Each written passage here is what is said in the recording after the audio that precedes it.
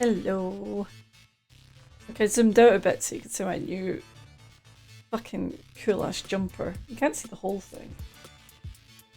But it's like the best thing. My favourite thing. Fucking amazing. How are we doing? Are we all doing alright? Good morning, Red. How are you? Let's get this launched. You know, you're always playing with fire if you don't launch Steam. Before you launch a game from Steam. Because there's always some sort of thing with Steam. Thank you. I think it's a very snazzy jumper. I like it.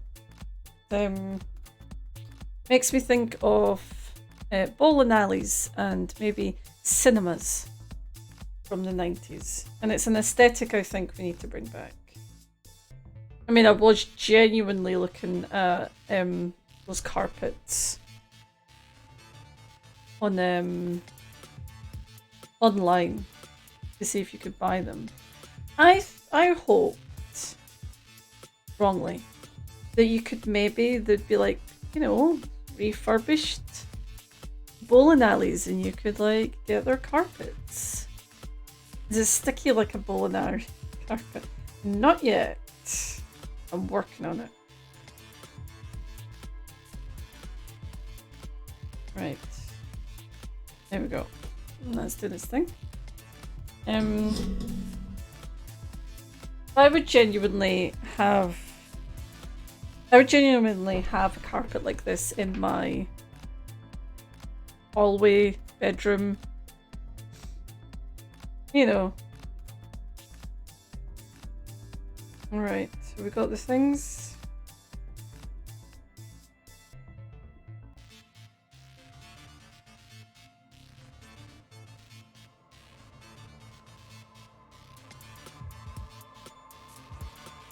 We've almost got the things.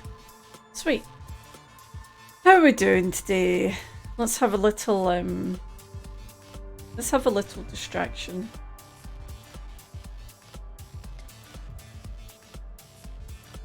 From things.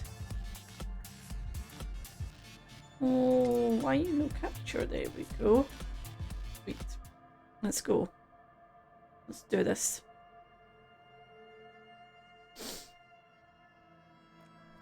Oh, let me just fix that. It's a little bit.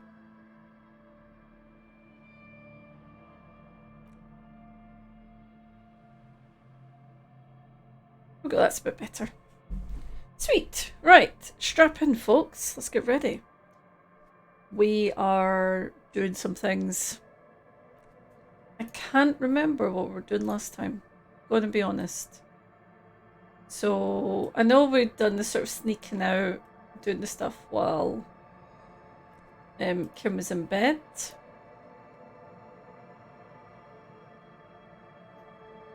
Hey, obsessed. Well, I'm just happy for you hanging out, you know. Look, you missed my jumper.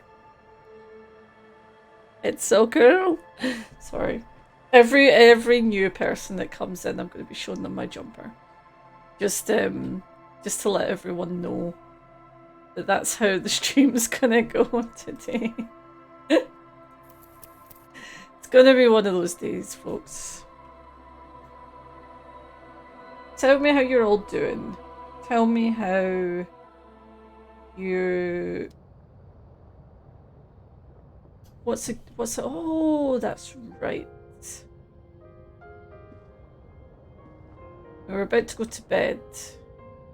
I didn't want to go to bed because I didn't want to trigger anything. What shall we talk about today? Let's talk about something nice. I mean, I'll forget it in 5 minutes, but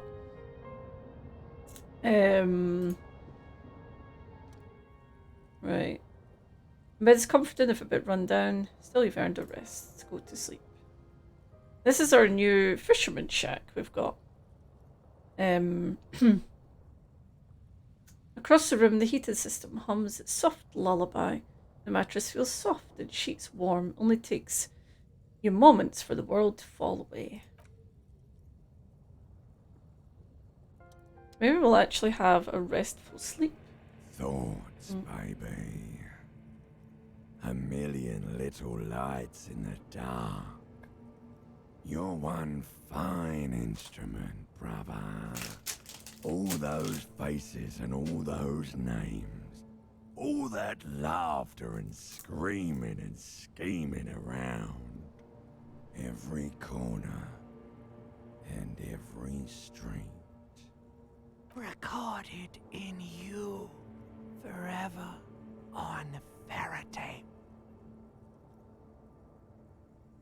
On and on it goes for untold hours.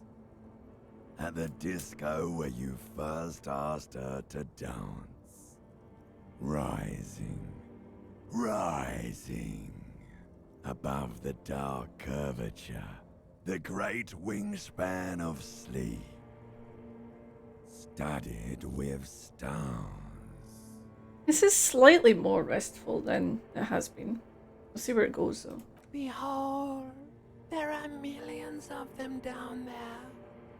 The first time, the last time, the smoke in her mouth, the potted flowers, the faces turning, changing.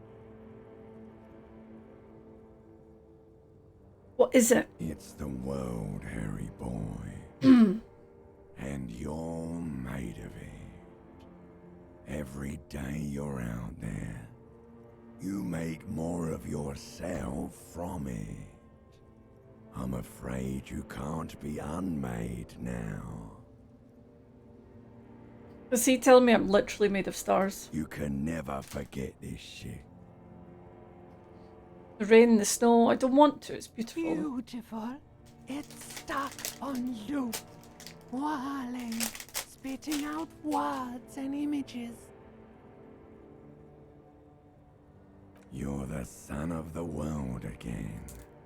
Harrister, a ceaseless agent, picking up litter and old newspapers, collecting your little bubblegum wrappers and idiotic picture postcards. Meaningless, meaningless keepsakes. I do like picking up bubblegum wrappers. Reading your awful letters and recalling things, aren't you? The endless names of the world. An address book you are. The map of a city. You'll go insane if you keep going like this. One more day, and you'll be in the loony bin. I just know you will. And for what, brother man?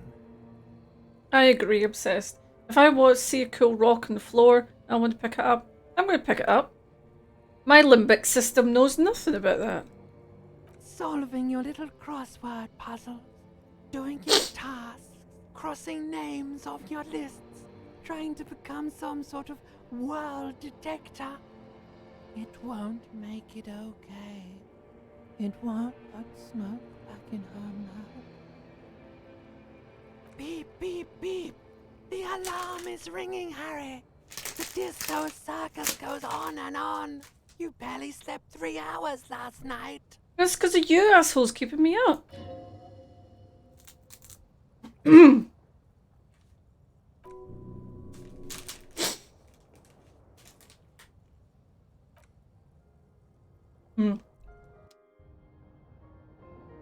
My apologies, I'm nomming on some rice cakes. Okay, so it was a rough night. That's okay. We can do this. We're superstar cop. We can do this.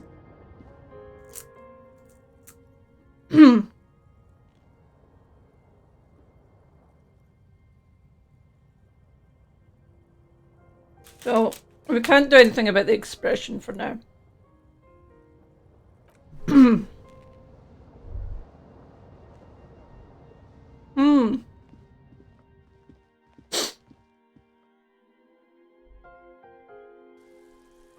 I just remembered we found a body.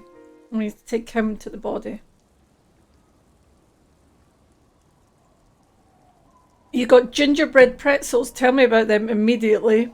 Because I love pretzels and I love gingerbread. Hey, Young, how's it going? I just realised what the music in the background is. Ooh. Is it spoilers to tell me? Or is it like music from something else? Good morning, Kim. Oh yeah, sorry. It's snazzy new jumper. Very snazzy. Love it.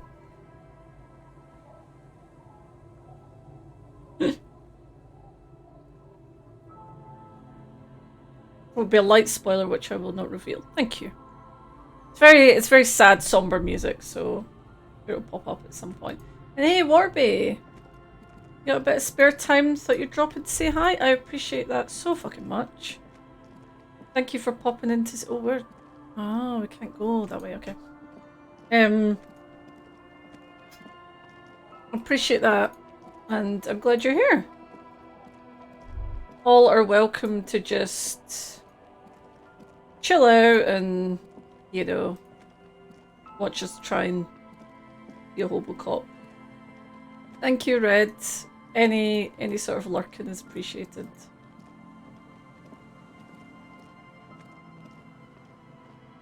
So, that little shack we just got access to from, I'm going the wrong way, aren't I?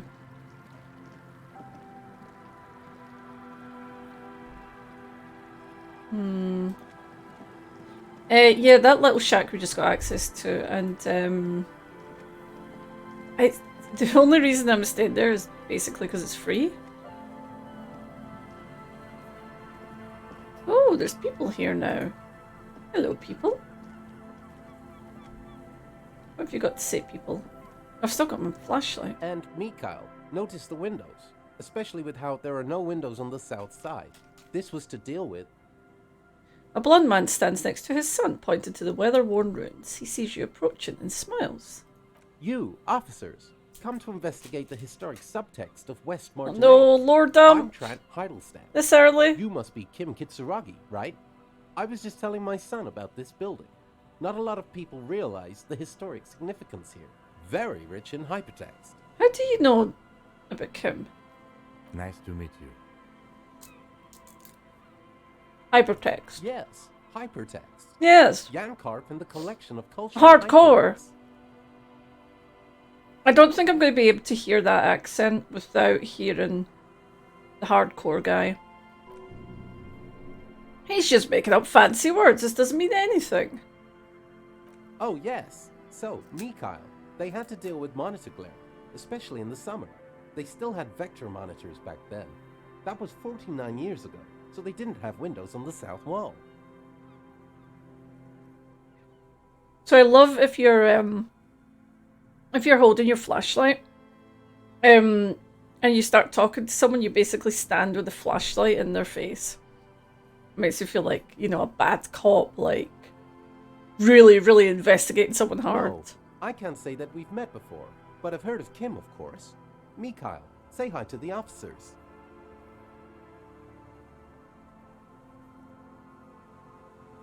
He rests his hand on the boy's shoulders. The child stays hidden behind the hem of his father's coat, clutching to his worm-themed colour book. This guy's a goofy, critical theory. Mikhail's a little tired. Apparently I can't do words Spent today. all night trying to run Orbis on his radio computer. Have you heard of it? It's a programming language used in Grad. Quite tricky, but he wanted to play this Grad-made adventure program. We've been getting really into worms lately. I love worms. You know, the game where you like throw grenades at each other. It's hard to word correctly today, I agree. I chose the worst game for it. Right, stop eating the rice cake so you can say the things. But I assume you're not here for giant worms, when there are so many real things to see. Just as I was telling Mikhail before, this is where the Coalition landed in '08. We could be standing on what is the most interesting landmark in Revachol West. Violations high as fuck.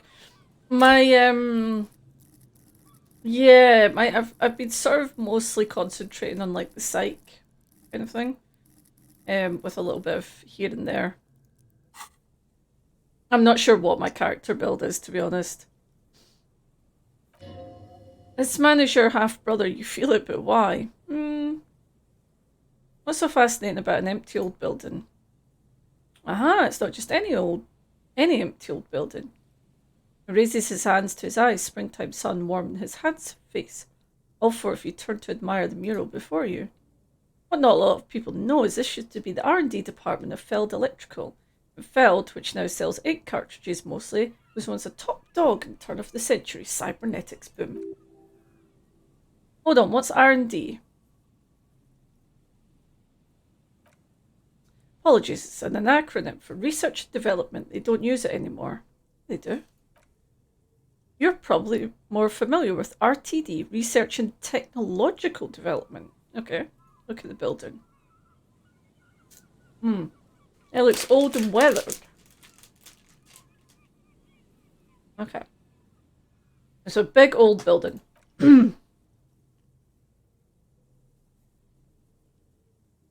I don't think I've ever heard of this Feld Electrical. It's not surprising. Only a vestigial ink cartridge and ferrotape manufacturer remains. They started out as a midway electronics outfit in Königstein 2 centuries ago. After an aggressive move to Revachol, Feld became a global player in the emergent personal electronics market of the pre-revolutionary era. Still, Tricentennial was beating them in business machines, but Feld had an ace up their sleeve, or should I say they were developing an ace. I mixed up my metaphors. Okay, what was it? It's here in Martinez, probably in this very building, that they developed prototypes for a tape computer. An elegant folding mechanism of rollers and ferrotape ribbons, portable enough to be a take-it-home solution, revolutionising business machines, probably even bringing them to the average consumer.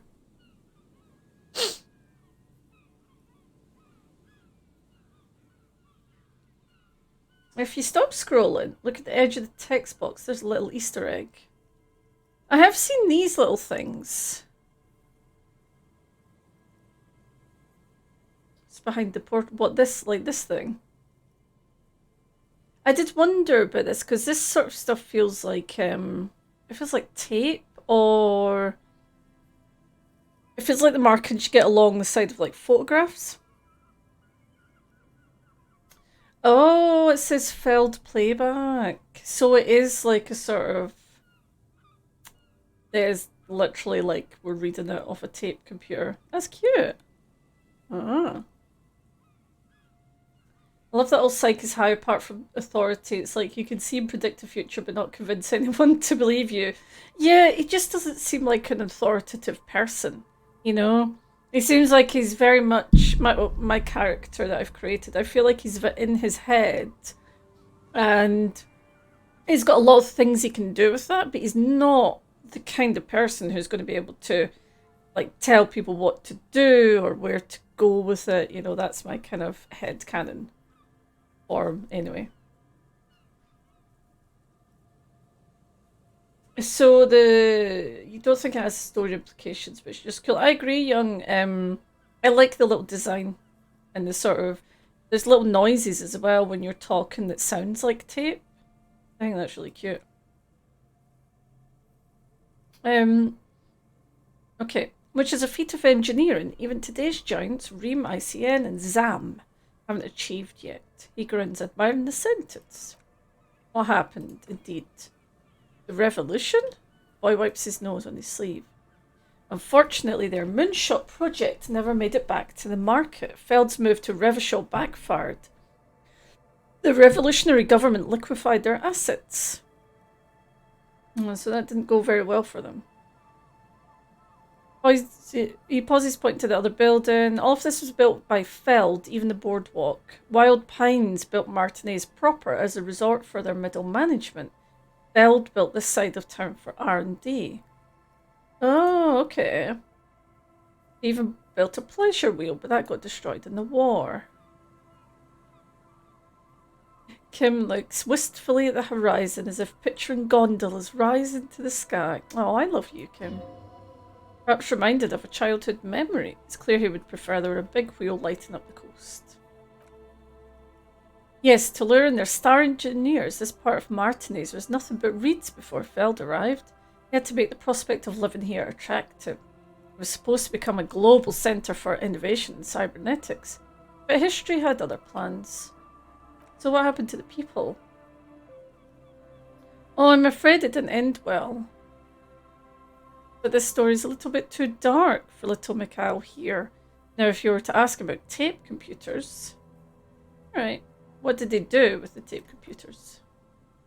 They used them for military communications, but also to write and send out press releases. The most notorious example being Le Decree de Mars. What was that? What's the March Decree? I mean the radio transmission sent out to news agencies and world governments by the newly created Commune of Revachol on the 7th of March in the year 02. It's a beautiful piece of text, actually. A singer-songwriter I know, Charette, called it a love poem to Revachol on her political concept album Bon Baisers d'Insolinde. You should read it. Every local library in Revachol stocks a copy. I tried to get Mikhail to memorize it. Tried to. Someone was much too interested in worms to be paying any attention. Quite right, Mikhail.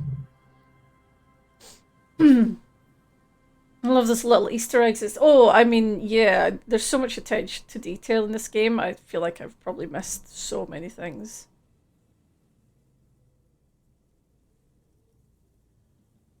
How did those tape computers work? Did they work like radio computers? Actually, no one knows. No one even knows what a computer made entirely of tape would look like. But word has it they were very elegant, exquisite, alien-looking turn-of-the-century hardware. He raises his finger, remembered something. 10 years ago, I did a little freelancing, I guess you could say. I was a special consultant for an exhibition at the Wompty Dumpty Dom Centre in Red Fort, Orange. It raised the same questions, and we had lengthy discussions with Paul Ockerman, who was head curator at the time. Yes, he did just say Wompty Dumpty Dom Centre. He did. He said Wompty Dumpty Dom Centre like it's the most natural thing in the world. Yeah, what are you talking about? The Wompty Dumpty Dom Centre for Contemporary Arts. There it is again, those words. The exhibition itself drew on Lagerman's notion of memory, and so there were some parallels.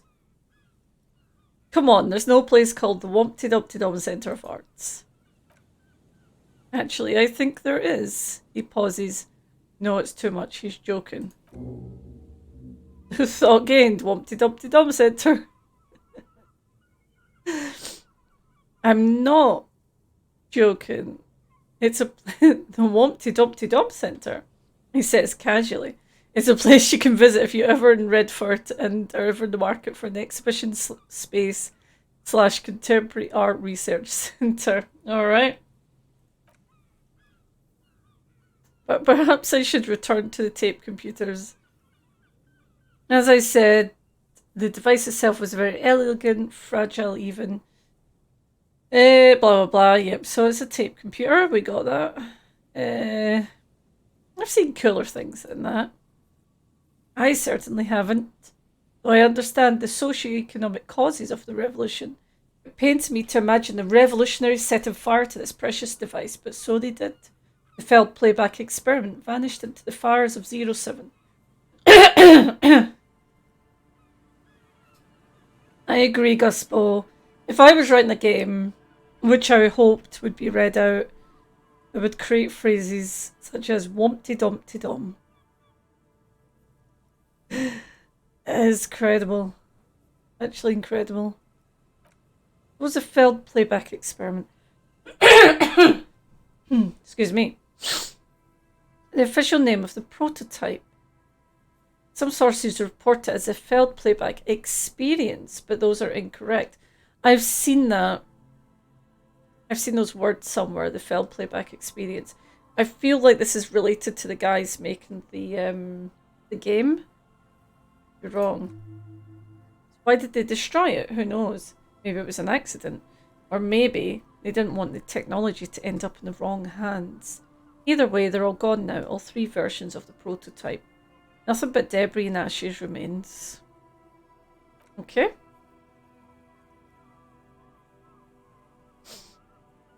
You look like someone who has money. Do you have any money? I do have some money, yes, but that's what's not... that's not what's really important here. He brushes it off like it's a thing, not a thing at all. I don't want your money, I just wanted to see if my profiling skills were working. Of course, I wouldn't have assumed anything else. Matter of fact, he looks up again, a playful hint shining in his eyes. I don't know if you're familiar with this, but the Vespertine Department of Justice has published a rather interesting paper on the criminal profiling in former socialist states. Have you read it? If not, then you definitely should. If not for tips and tricks, then just for theoretical curiosity.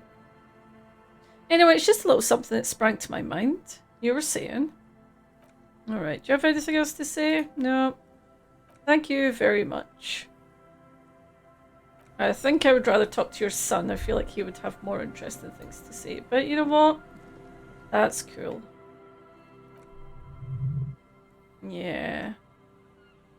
We're not getting anything more from that. Right, okay. Oh, what's this? I didn't see this before. And I should probably take... Let's take my... Let's take that out. I don't feel like I need that right now. Oh, money. And some healing things. Nice.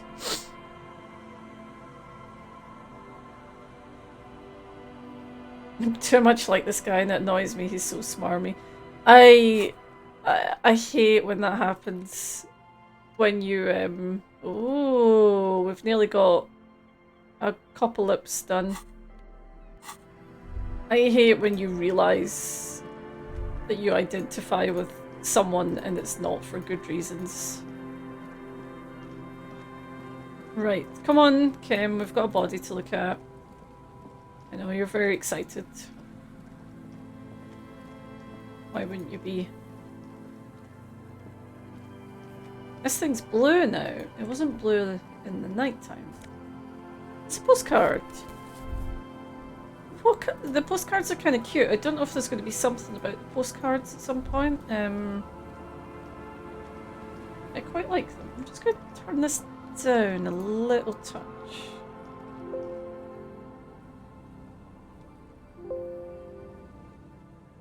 There we go. It's just a little bit loud for me.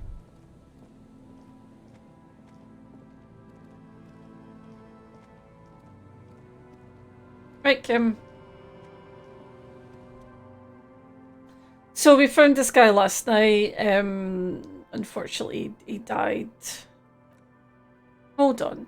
The lieutenant leans over the corpse and examines his face. Yeah. So Kim wasn't with us last night, so that's why we're having to come back.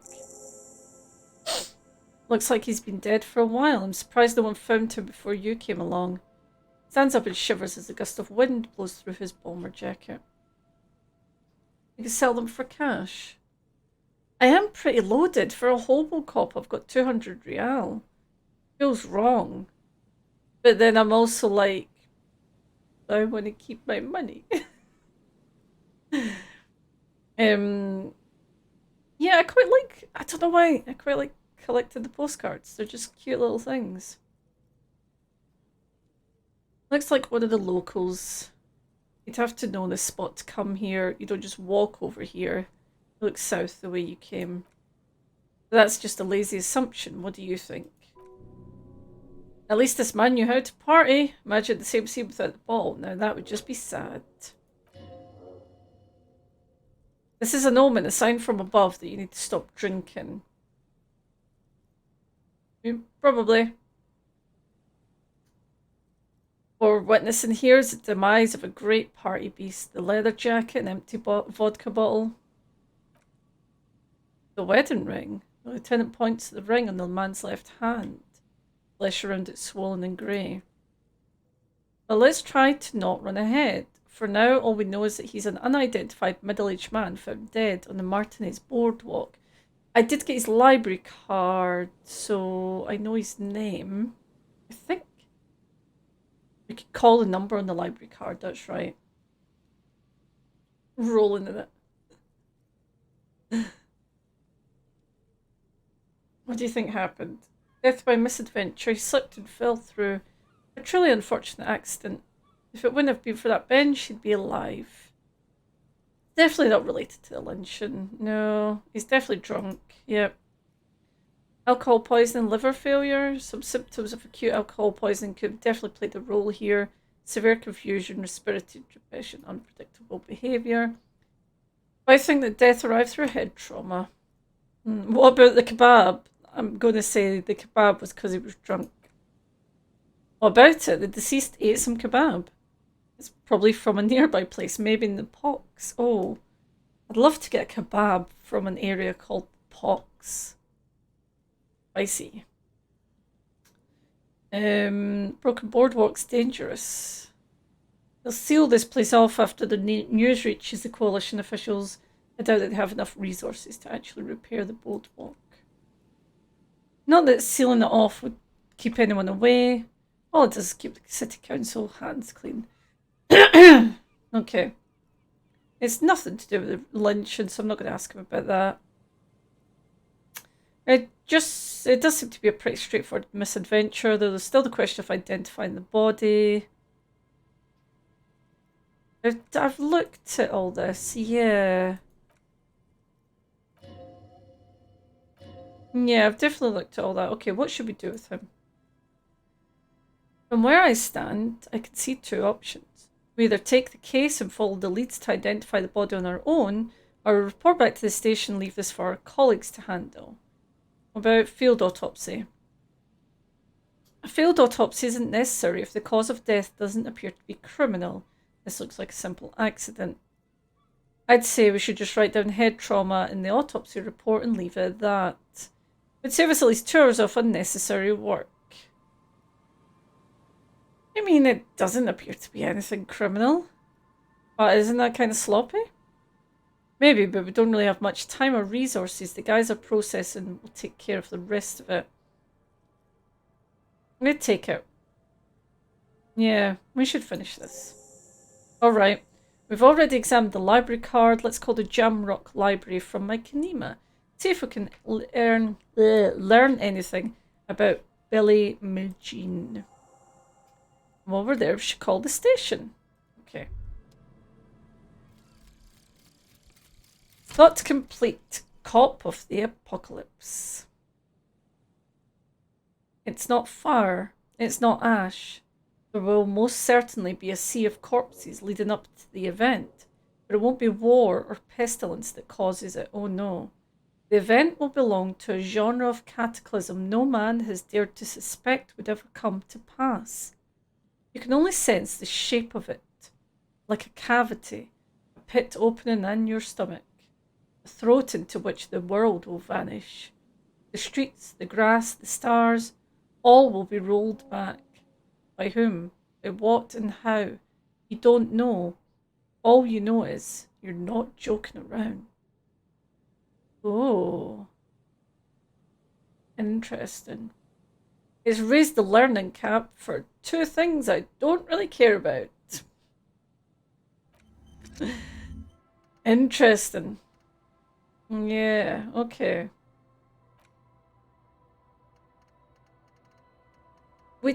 There is a weird thing with this booze that we picked up. We picked up this blue thing. And we're told that we've got to hold on to it for the right moment.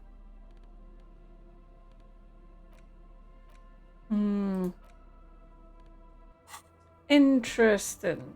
Right. Oh yeah, we've got to find Morel the cryptozoologist.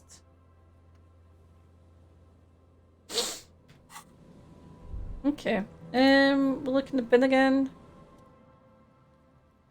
Nope.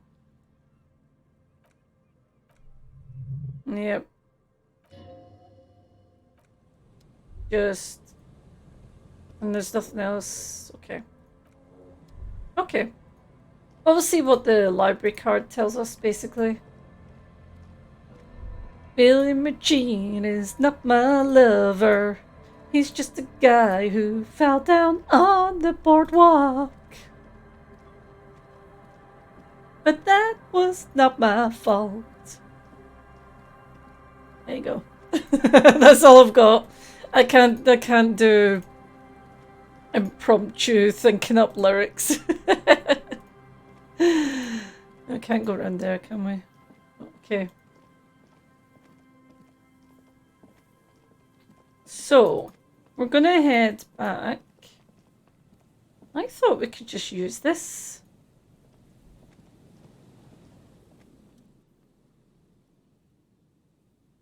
This was a payphone where I was calling random numbers at like 12 o'clock at night and wasn't suspicious at all. We're calling a random number. Still calling. Stop calling me, man. Someone picks up. The voice on the other end is slightly hysterical. I'll get you your money, alright? I just need till tonight. Let me work. Oh no, I'm not going to say that. I'm not going to say your debt's paid, my friend, because if he genuinely owes debt to someone, then that's going to fuck it up for him. Slight change of plans. I want this delivered to the Whirling in Rags in Martinez. Tithias, The young man realizes something. Hey, you're not Tithias. Screw you, don't ever call again. You're fucking with some serious people. Okay. A single lets you know the lieutenant is ready to move on now. Kick him. Okay. Now stop mucking about. Thank you for saying that was perfect improv. And hello, Furan. You did just miss the most perfect improv that's ever happened. Sucks to be you. Now, have we been up the side here? I think we have. Oh, and the jumper, thank you. I keep forgetting. Here's the mighty jumper. Right, I'll pick. It's very mighty. Thank you. I keep forgetting. I keep forgetting about the mighty jumper. I appreciate the reminder. Oh, okay, so that's that door. It has zips and zaps and zips on it. Got all of the cool things. Shall we check out this church while we're passing? Might as well. We're here. Let's see what's going on with the church. Open the padlock. Let's go. Let's go. As you do, you hear it and the echo of the doomed commercial area. It's black halls and dusty machines, and the feeling passes. Okay. A great whoosh of air rushes into the dark innards of the church as though rushing to fill a great vacuum in the heart of the city. Oh. Ominous. I am one of the quests I'm most... Hello. Oh, that's fucking stunning. Strange stillness fills you as you look ahead. You should walk here, not run. Okay. Okay. Grotesque wooden figure looks half finished. Feels like it's trying to become one with the church. Oh, the music. Oh.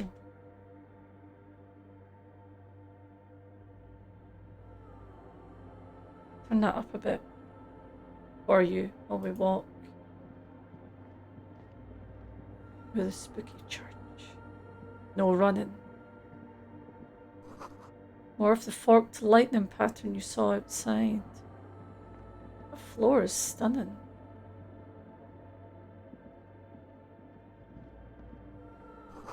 Blackboard is filled with complex equations. They look recent.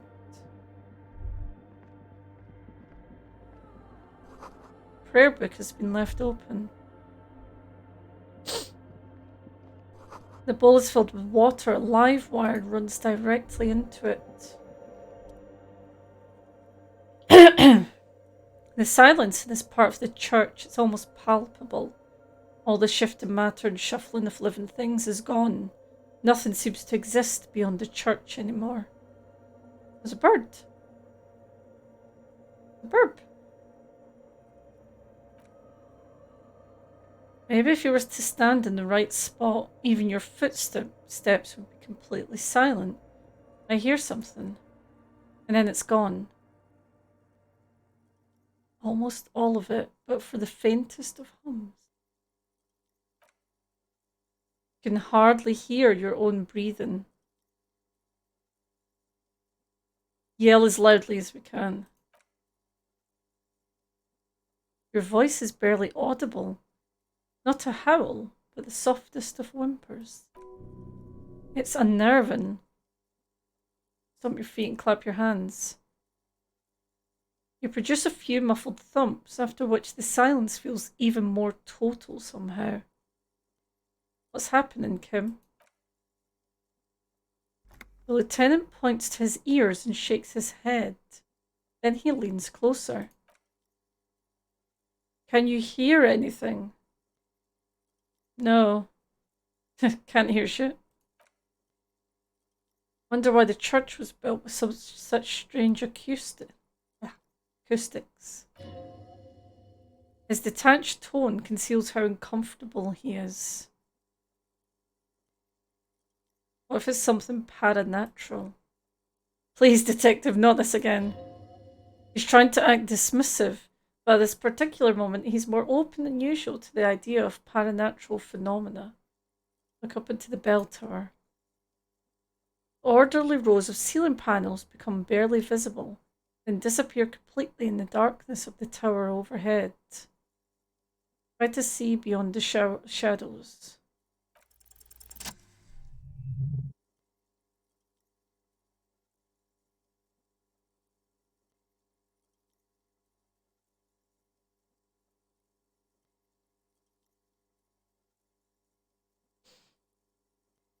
It's like there's something moving up there.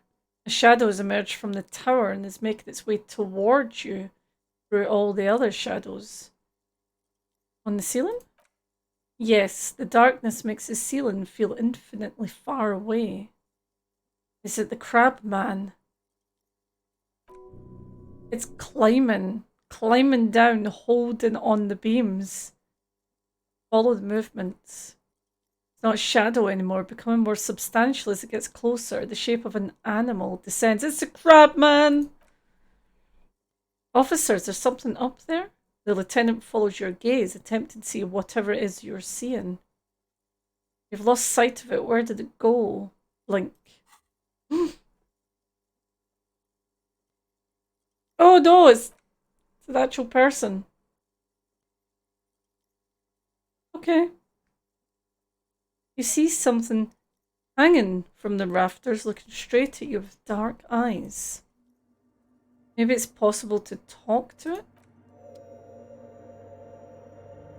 Okay. This is normal and fine. Tiago. Yeah, oh shit indeed. The shadow is a man, but a man made of the same stuff as the carpentry of the building. He's studying you intently. The crab man! Called it.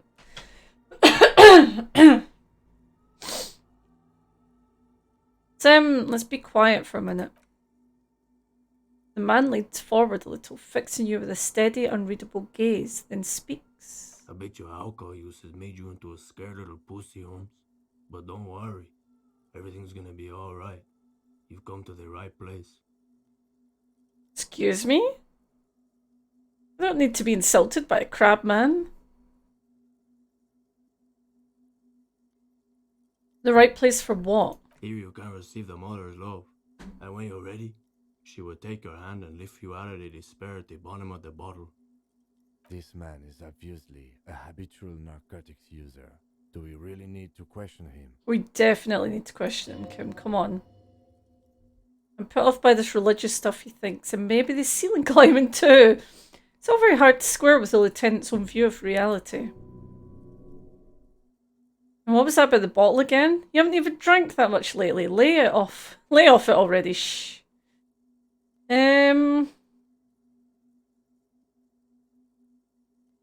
Oh, hell no. I can run away. I'm a crab man. Skibbity dip dap bada boo. I like that. Do I want to be honest with the crab man?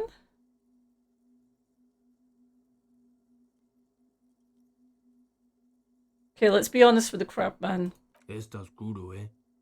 I see deep inside you. Your body and spirit are suffering greatly from overindulgence, and you don't even know it. Oh, I'm very in touch with my suffering, thank you. Not all of it. I was like you once. You don't know all the havoc Everino is wreaking on your mind and your spirit. Necesitas parar, homie. You know, actually, since we're here, you may want to pay attention to what the ceiling climber is saying. Thank you, Kim. If the lieutenant agrees, then maybe you should pay attention. I mean, yeah. Look at these crazies. What is this, a fucking intervention? Okay, if I'm going to listen to anyone about anything, it's probably going to be Crabman, let's be honest. Fuck you, Crabman. You don't tell us what to do. Tell him.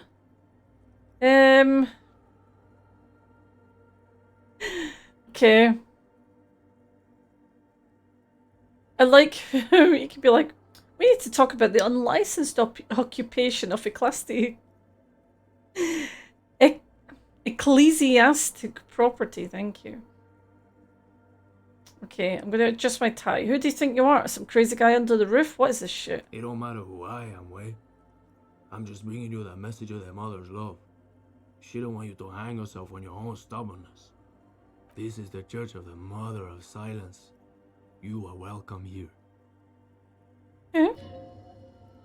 This Mother of Silence sounds like a serious player. You might want to be careful until you find out what you're dealing with.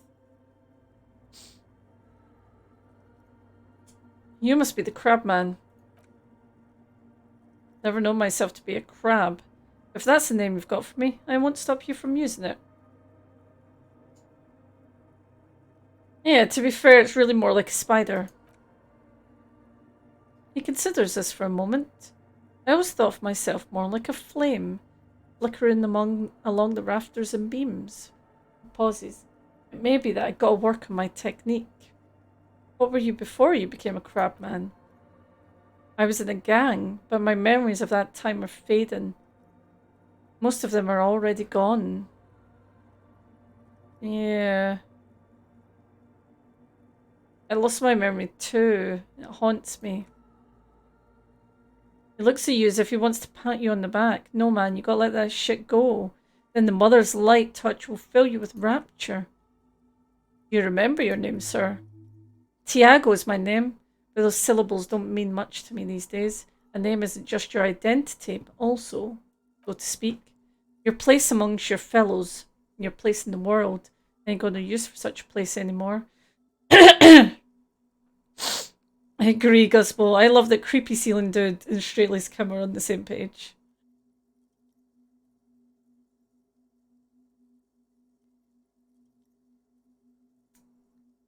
My name's Harrier Dubois, and my place in the world is Lieutenant W. Freeter. That's the thing. None of that matters. He sounds melancholy saying that, his limbs a mere shadow below the ceiling. So what are you doing here? This is a special place. There's a perforation in the world up there. A way out into nothingness. Oh. The church was built around it for purposes of veneration.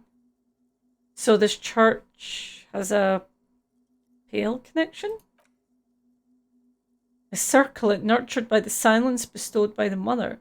One of these days I'll be pure enough to go drink from it directly. So who is this Mother of Silence? She's one who can't be painted or sculpted. She's a cavity in the dark beyond sense. She saved me, but I couldn't describe her to you. No one can, and no one ever will. His adoration is beyond sexual, this cavity of something that no human form has. So what will happen once you drink from this perforation? I will be incinerated but not destroyed, finally at one with the state of the world before reality began. That sounds like the Pale.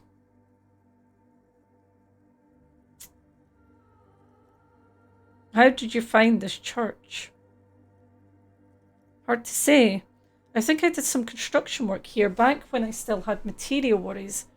Up there I realised what the true purpose of the church was. Been spending a lot of time here ever since. The past is nothing to me now. It didn't belong to me. What drugs are you on? Not like that at all. It's just faith and joyful service. Faith is the kind of drug. I've heard that before, and I know I can't convince you on the spot. But think, when's the last time you woke up from silent communion with a hangover, regretting what you did last night? And so you're worshipping, I suppose. There are drugs darker than alcohol circling your system.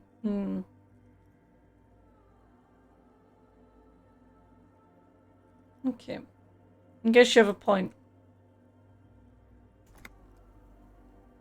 Okay, I had other questions. So you've been here for a while. Do you know why the church was abandoned? Police raid a while back. Did you witness it? No, really. Or at least I don't remember much of it. The mother's love has done its job.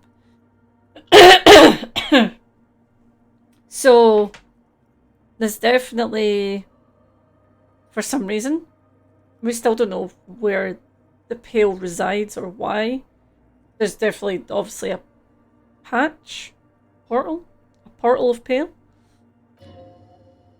Could it be he just doesn't want to discuss a police raid with another police officer? Could be.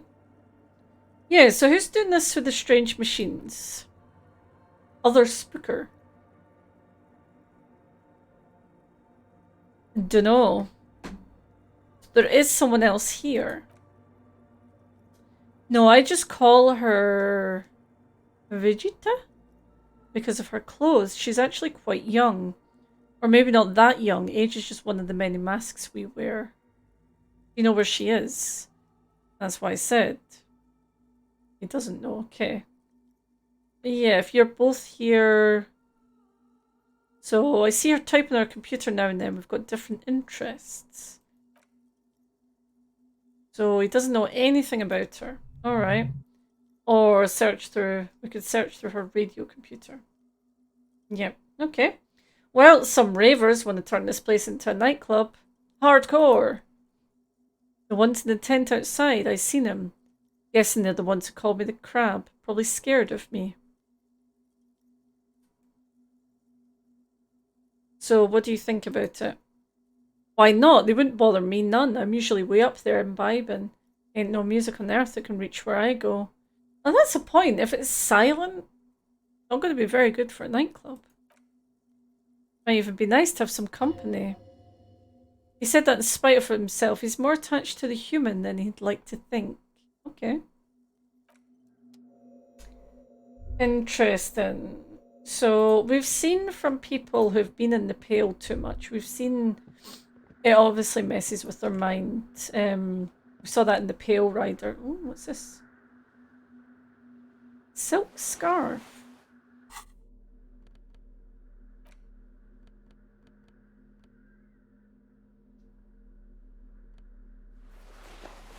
It's cute, but it's no horrific necktie. We can't get rid of necktie, that's just wrong. Yes? Oh, sorry, Kim. Didn't mean to click on you, Kim. A figure drawn in frost in the window depicting a deer. Frost has drawn flowers on the grass, obscuring the view. There's a bit of trash here I want to pick up, thank you. What else have we got? So he's basically said yes to the nightclub. Obviously there's someone else in here who's oh, we can walk up that way. who's investigating whatever all this is. Oh, I didn't mean to run. I'm so scared of running, I don't know why. In case I make the crabman angry. Oh, you can go round that way. Okay, there's some shoes here. Oh, they're quite sweet. Mesk Banger's red brogues. +1 empathy in someone else's shoes. Amazing. Incredible. Yeah, let's go with the... Let's go with those shoes. I agree, those are fire. I really think I should dress ourselves a little bit better, but I mean, we're a mess in general, so why not just show that externally?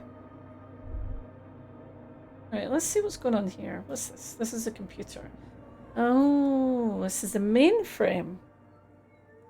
Some wing. I do love wingtips. Ooh, spooky noises. Another radio computer, and this time it's already turned on. These machines sometimes harbour traps. Let's be careful. We should leave. I doubt this place bears any connection to the case. Yeah, but it's the same in the doomed commercial area. It's quite similar to the one we have at the station. Must be the same model. The one you saw earlier was the REM Civic. This is the REM Prefect. Model number RC7024. Equipped with a Feld mainframe and a REM-compatible interim printer.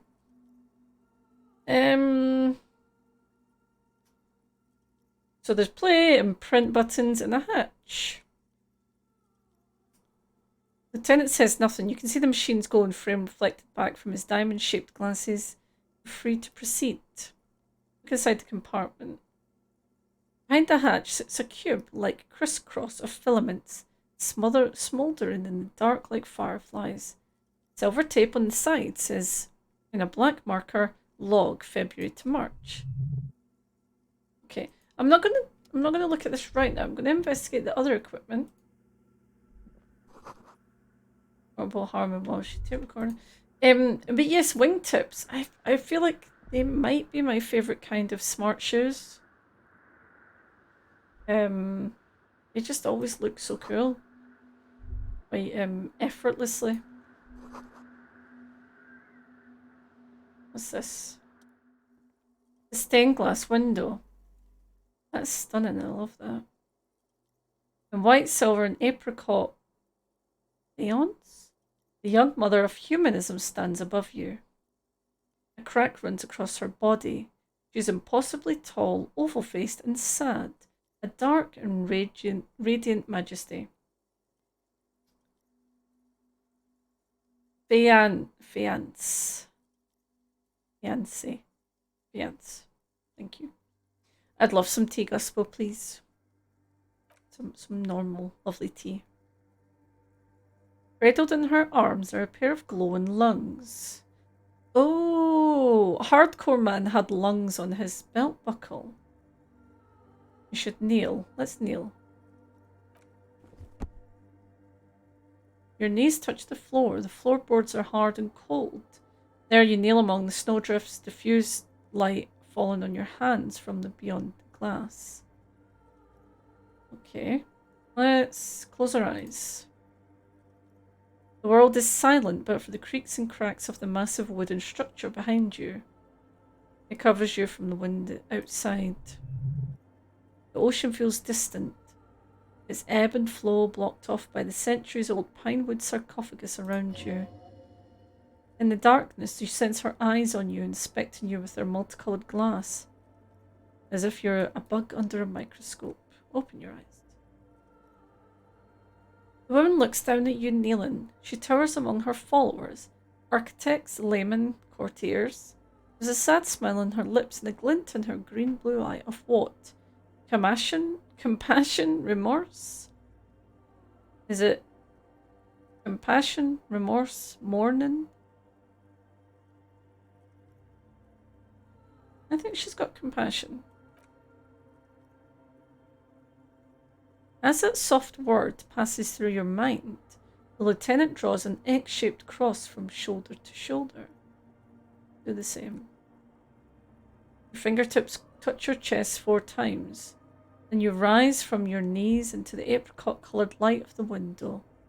Above you, the woman still smiles, her distant smile sundered by the crack in the glass.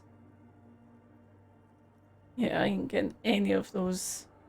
Oh! It's so nice if I could reconstruct it. But... Okay, who is this? It's Dolores Dye, it says in a hushed voice. The old woman was right. This is the Dolorian Church of Humanity in Martinez, or the small Pinewood Church in some records. You knew of the place. It's a minor landmark, not easy to find. Most maps misplace it. He lowers his voice. It was built not long after Revachol's founding 300 or so years ago by first-generation settlers. Yes, my visual calc is 0. Possibly have some default, but bonus from thoughts is -1. My idea being that he is not, so the character that I'm, role-playing kind of thing, he isn't intelligent in the typical sort of way. So he doesn't have a lot of logic or rhetoric, and isn't able to sort of, he can imagine, like, he's more about like emotions and feelings than he is that kind of thing. So that's why I've kept those quite low. What else do you know? There used to be 7 stave churches on the coast. Les Sept Sœurs, they call them, the 7 sisters. Only one remains. The rest were burnt in the revolution or used for building materials. We should be respectful here, although the building appears to be deserted. I do not believe we'll find anything connected to the lynching here. Something else, perhaps. A pang of guilt. The lieutenant is leaving something out. Yeah, okay. Do you know why it was abandoned? I have a theory, yes. There was a police raid a while back. I heard the place was shot to pieces. The old woman in the village was being tactful with us when she didn't mention it. She has more respect for the RCM than many around here. So who conducted this raid? Well, your station was involved, I hear, although I can't be sure. Oh. 3 precincts were involved, and some people say Precinct 41 was one of them. Shit. I don't remember being here. I'm pretty sure it was a clandestine operation. I don't know anything more about it. Why was it conducted or who participated? I try not to pry into extra-district matters.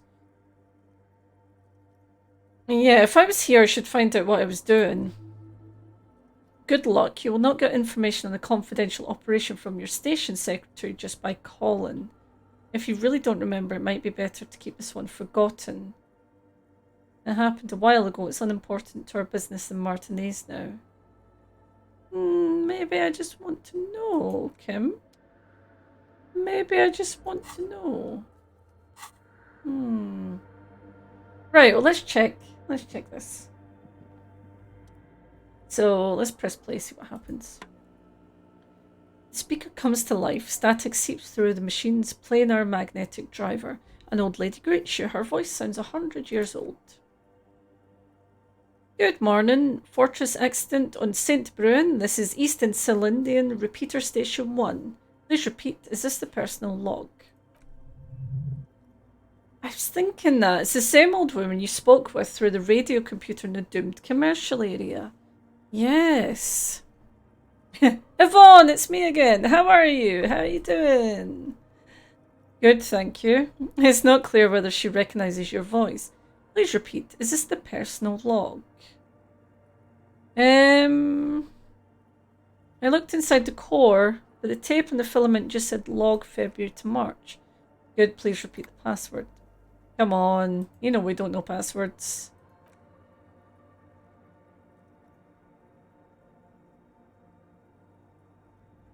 Password? I'm really bad. Can you give me a hint? No. Okay. Let's go and... Yeah, Fortress Accident, like the one in the doomed commercial area. I have 2 machines registered to this company name in Martinez. One in St. Brun and the other in Rue de St. Ghislaine. So St. Brun is a church. And Rue de St. Ghislaine, that's the doomed commercial area. So, is this a computer? Come in.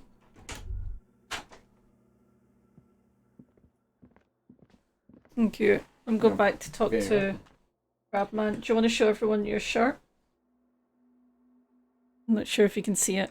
Wait, if I move out the way. It's a good shirt. It's a good shirt. It's a good shirt. Thank you. Not as good as your funky jumper, but it'll do.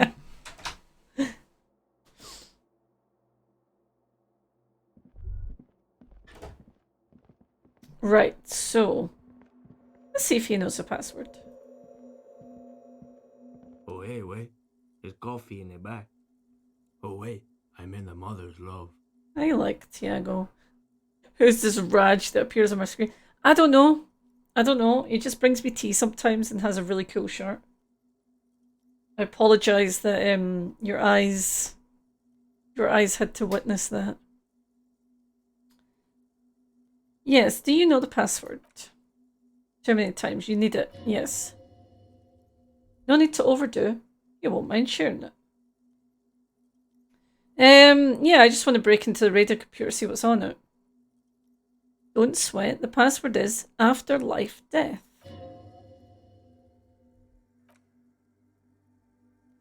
What do you think of that? Makes me almost pity when I hear it. Okay. Oh, he's gone. Okay, bye, Tiago. See you later. I'm wondering if that's going to be the same password for the one in the doomed commercial area.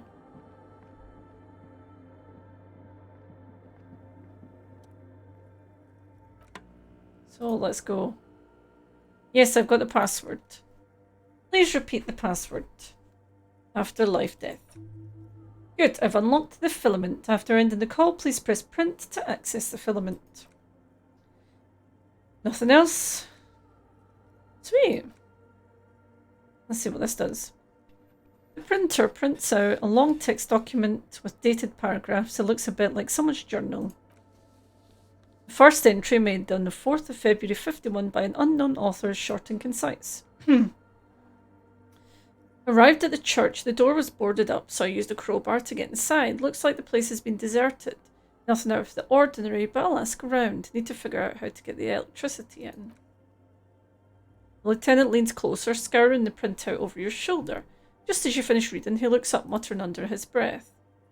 4th of February, that's over a month ago. Whoever set up those machines has been here for quite a while. Yeah, could it be connected to the case? No, I don't think so. Must be some local eccentric. Alright. 6th of February. Had a little chat with the local fisherman. Said I shouldn't go near that place. The church was spooky. I like spooky. And ridden with narcotics. It's a little spooky, alright. Still haven't figured out the electricity. Even one of the spookers themselves says it's unnerving. What was that about narcotics? This could prove to be interesting. Let's see. Spooky. Okay. Nothing spooky and nothing narcotic, eh? Alright, 7th of February. Got the electricity in. Next on the agenda, a new antenna. I'm thinking Esker series, something advanced. Yeah, what's she doing? 8th of February. Bought the antenna, had some problems setting it up, called Simo for help.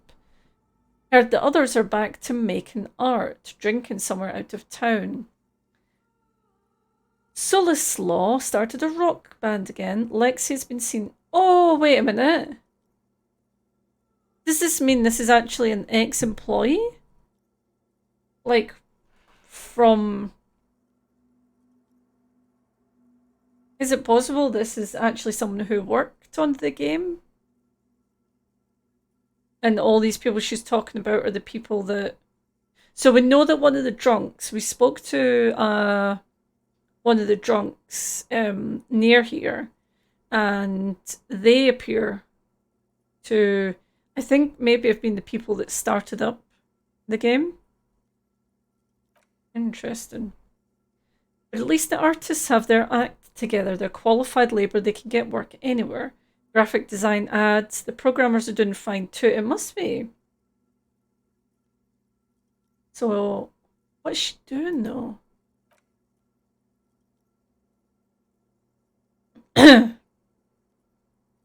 I just have to find out what caused that data loss and be done with it. Still don't understand how it managed to wipe out the backup when the backup wasn't even connected to the front. I know, everyone thinks it's impossible. They say I must be lying. I'm here to set it right. A data loss. Yeah. Something happened and they lost all the data. And they thought it was the author's fault. Artists, programmers, Lexi, who are all these people? Yes, they're the radio computer game people.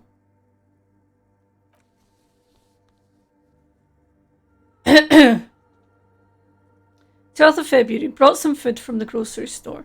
Apparently there's a strike going on in the harbour. Definitely not happy to see the Martinez people again. Everything now set up in the church, going to start work tomorrow at 8 AM. We are. Excuse me a second.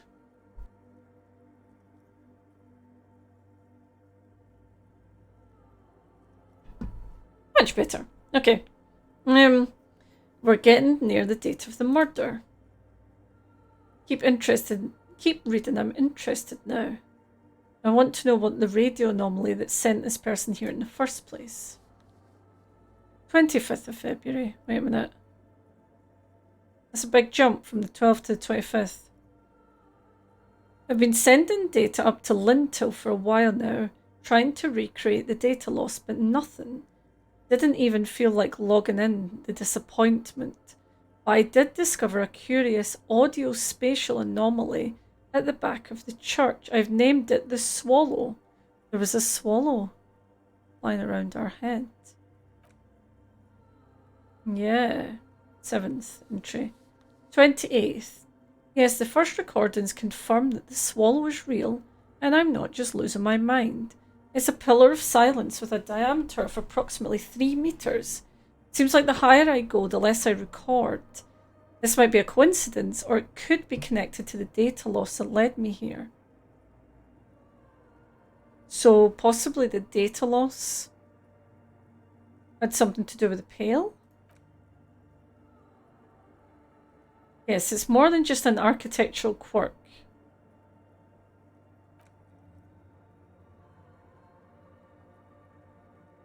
I think we've discovered that much. March. Some kind of young disco men have appeared next to the chart disco men. I've been trying to record the silence to find the epicenter, but now it turns out I've also been capturing the future of dance music, one neo-disco song over and over again. Maybe this is a recording we need to make it more hardcore. Fortunately, the song is so monotonous I was able to devise an algorithm to factor it out. The other day one of the disco men came in. Before I could even say hello, she got scared and left. Good, I don't want anyone distracting me. She's describing Isel. Yes. March. Not even seeing the date anymore. I got a call from the repeater station. Someone has tried to access the radio computer in an old office in Martinez. That was me! Can't do anything about it. The storekeeper still doesn't want to let me inside the building. Thinks I'm part of some kind of curse. How Martinez. That was me! I was the one who broke into the radio computer. Yay! It was a great idea. You learn things. This is how you learn things about machines. Okay. March. A new 2-meter aux cable, noodles, crackers, ping ping energy drinks, water, toothpaste, gum, also some canned air. Your reading is interrupted by the sound of the church door opening. Hello. Suna. Strange woman makes straight for the radio computer. No worries, Red. Thanks for popping by, and I'll hopefully be able to catch one of your streams soon. Have a good day. Breaking into my radio computer, I see. I do apologize for the intrusion, madame. We are with the RCM, you see.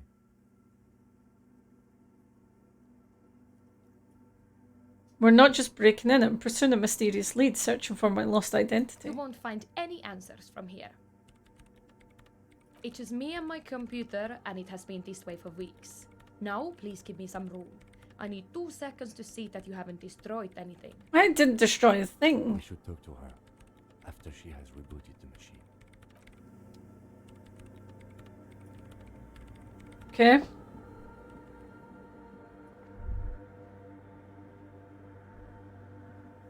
Want to talk to me now? Is it? I didn't break anything. No, you just printed out my personal log and wasted some paper. Okay. Yes, so you're the lead programmer of Morale Untethered by any chance? Or no, not anymore. That project is dead.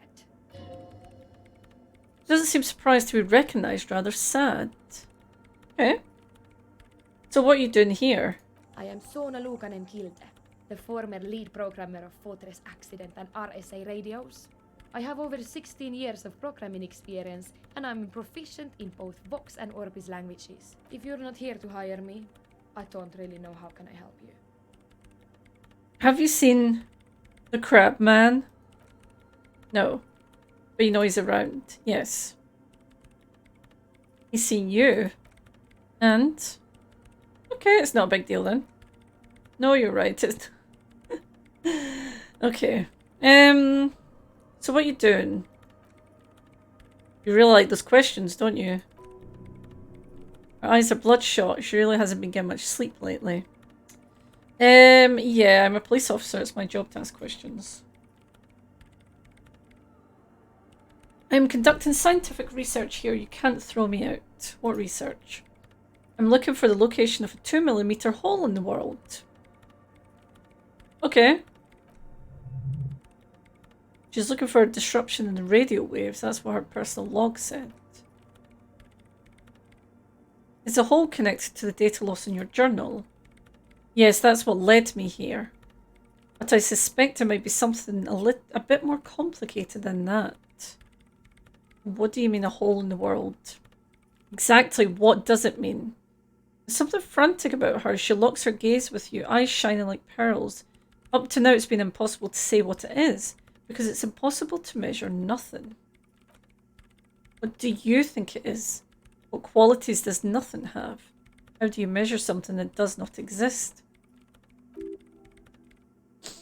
Oh, there's a little buff your pay grade at the moment. Yeah, I don't have the logic for that.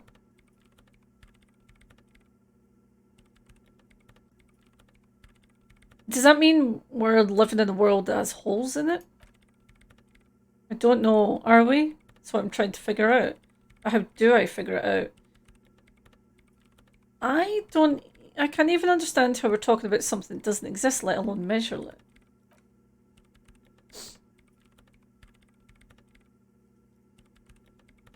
Languages she says she uses are not real. Well, yeah, there's a lot, obviously, in this that's not in our world, like the computer, as an example.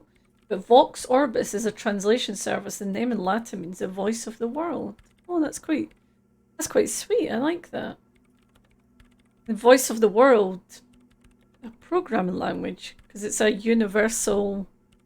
Generally, it's quite universal.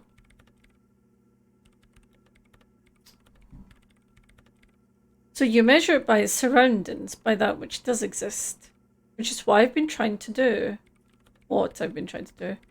I've tried using hydro transducers to record the silence to find out where it begins. But honestly, it's not progressing very well. She grows silent, staring at her circle of basins. It looks like some ancient ritual. It doesn't have anything to do with necroplasmic life forms, ghosts in everyday parlance. Ghosts?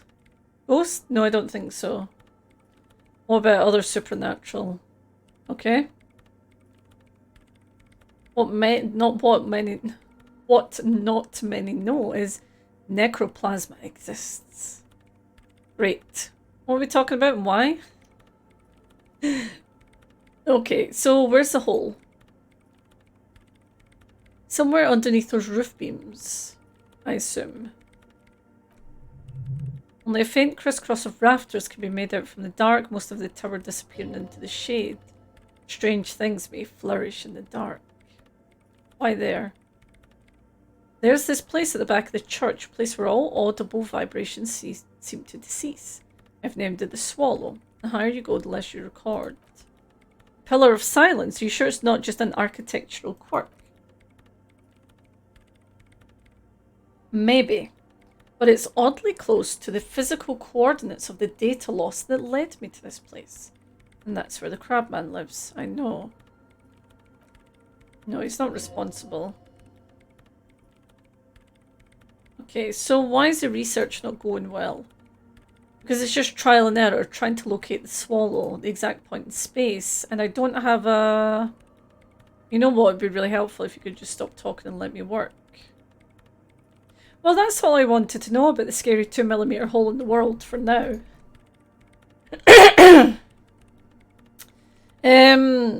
So why are there so many machines in this place? I brought them here, they're my machines.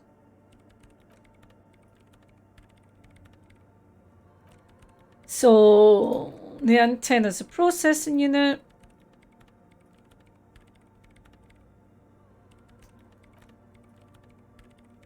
So all radio computers perform operations up on air.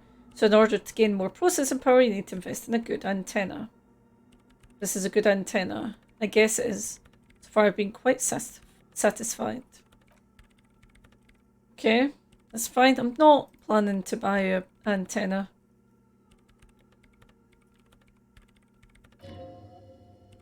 She liked telling you. Okay, that was sweet. So she told us about buying an antenna and how to buy one, and it calmed her down. So what are you doing with your radio computer? Working. Working on what? Would you just, for a moment, or get to the point, I need to focus. Okay.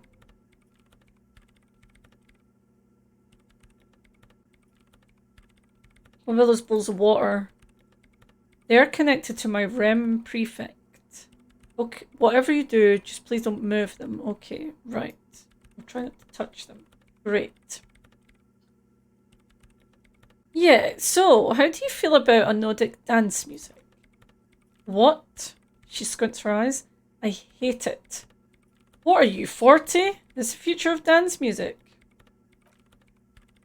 Maybe I'd have to be on drugs to get it, but to a sober mind it just sounds like uninspired rug whipping. No idea what it has to do with either dancing or music. How would you feel about a club? This is about the speed freaks in the tent, isn't it? I've got some news for you. It's not a nightclub they want to build here. What do they want to build? Take a guess, why don't you? A petting zoo, a place for animals, a community centre to help the elderly. A youth centre would be nice. She's a regular old tech head, Terry. Yeah, she's clapping away on those keys like nothing else. I can't believe they got to you so easily.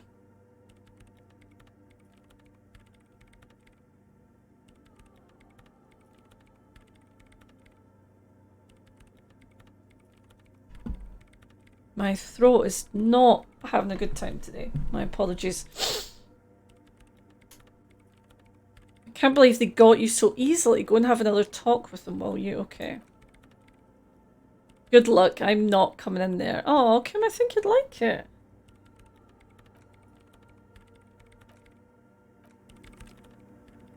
So, that kind of told us nothing, really?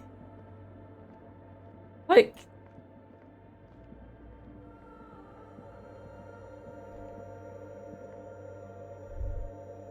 There's a silent place in the church, which I'm guessing is connected to the Pale. That's all I think. And basically the downfall of their company came because of a data loss, which somehow came from here? Not quite sure how that works. Right, let's go and talk to the let's go and talk to our dance pals. Hardcore. Well, she's still outside. We should go and talk to her first. So you talked to my associates, right? Are you going to help us? With the church, I mean. I mean, I'll help you. As much as I can. Great. Let us know if there's any progress, will ya? We've been waiting for weeks here. Sort of hinted at the radio computers do processing on radio waves. Oh, right, okay. And so they were able to sort of coordinate where the data was lost, basically. Right, got you. Processors and an antenna that covers a large area.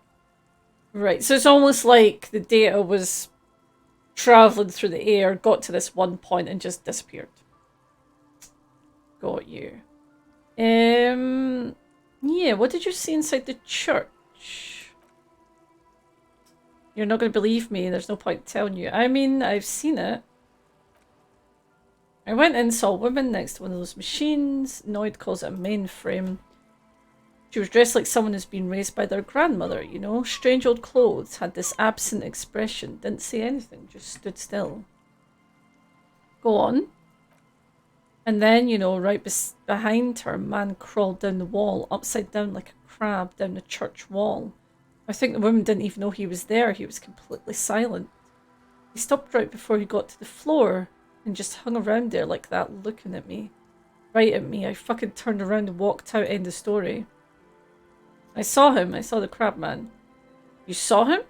Does it mean you went in there? Did you see the other spooker, the one in Grandma's clothes? Yep. They're both there. Ooh, level up. Good, so you believe me. She looks at the tent. You should go tell this to Andre. He'll know what to do next. Tell me more about them. I haven't got much to say about them. You must know something about them.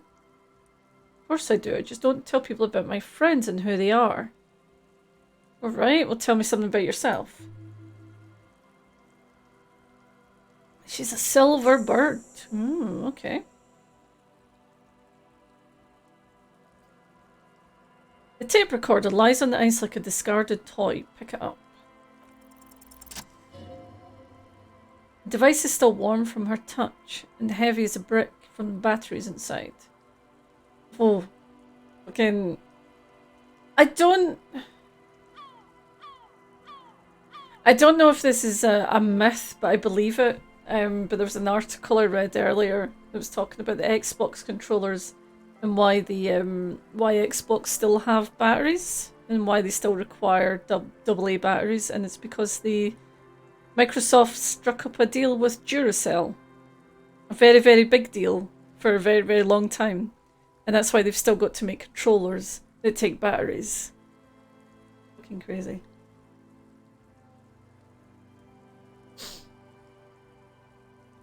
I also relate to this character.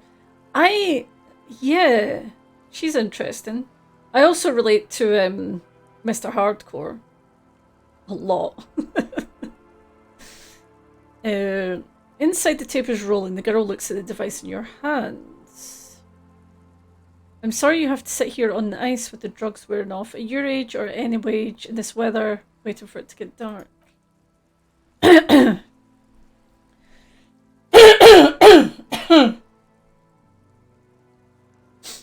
I'm kind of amazed that when they made the Windows Phone, they didn't take A's.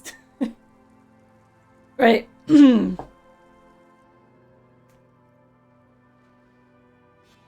I am going to take a little break. Clear my throat properly.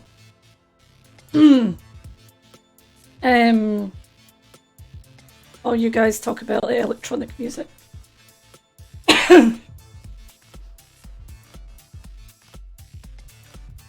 I will return in 5 minutes.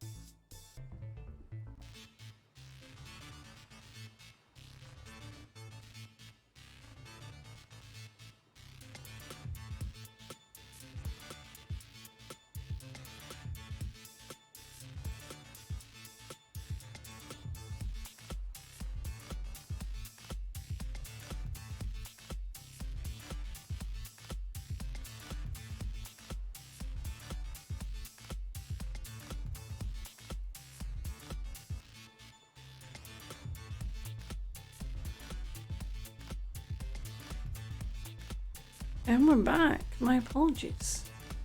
Well, I say my apologies. I'm having a separate reminder to leave and stretch. Oh.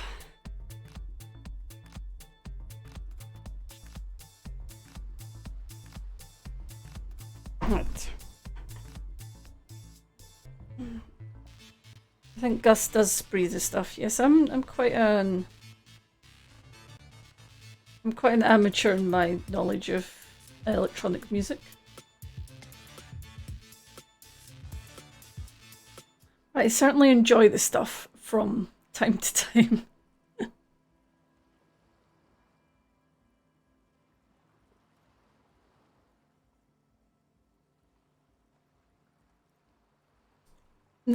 I think that's the thing about streaming stuff like Ableton, because I tried to do a Lightroom stream.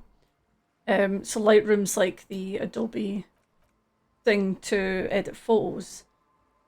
And it's not that entertaining to really watch, you know?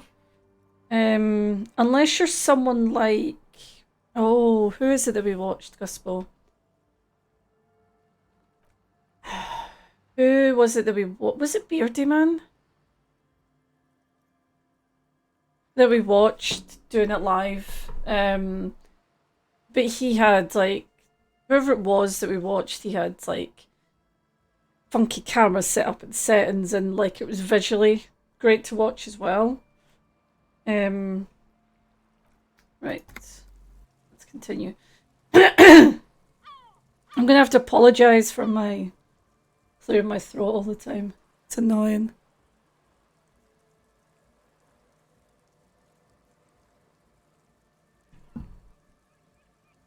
It was Beardy Man. Yeah, just watching him do that on the fly was incredible.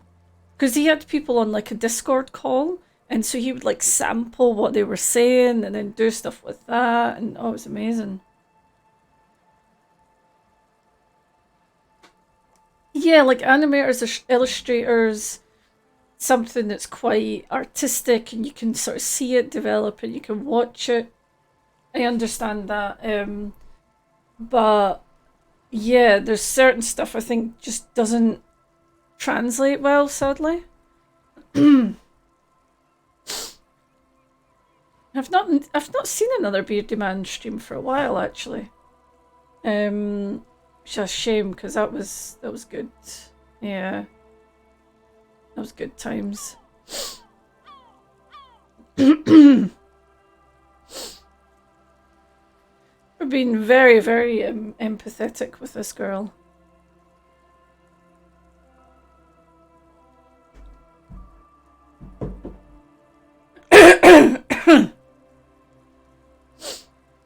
The people who built this world intended it to be better for you, but they failed. It is easier to live in their failure with this by your side. Tap on the tape recorder. The wind howls, she remains silent. It's real, tell her. It's not a childish fantasy. It can be a real weapon against what's coming for you now. What is?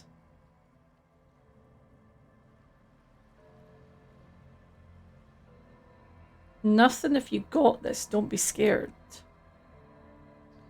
Okay. Her teeth rattle. She takes the device from you and places it in her lap. I'll stick to it.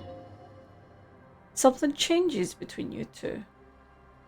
She looks at you differently now as an equal. A fellow human being. Oh, thank you.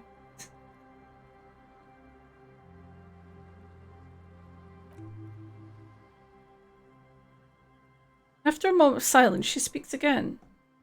So thanks, I guess, for the psych session. Maybe I can return it. What's been eating you? There's nothing eating me. Come on, I can tell. She shakes her head slowly, but okay. Be a boadero about it if you want.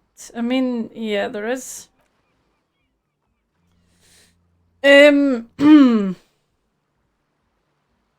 It's these farm people taking our jobs.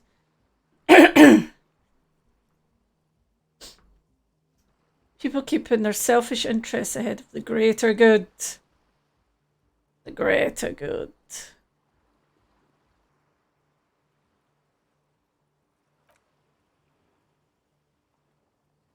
I just got an achievement. The world's most laughable centrist.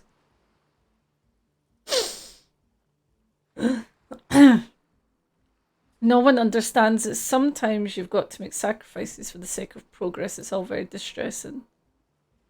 So the thing that's been eating you, the slow pace of social progress. No, I don't think it is. No, it sounds like you've just got chick issues. Yeah, you could be right. I'm not for certain. Okay. I thought that was going to be something big and deep. Right.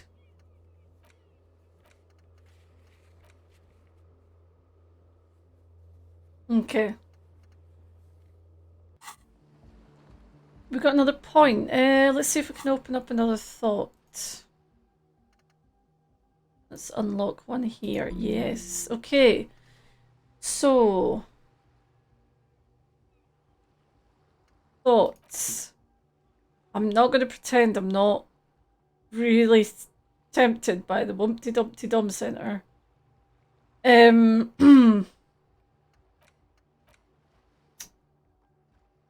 That's to do with the armor. Jamrock's Shuffle.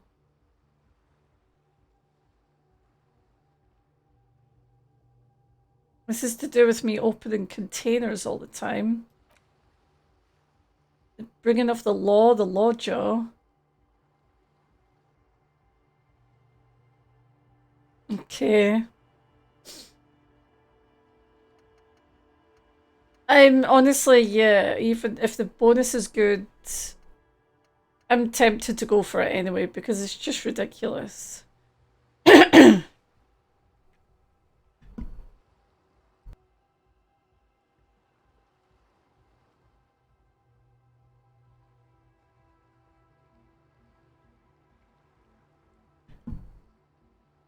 So it's Wednesday evening, and something heinously exciting is underway. People have gathered beneath the billowing roof of an oddly shaped trophy building, sipping wine and exchanging opinions. 29-year-old Wonder twins Guy and Keith Just are the stars of the show, with their bomber jackets and white sneakers. Head curators of this art exhibition. It's the wumpty-dum-de-dummiest event of the year. All the cool kids have RSPB'd. Who are you if you're not there? Let's go for it. This is incredible. Okay.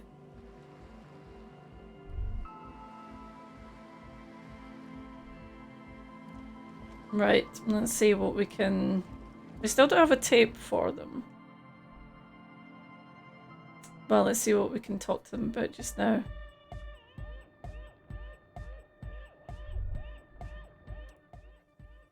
Oh, egghead. Good morning, comrade. Yeah! Hardcore! Oh, do I have a tape? Oh! I got the Door Gunner Megamix. Oh. Alright.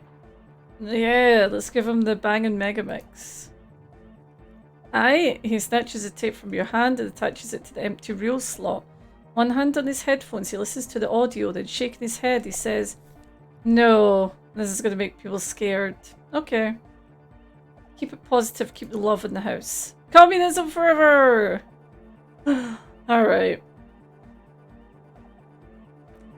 Fine. Hi again. So, how are things going? Okay. Yep, I checked the church. And I talked to the crabman. Yeah, seemed okay, very spiritual. Really? Huh? Interesting. What's he doing in the church? Just preaching and praying from the looks of it. Omar, the paranoid young man, mumbles gruffly. Is he going to be a problem? He annoyed is right. Let's get back to the point. What are we going to do about him? These guys will never catch him. You will never catch him. There's nothing to do. Yeah. He keeps himself physically active, thinks spiritual thoughts, and doesn't drink. Who am I to evict such a person? No, he told me he wouldn't mind the nightclub at all. No, man, does it feel like a major hindrance to you? He rubs his jaw. A spooky guy climbing about when all the guests are trying to have a nice friendly hyper time? Yep, gonna have to live with the crab man. Yep. Everyone's welcome to dance till the morning light. Yeah. Maybe. I guess we'll figure something else out. But what about the other spooker? The one in Grandma's clothes. Did you see her? Yes. The former lead programmer of Fortress Accident. A programmer? That's odd. What was she like? Did you ask her about the nightclub? She said you haven't been honest with me. Come on, man. Who will you trust? A spooky programmer or us? We just want to make the world a better place.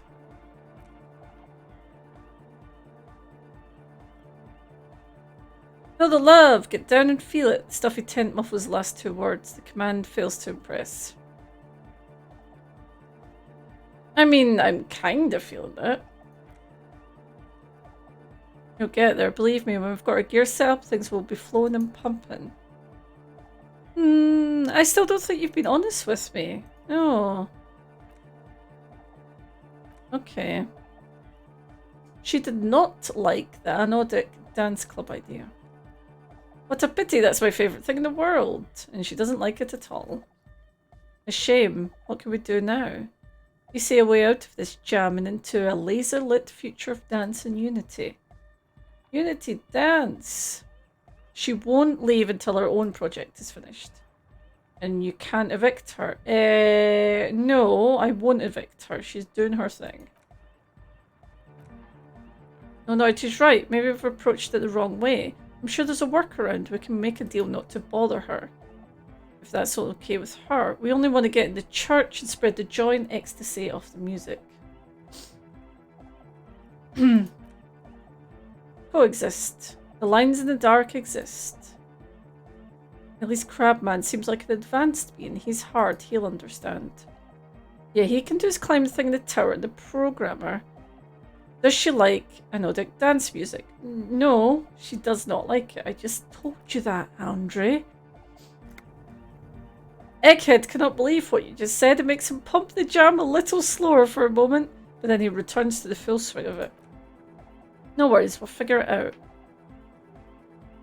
If coexisting fails, you can always muscle her out, right? If it's all okay with you, what do you think? I'm not going to throw her out. No. No.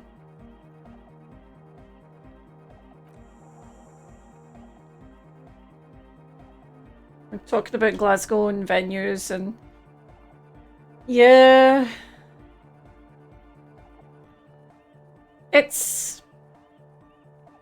Yeah, I mean, it's definitely, obviously, before lockdown and all that, Glasgow definitely suffered from a lot of places closing. The Arches closed, which was obviously one of the big things, and yeah, it never really picked itself back up again. I feel like people were doing more sort of gigs and more kind of like little things and actually doing sort of clubs, which has its like bonuses and, you know, plus sides and negative sides kind of thing. But definitely the nightclub scene has changed a hell of a lot. But I think that's the same all over the world as well, which is a shame. I much prefer... And I know they're not good for, obviously, venues or whatever, but I much prefer, like, festivals now. And sort of experience and, you know, the electronic music and those kind of vibes. Although, we have joked about, and I think we still need to do it, but we have joked about with our friends, having one last night in the Cat House. So the Cat House is a rock club that if you stayed in Glasgow and liked rock music, you know, you went to basically, it was the rock club. Now, we're definitely too old for it, you know. However, I do think it would be funny if a group of us went just to sort of relive it. I think that would be good fun. So hopefully when things get back to normal, we'll start thinking about that again. Oh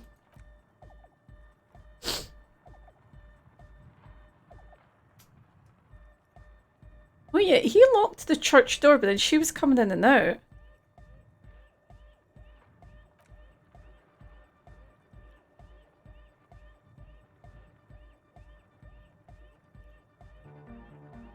Yeah, that doesn't make any sense. Okay. Yeah, it wasn't hardcore for you to lock them in like that, I agree. Okay.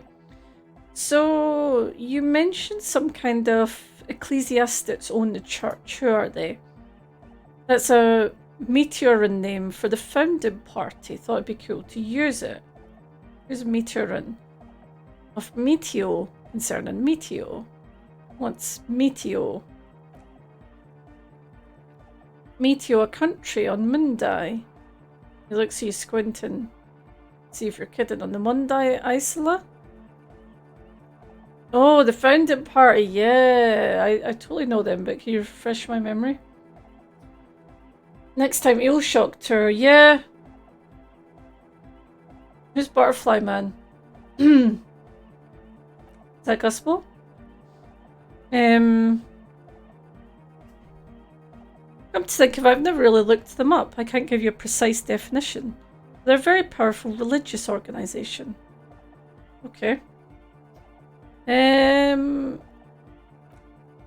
they have roots in ancient mass society and they're the custodians of the Pericarnassian Church, plus they anoint the innocents. Like, they made the innocentric system. He sounds exactly like the kind who would want loud anodic music in their church. Yes, I agree. The Pericarnassian Church is about love. Anodic music is about love. I got love for my Pericarnassian posse. Lovers are really out of death. We dance. He violently shakes the tape player as if to see if he can break it. Love is hardcore. Yes, Egghead. Yes, it is. Unity. Make some noise for my Insulindian posse. He turns the volume up, then looks at you with a knowing nod. As if it's obvious you will now break into dance. You feel it. The anodes and the cathodes coursing through you. Your big toe starts tapped along to the base as if testing the waters.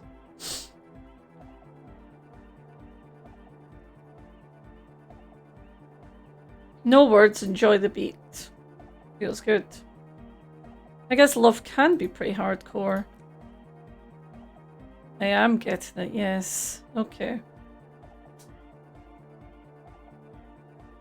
There's a person who always went to the cat house dressed as a butterfly, got a reputation for it. Or was it a bumblebee? I have genuinely no knowledge of any of that. That's fascinating. What's a posse? Your posse's like your people, man.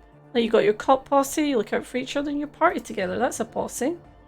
Where is your posse, detective? Nothing comes to you. The world is silent. Okay. So, yes. Yep.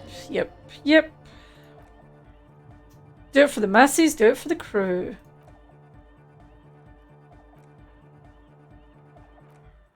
Okay. So, let it out. Let the disco happen. Bring disco into this world. Get this church shit on and then dance there, motherfucker.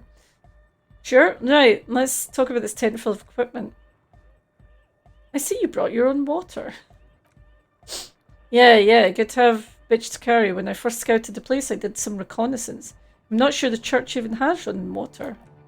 And it's distilled. The one they sell at the fuel station. Hate to tell you, but it reeks of sweat in here.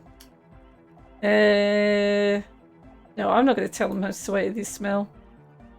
What's with all the Nosafed? The what now? He leans in to hear you better. Pointing the bottles of nasal spray in the corner. The Nosafed Ultra, you have a lot of it lying around. Oh, the old Ultra. I have a major sinus infection, stuffy nose. We all do. Shit's all blasted up. Winter. Can't even breathe. You sound fine to me. Yes, that's all the Nosafed's doing. Without the Nosa, I'd be drowning in shit right now. Yep. Can I have some? I have nose problems too. Sure, here you go, officer. Alright, thank you. You need to have godly logic to get that. Godly. Yeah, that's not gonna happen.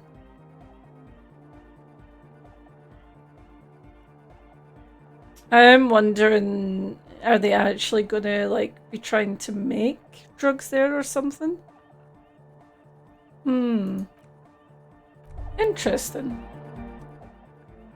Wow, so someone's been a little boring. What? Yes, my standard liege. Someone's seen all sorts of wild ideas pop off and thought, I'll take the boring one, the regular please, the brown.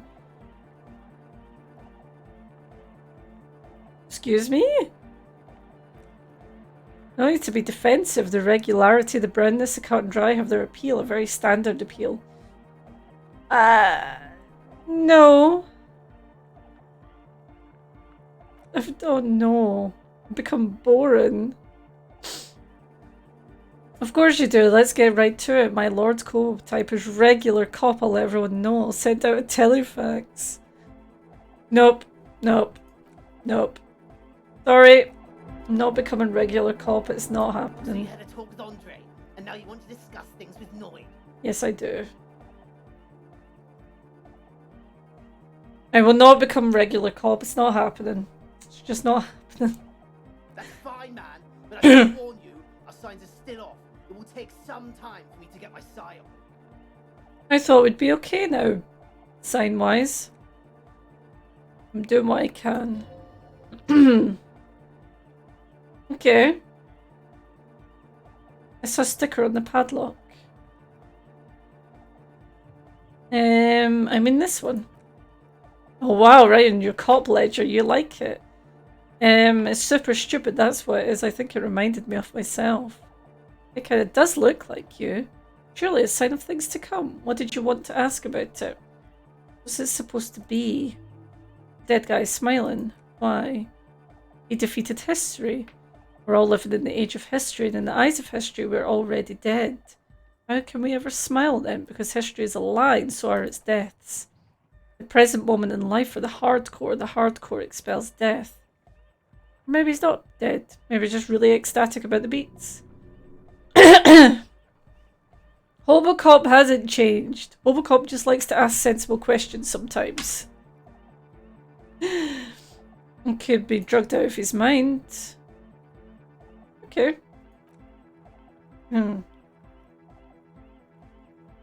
So, what about now? Are the signs alright now? No, okay. Stage gamma disalignment. Okay. Well, you talked to me about the machines. Yep, wires going into water. You know, the kind that goes headfirst into the supernatural. What's wrong with the supernatural? Nothing's wrong with it. It should definitely be researched. You can still do sick shit with it, though. Sickest, this is perhaps why it should be researched. I agree.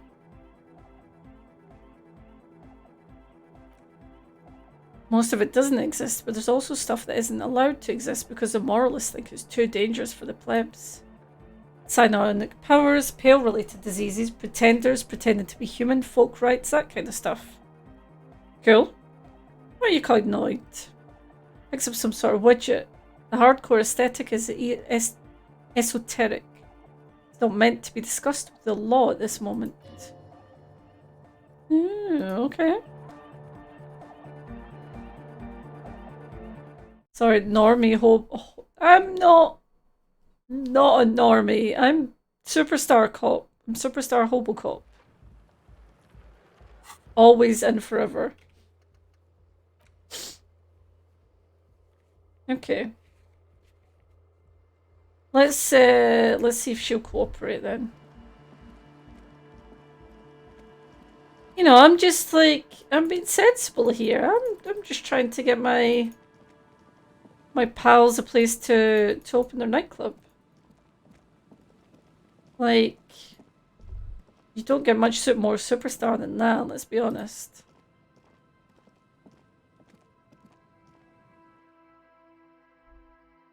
Don't know how we're gonna convince her. Don't know how we're gonna get her on our side, so let's see what she says.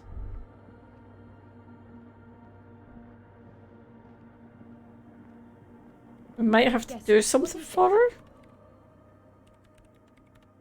So, I talked to Andre. He wants to make it work. Break through him and then... I don't want to make anything work. Anything?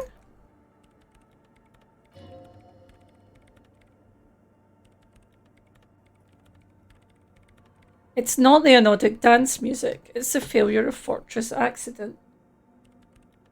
So you're bitter because your radio game project failed. That's right.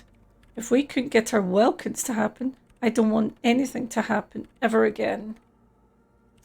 So now you don't get to...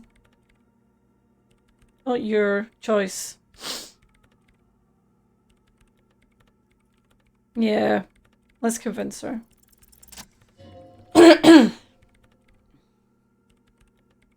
I love how your brain decided that was a moment to claim you were boring. I know, it's like I'm literally trying to set up a nightclub in a club, in a church, and my brain's like, you've become very boring. So when her research is done, she can move out.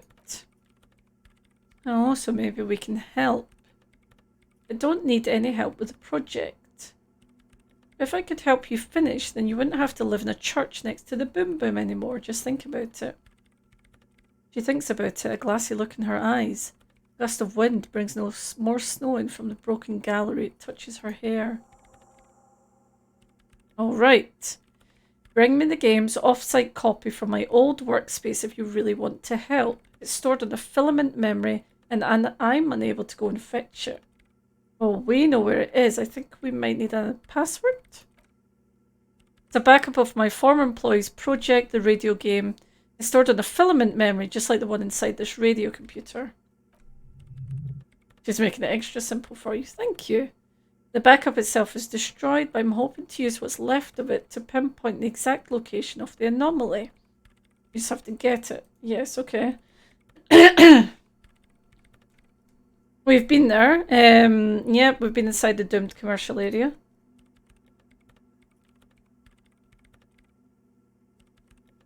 Then you might know the giant ice bear fridge in the building cellar. The filament is inside the fridge. Go and get it. Wait, did we pick that up?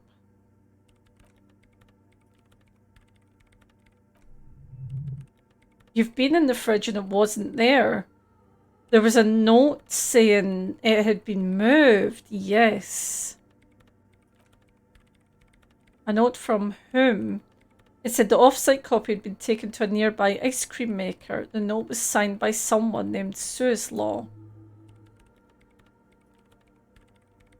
Zawasa, of course. A project-led Suislaw Zawasa. God, he was always so hell-bent on keeping the copy somewhere safe. And feature creep. And the Valley of the Heads. Like it would be the difference. The off-site copy was perfectly safe when the data loss happened. I wonder if that's inside our frozen... the freezer we can't get into. And the heads, I won't even get into the heads. Millions of them. We'll find that copy from the ice cream maker, will you? Thanks. Yes. By the way, we put a dead body in that fridge.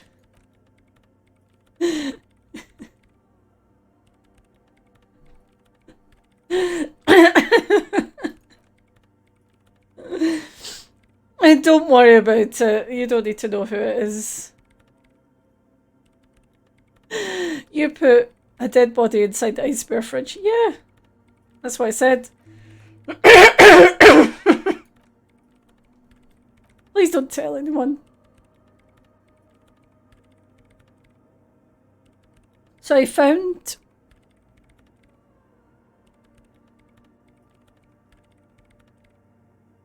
throat really isn't playing ball today. I found the ice cream maker but couldn't get it open. It's completely frozen. This is getting ridiculous. Can't you defrost it? Or I don't know. I don't know about the ice cream maker. Just figure something out. There's a solution, but she doesn't want to hand it over to you yet. It's a thing. Something she holds dear. Can you not just help me out? Why can't you go and get it yourself? The bookstore lady hates me. She says I'm part of the curse, whatever that means. Are you part of the curse? Of course not. Anyway, I don't have my keys anymore. She won't let me in. Why does she think you're part of the curse? Because she's from Martinez, and people from Martinez have never even seen a radio computer. She thinks it emits elemental evil. It is because of their socio-economic situation. But she literally started praying for the higher powers when she first saw my Rem Civic. I'm not making this up. The lieutenant coughs like he's amused. Once I came in one morning, only to find that my terminal was full of those strange trinkets and amulets. Wards. Looked like some feminine magic. You're not gonna... She has given us a pry bar. Thank you. Okay. Nice. Valsend multi-tool. You might need to hack loose some ice. Thank you very much. She's not happy to be parting with it. This glorious multi-tool makes a regular pry bar completely obsolete. Excellent. Right. Exciting. Oh. The Wumpty Dumpty Dum Center.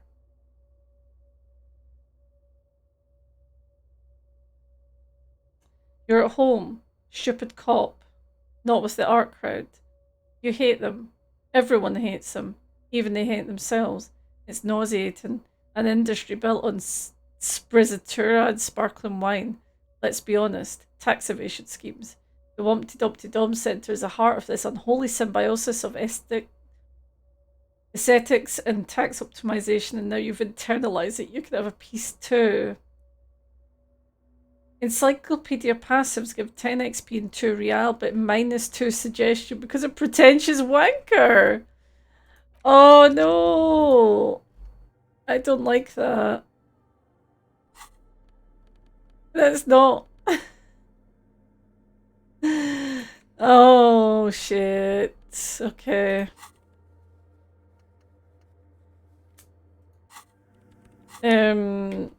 Okay. We might,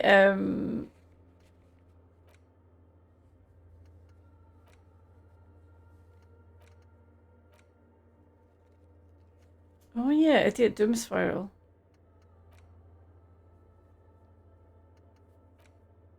Okay. I might forget that.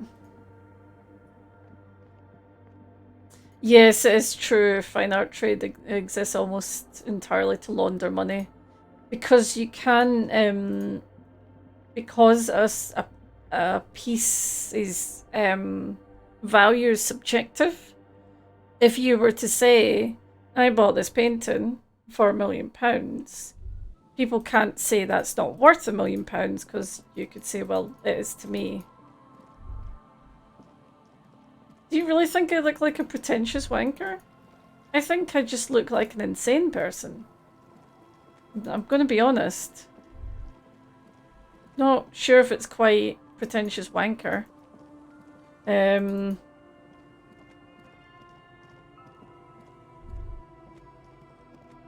want to talk to this guy.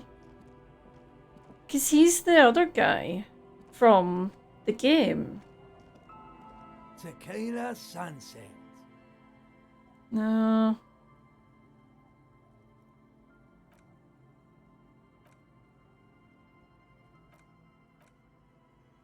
Oh no, okay, he's gonna... Yeah, I've heard it. I could be wrong, but I feel like I'm pretty sure that he's, Oh, we can't get around that way, okay.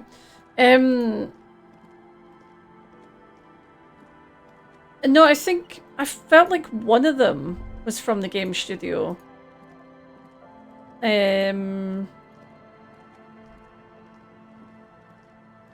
I can't remember what he said because he gave me a big story about his name.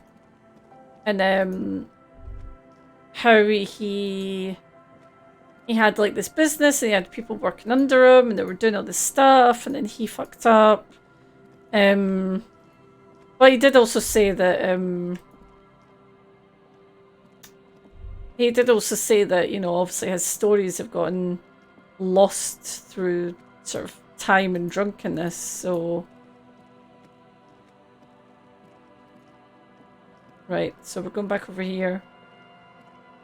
If I saw your character come through the crowd at a festival, I'd think there's a pretentious wanker. Really? This guy? You'd think that's a pretentious wanker? I mean, I'd think he was just a... Well, if he was dressed like that at a festival, I'd just think he was a typical festival goer, let's be honest.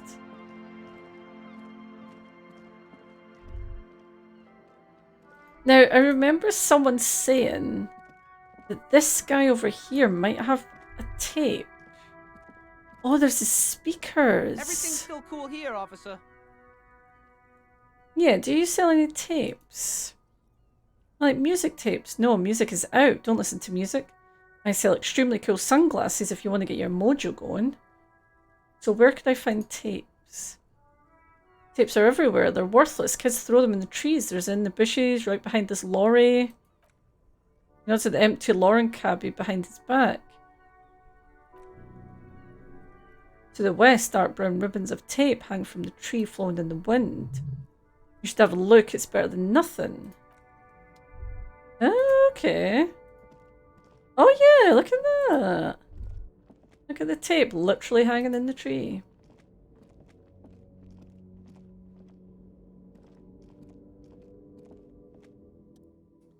A hawthorn tree on Rudescent is Lane runs coloured ribbons of magnetic tape are caught in its branches fluttering in the breeze. Just like promised, you've stood here for what seemed like aeons, guzzling the sickly fumes of lorries and carriages. Piss off, nature!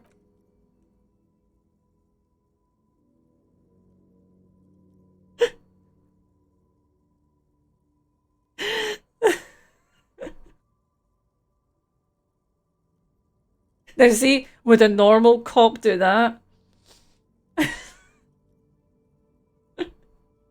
Buy the sneakers. Right, okay, I'll go and buy the sneakers. And once I've punched a tree.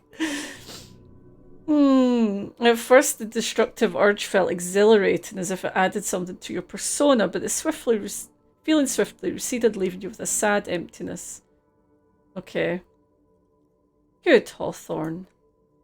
The heart feelings of the tree are not alleviated by the sudden display of care and emotion, you manipulative bastard. Oh no, I haven't been hitting a lot of things. It was just the line, piss off nature. I couldn't not do that. It was too good. I was very nice to the mailboxes. Oh no. Oh, okay. Oh, whatever. This barely registers as damage. It was retaliation for your earlier assault at the trees. Are they plotting something? Nature's plotting an uprising against us? Yes, one day grass will grow over our cities and so on. He looks at the tree. Very poetic, better not to dwell on it. What with a murder to solve and all. I agree. Oh, I've got the multi-tool, so that helps. Interfacing. Let's see if we've got anything we can take for this, because I would like to try and get this. What are you telling me? Bent metal, broken glass. Your path lies strewn with the broken forms of everyday objects. You are the destroyer, the bane of inanimate matter. Is this the thought you were talking about? Gaze upon me, stuff and despair. Anti-object. Amazing. Incredible. I love it. I didn't think I punched the door. And I punched the tree. Oh, well, there you go. Right, what clothes do I have for interfacing? They give me interfacing. I should really, like, sort these by...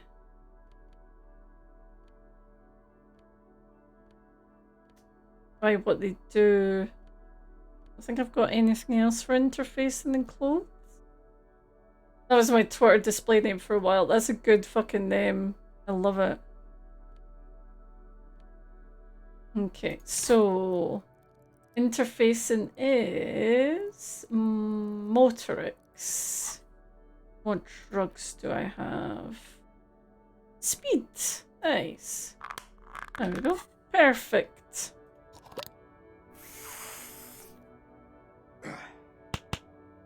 Excellent. Now let's see. Nice. Sweet. With slow and deliberate motions. I've just taken a fucking hit of speed. I don't think I've been making slow and deliberate motions. Pulling, bending, unraveling, you managed to extricate the magnetic tape from the branches. It curls up into a mess in your pocket. If only you could find a way to despool it so you could hear what's on the tape. Do I not have The lieutenant looks at the mess in your hands. Only after you've successfully cleaned up the branches does the curiosity get him. What's the tape for?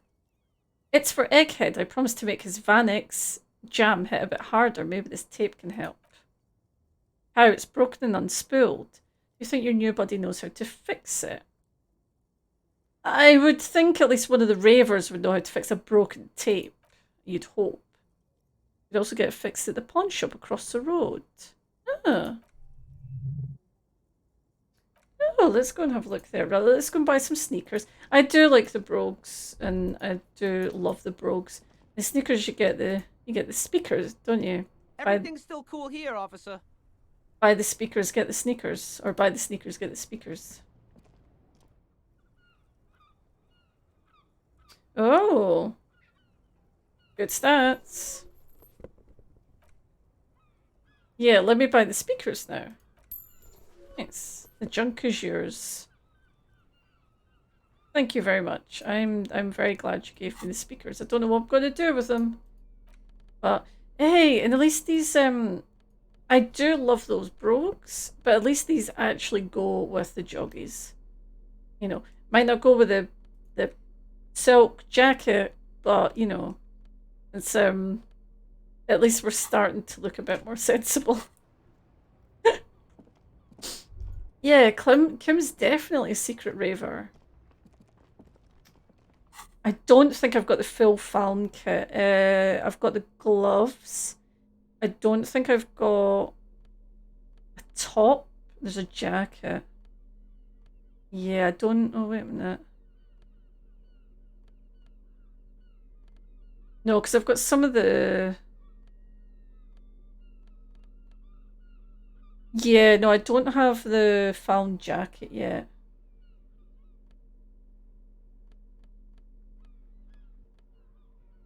So, because I've got like a few...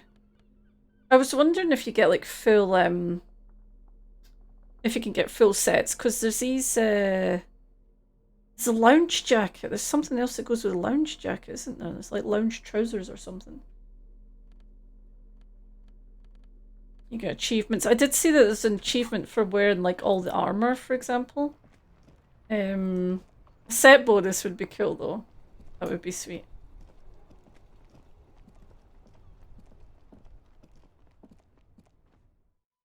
Right. I've also got a very dirty jacket that I need to clean. Not everything's a set, right? Hello, hello. Let me know if I can help you with anything. Can you help me with this tape, please? I mean, respool it, yes, but... Please, can you do it? This is important. But I'm not sure some Mr. Fix-It. I'm not some Mr. Fix-It, I'm a pawnbroker. If you want to pawn the tape, sure, although it looks pretty worthless. Just explain why you need it. He's bound to understand. Yeah, this could be the next big thing for the local dance music scene. Huh? What are you saying? What do you mean? The old church down the coast. I met some young ravers who are going to turn it into a nightclub and play some weird neo-disco beats there. Is it any good? The music, I mean. No, that's the thing. You can't believe how unbelievably thin the beat is. There's nothing to it, no bass. It just goes bzz, bzz, bzz. But this tape can make it hardcore. Man, you're really invested in this. Looks at the bundle of tape. It shimmers under the shop's dazzling light. Yay! Thank you, Bird's Nest Roy, you old raver. The armor's just really good. Yeah, I get that feeling. I'm gonna look insane walking about with it, but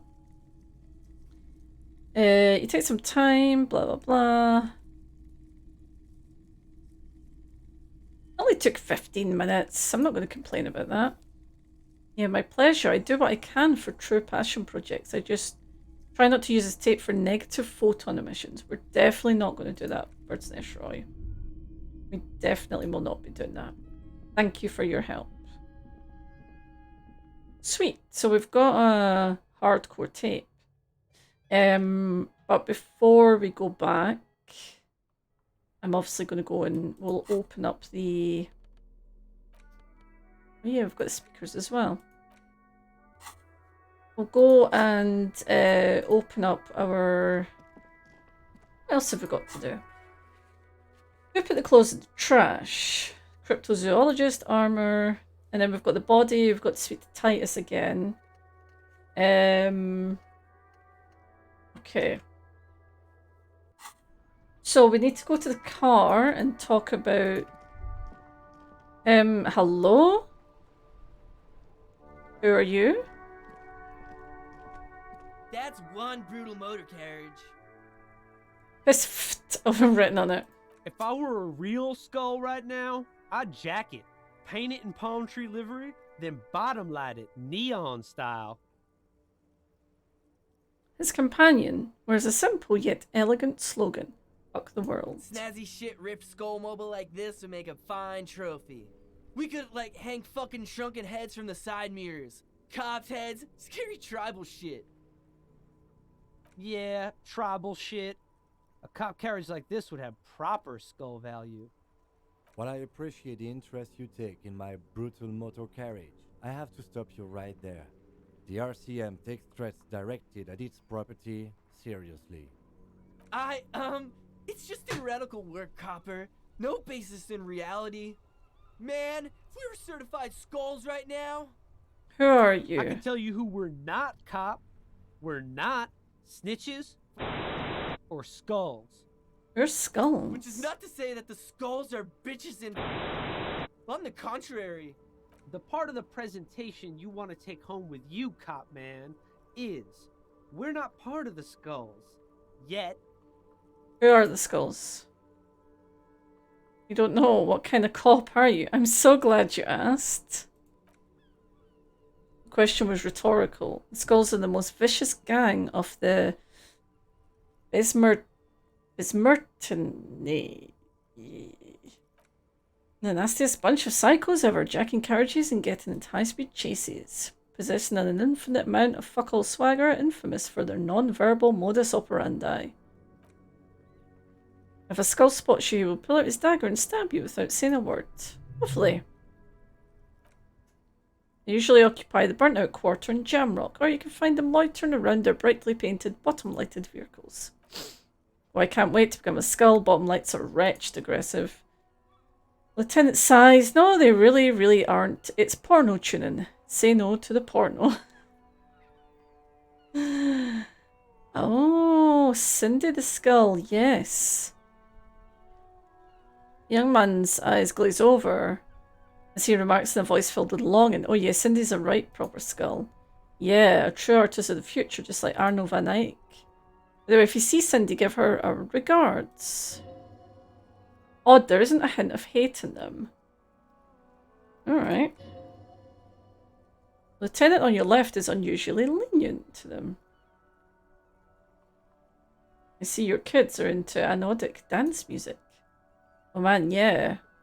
We're not fucking kids, man. Be wary of the abyss. Why? Probably because of how non-verbal their mode of operation is going to be. It's a threat. Yeah. Don't fuck with me, boys. I'm one of the bad cops. Whoa, come on, man. We're just talking here. Just words, nothing wrong with that.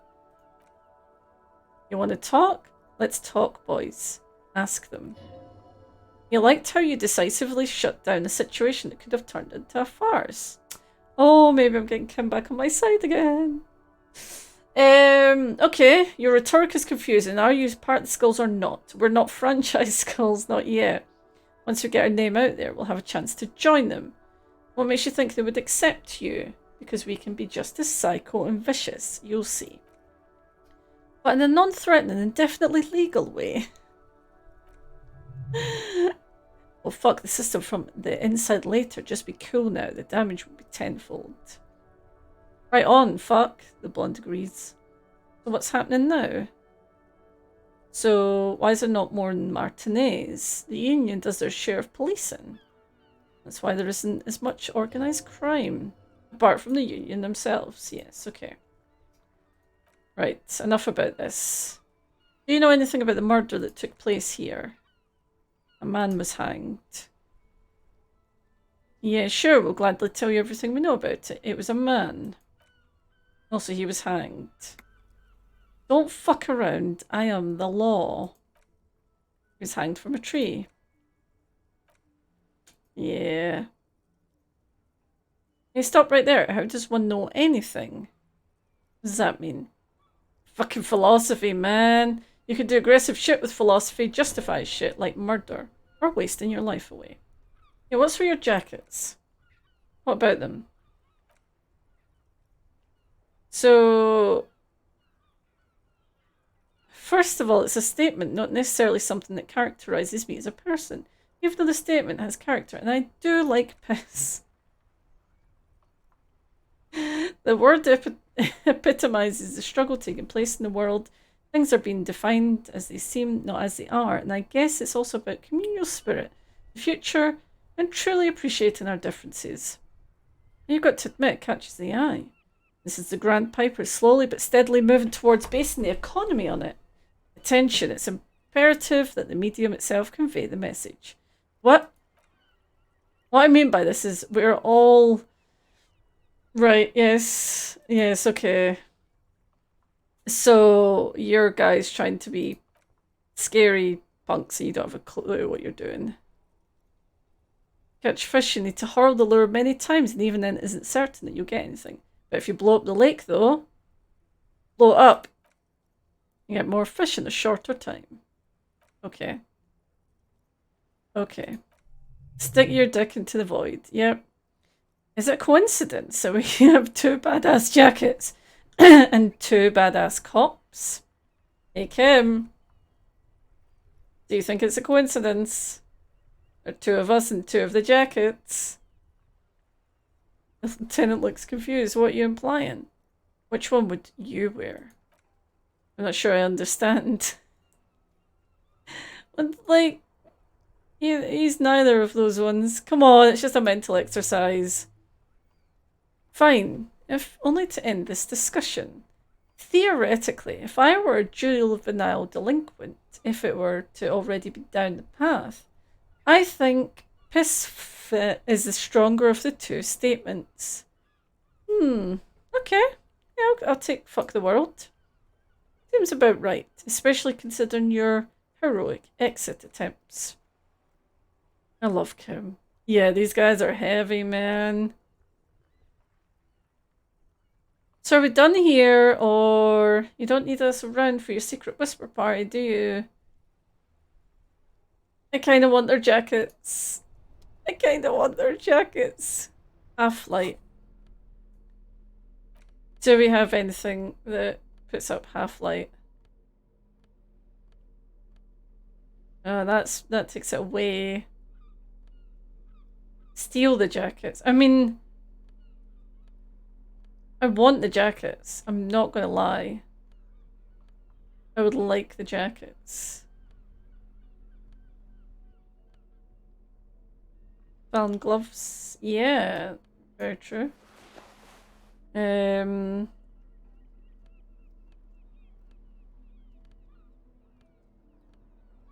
I think that's about it. Just checking I don't have anything that's minus. No, okay. I mean, I'll take That ride is fucking light. Hey! Look who it is. Shrunken cop head material. Right. Let's see if we can get the jackets. Hey, you don't ask, you don't get. Oh, don't ask anything. Be subtle and scary. The boys dream about being skulls. Use that. Okay. How? Suggest that they're massive skulls. Okay. Boys with those jackets, you're going to be the Skull Kings in no time. What? No. Skulls don't have kings. I think we're not even in yet. Come on, keep your voice down. Skulls don't take it lightly when folks pretend to be them. We're not even prospects yet. Not even prospects, and you're already aspiring to be kings. Wow, you boys are ambitious. The lieutenant's voice rings over. I fucking love Kim. It's incredible. Only prospects and already planning a coup on the skills. You're destined to go far. He gets it. Passive-aggressive flattery. Shut the fuck up. The youth presses through his clenched teeth. There's panic in his eyes. Are you trying to get us killed? Now bring it to the jackets and yes, start shouting. Yes, we want to be cool killer skulls too, like you guys, but we don't have skull jackets. Please be quiet. Not much is left of the nihilistic rebel in this point. The young man, before you're scared. What do you want? The jackets? You got it. No need for cruelty. You offer us your jackets like that? It'd be impolite to refuse. Oh man.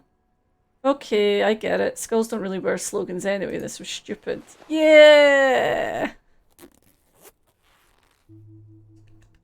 We got the jackets! Oh, they're gonna be cold now. Lieutenant watches the boys take their jackets off with mild amusement. Yep. No, I'm gonna give Kim the one that he wants. I'm absolutely okay with not having either one, thank you. Oh, come on. Yeah, do you want to express your individuality? I'm not. I don't have a jacket anymore. Cold-hearted cop. Okay, I'll take both of them. Pity. These jackets are meant to complete each other. If a man were standing alone on a street corner with piss written on his back, it'd just be an individual that's taken a liking to urine. Fuck the world all on its own is frankly generic. Dark-haired young man stands there defeated. The wind blows. I don't know, Eric. It's cold out. I almost feel bad for them. Oh, that's amazing. Okay. So that gives +1 drama, -1 authority, and that gives +1 half-light and -1 rhetoric. Go on then. Oh, no, that's a look. Come on. That is a look. If a cop came up to you dressed like that? Yeah, I'm into it. I'm loving it. We'll put our armor gloves back on. It's incredible. I'm not sure about the other one. Although I do like that it gives -1 to authority. Wait, I'm a detective? Well, that is incredible. You finally made it, haven't you? People point fingers at you and whisper to each other when they pass by, wondering to themselves, where did that man get such a cool jacket? Did he receive it upon graduating the École Normale Supérieure de Badasserie? Is he dangerous? Damn right I'm dangerous. You're very dangerous, my friend. Dangerous and cool. In fact, no one dares to say a single thing about the jacket, but believe me, they're all very impressed. Just as I thought. This is incredible. I literally think those guys are just there so you can get their jackets, yeah. And that's amazing. Okay. Yes, so we need to speak to the library about the body on the boardwalk.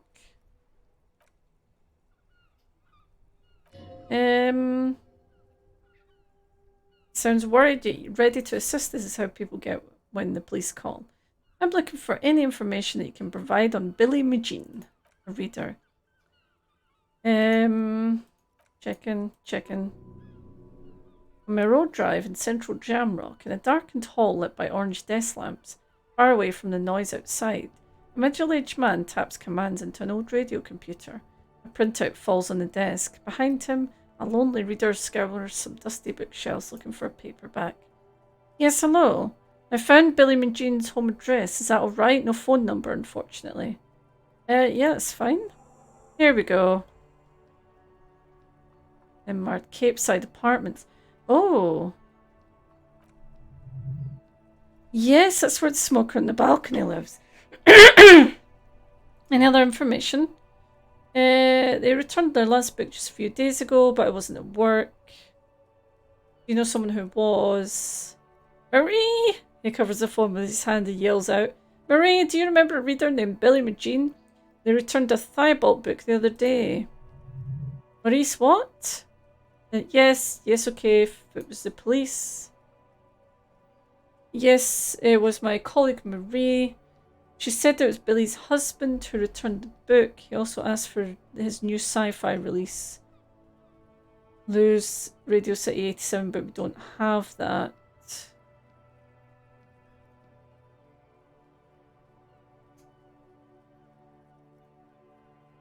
Why is he presuming that they're straight? Well, many games have started to release cookbooks. This game needs to release a clothing line. I agree.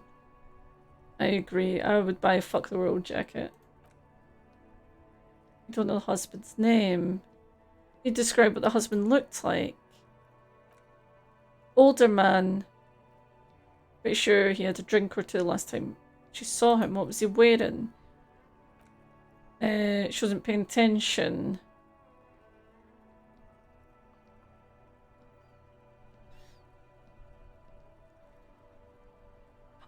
fuck, you're right. There is the merch store, because I fucking went and looked at the merch store and it's amazing. They've got like t-shirts that have just got like the plastic bag on it and stuff like that. It's incredible. I'm gonna ask this question, but I'm a bit like... Okay.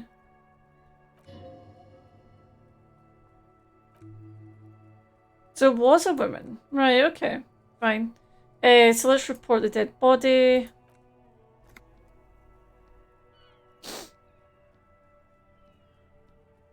Yeah, there's a freak tote bag. Yeah, I did see all that. Oh, I was so tempted to buy some of it. It was so good. Wait a minute, we just found out that it was a woman.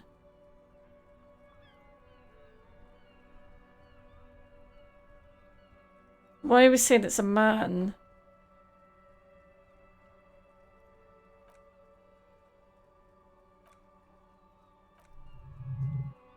Okay, well, we're just...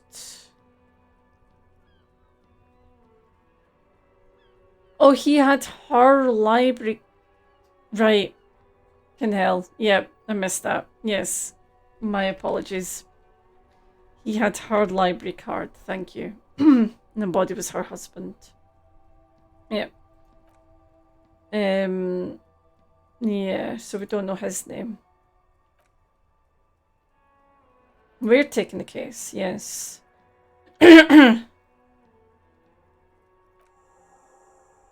So, yep.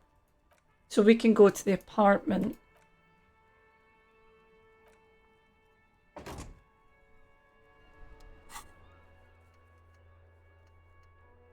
Right, what we're gonna do...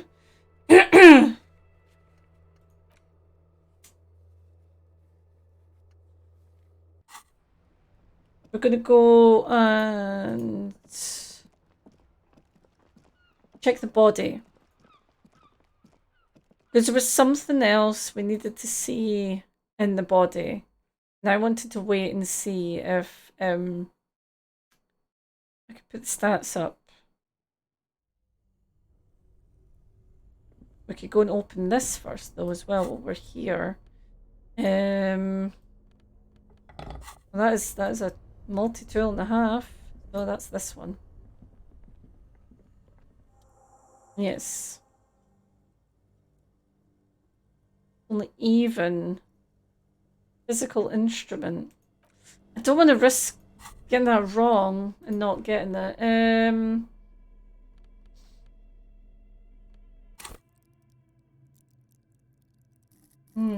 That's physique.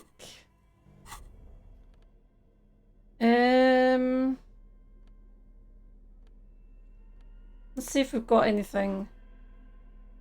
Yeah, I do like how it gives you a bonus for wearing gloves, I agree. Mine's 2 to physical instrument. Because it's not like a direct stat, but it just gives you... Tank top, thank you. Oh, that gives me +1 anyway. It's the same amount, unless the black one gives me more. No. Just that gives me the same amount. The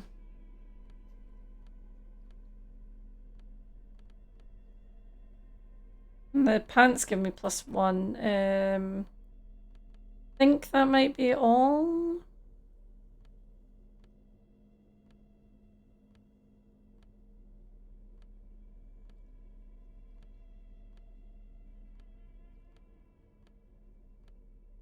Yeah, I don't think there's any others. It is a white check, yeah.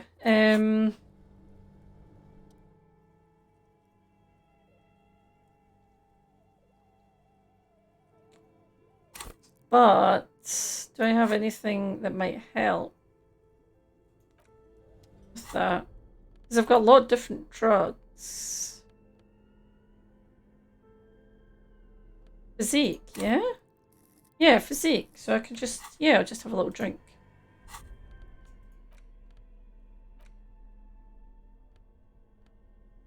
I mean, I shouldn't be drinking, but you know, I'll be fine. They'll be fine. No problems whatsoever.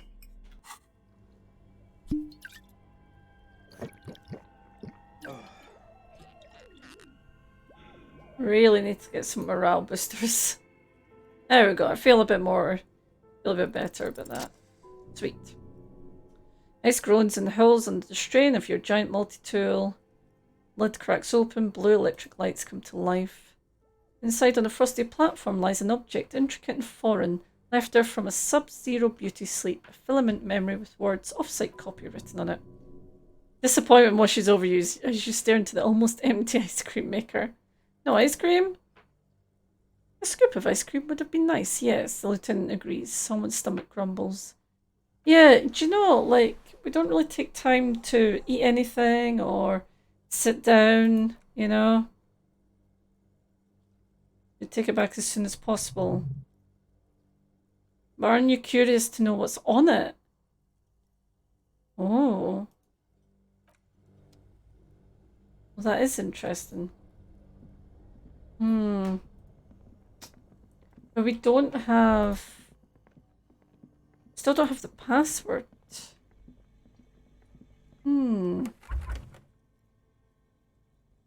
Right, let's give this a go. Okay. So we're looking at the body again. This is before we send the body off for processing. Your arm reaches out and your eyes close as if by their own volition.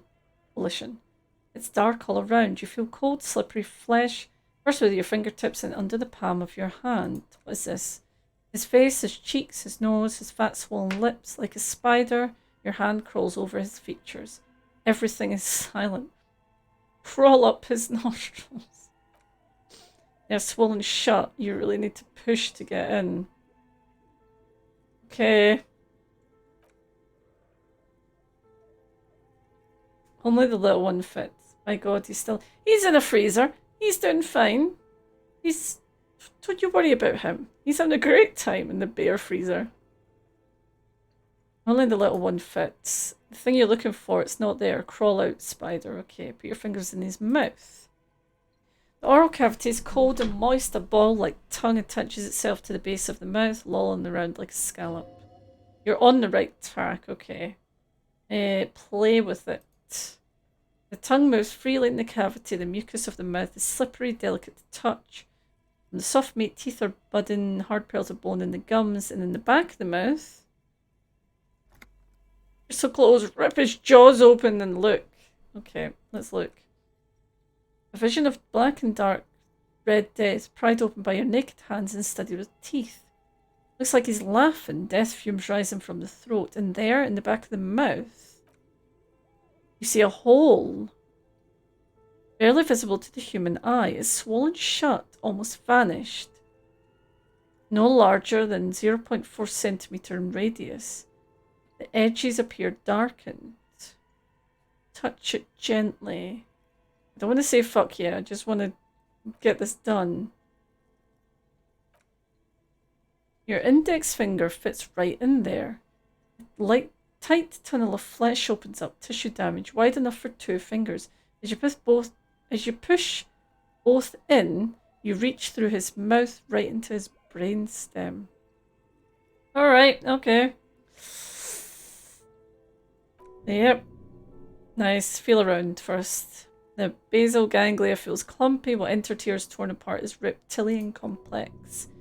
The funk soul brother, right about now, at the back of his head has gone dark forever. Push deeper. Fingers slide into the remains of his limbic system. There's no resistance, it's gelatinous. Slug-like structures are damaged too. The tearing extends deep into both hemispheres. The ululations of the limbic system have ended. All is quiet. There's a cavity. The lieutenant answers with the sound of pen in his paper. Push deeper. Your fingers are all the way in now, reach towards the inside of his skull. The cavity goes further, but the entry window isn't wide enough for the rest of your hand to follow.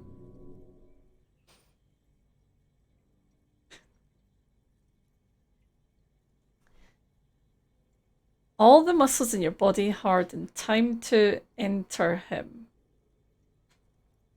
Wriggle in. Fingers reach towards his skull. His cerebral cortex feels like jelly, cold jelly. Strange fluid streams down your wrist as you push deeper, until you feel it on the tip of your finger. Sharp serrated material, the edges cut right into your skin. Pain is barely noticeable under the adrenaline rush. I feel a solid object right under the skull. Can you get it? Let's try. You pick the object between your index and middle fingers. Feels sharp like metal. You press your teeth together, your jaw is clenched. All you need to do is just slowly pull your fingers out. The inside of the head feels cold and smooth like a glove as you pull out. Sweat dripping down your brow. Careful not to lose the prize between your fingers. With a plop, your hand emerges from the mouth, covered in blood up to the wrist. Between your fingers, a small flower, a blossom made of lead. Someone shot him. The bullet falls in the bag, leaving a smarting of blood in the plastic. He raises the bag under his eyes and says, "Unknown caliber, rifled, some kind of brittle alloy, fractured on impact." Keep it, Lieutenant, as a gift. Oh, well maybe... Can I have it? Yes. Of course you've earned it, thank you.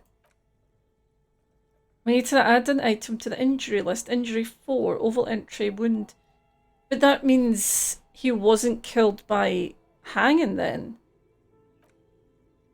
Someone shot him.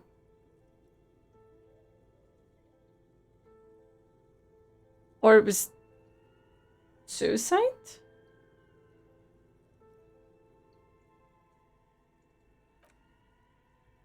Opinion fatal injury. Yeah. Click goes the pen. And one last thing. We should amend injury number 3. Ligament mark. New opinion. Non-fatal post-mortem treatment.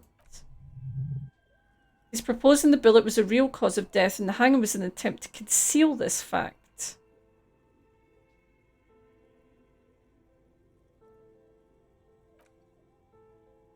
Treatment officers, an attempt to manipulate the body after death to hide the real cause with a false.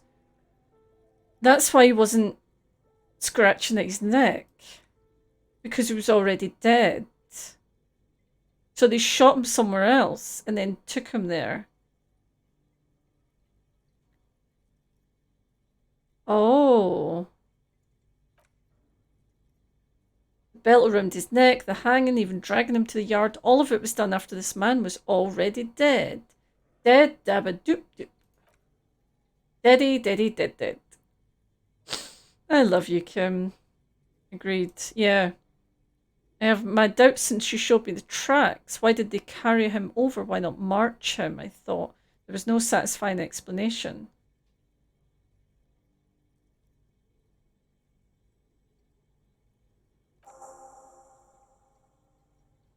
Find the bullet before you get fooled. Won't get fooled again. There have been other signs too, small details. Everything's too neatly designed for us to assign probable cause here, as we did foolhardily. Well, no more. We almost fell for it. So who would do this? That's for us to find out, but this will make finding them just a little easier. Why? To hide something, the real killer, the real motivation. So someone killed him and then they made it look like... This is where it gets good. I still have a bad feeling I killed him. I'm not gonna lie. I really have that bad feeling. But someone killed him and then they thought, well, if we all kill him in a group, then no one can pin it on one of us.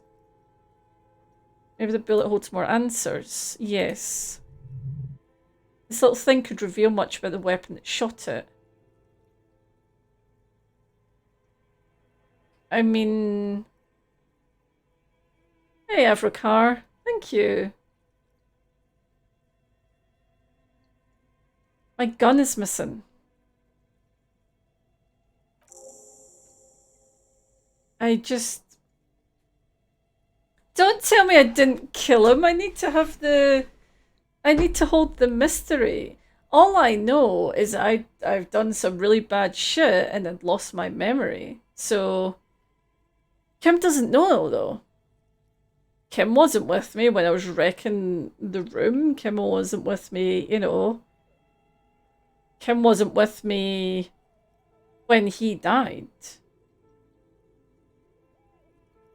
Oh yeah, I mean, Kim's saying it from like an emotional point of view. Kim's like, you didn't kill him, you couldn't kill him.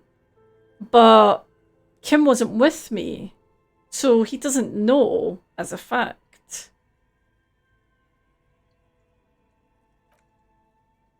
Bag the corpse and carry him to the holding pen of my Kanema. I can transport him to process it myself, but I will be gone for the rest of the day.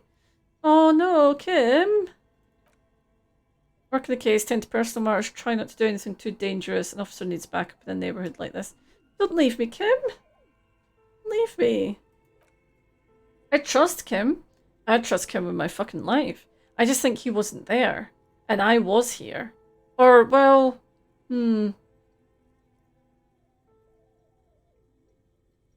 Well, no, I wasn't here. I don't think. Oh, great work, detective. After you bag the corpse, Kim will leave the party until tomorrow morning. You can do side tasks and even the main case, but it might be more difficult. Plan his exit accordingly. Okay, I'm not going to do that right this second, because now we've got the bullet. I want to go and talk to Titus. Or Titus, whatever his fucking name is. I did get the boots. Yes, I did that. I sent Kim off to his bed last night, and then took the boots out and fucking boiled them in the kitchen. Yes. Oh. Yes. Yes. Well, thank you for gifting a sub. Yes. Sorry. I should never interrupt the Matt Berry. Thank you for gifting the sub to Avrakar. Thank you. Welcome to the butt team. I hope you enjoy your butts. Let's have a look at this bullet, shall we? The bullet is safely sealed away in a plastic bag bearing the RCM stamp. Kim has filled out the label in the bag. Okay. Besides his orderly handwriting, the bullet looks especially sad, like a tiny shriveled head of a cauliflower. What do I do with you, bullet? What? The lieutenant steps closer. I'm talking to the bullet, Kim. Come on. Well, if I was the bullet, which I'm not, I would say find the weapon that shot me. Good idea. If we find who owns it, we'll likely find who used it, possibly to kill our victim. I do have a gun on me. The more we know about this bullet of yours, the better. Feel the bullet through the bag. There's some sharp edges where the jacket split open. It feels cold even through the bag. Inspect it closer. The jacket of the bullet is made out of yellowish material. It's blossomed out to reveal a dark grey core. The base of the bullet is close to 5mm in diameter. Make out a few striations on the jacket. Standard. Core is quite destroyed. Some of the fragments are still lodged in the wound. Yay, giving the gift of butts is always a pleasure. So, it's a jacketed bullet close to 5mm in diameter. It would have been shot from a military-grade breech-loading rifle, not from a muzzle-loader like those typically found on the streets. Like the guns that they've got themselves. Like, that sounds like the guns that security guys would have. I like this officer. Strange means unique. Unique means incriminating. We need to find that gun.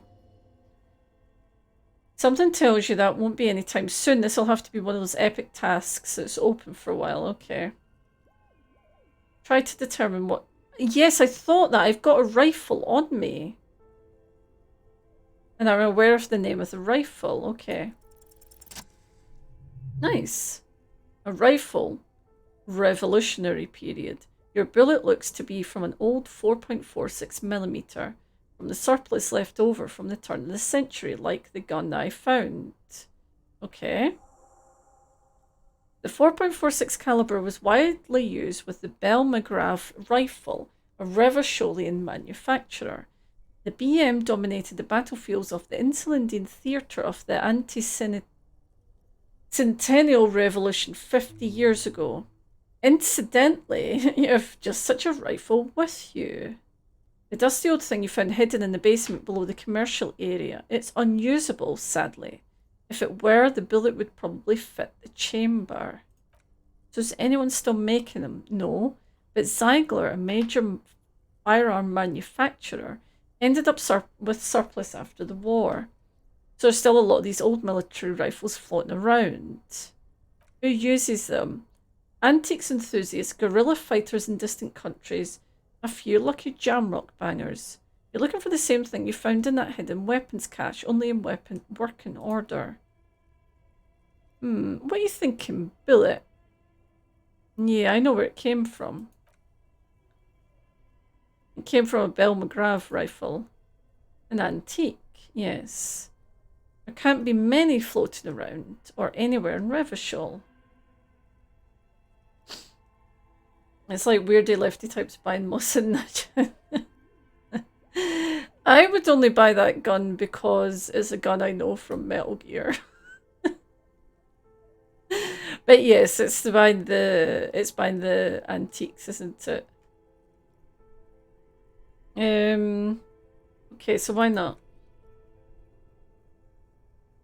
Some arms trafficking, but the laws prohibiting the use of breech loaders we inherited from the monarchy have been effective from what we've seen. Some new RCM recruits get impatient with their muzzle loaders once they've trained with military grade weapons, but they realise it's worth it in the end. Worth what? Getting shot? Imagine if everyone, cops, citizens, had access to firearms that could shoot multiple rounds without pausing to reload. Imagine. That'd be fucking dangerous, wouldn't it? Okay. So we're looking for an antiques enthusiast?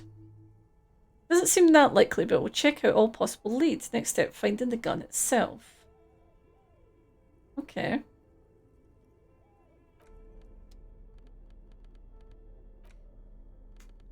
Interesting. Very fucking interesting. To wash off the death smell. There's a bathtub in your room and the whirling in rags. I don't have the whirling in rags anymore. Okay. Right. I was planning on like stopping soon, but I'm going to get rid of this. Yeah, I don't want to be 9 as to suggestion. Sorry, Wumpty Dumpty Dom Center. So there's nothing else to be found around here then, no? Okay. All I know about Mossins is that in Escape from Tarkov, they're sometimes missing sights, making them impossible. A sniper rifle without a sight, I can't imagine that going very well. I'm going to be really honest. Should we talk to... You think Kuno will know anything about guns? Come on, boy, you're looking sad. Let's see if we can cheer you up a bit. Fuck, does Kuno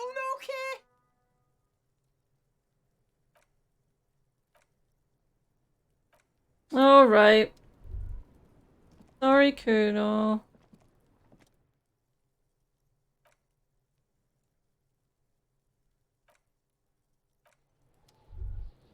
Okay. What does Kuno care about guns? That was really, really terrible. Have I managed to do this yet? No, okay.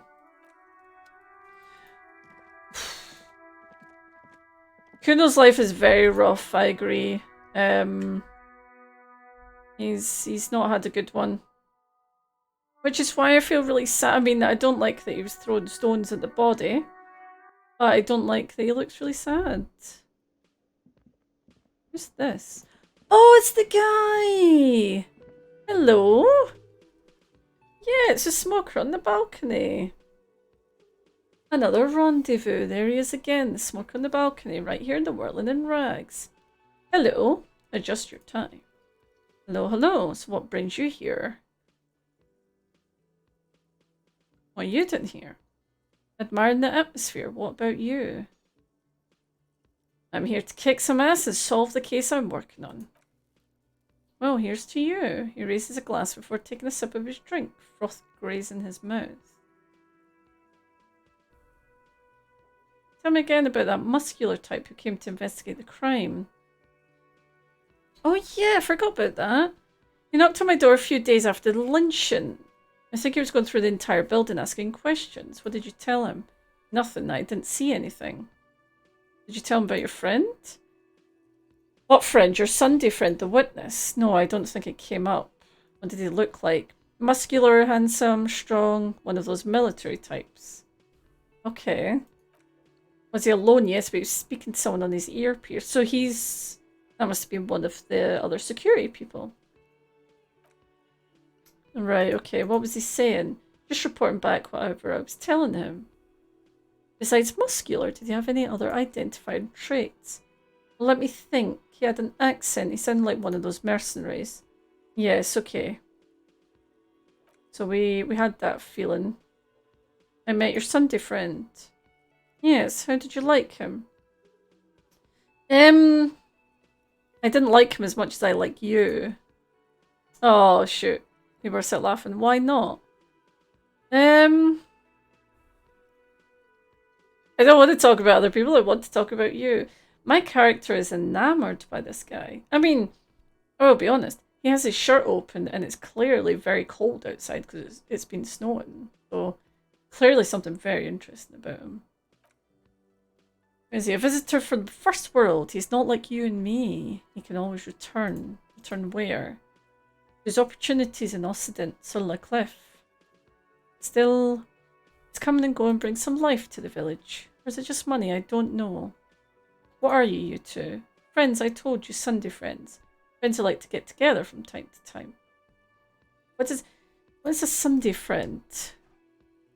Like, it won't be there when times get tough, I guess. Yeah, is that even a friend? It is on Sundays.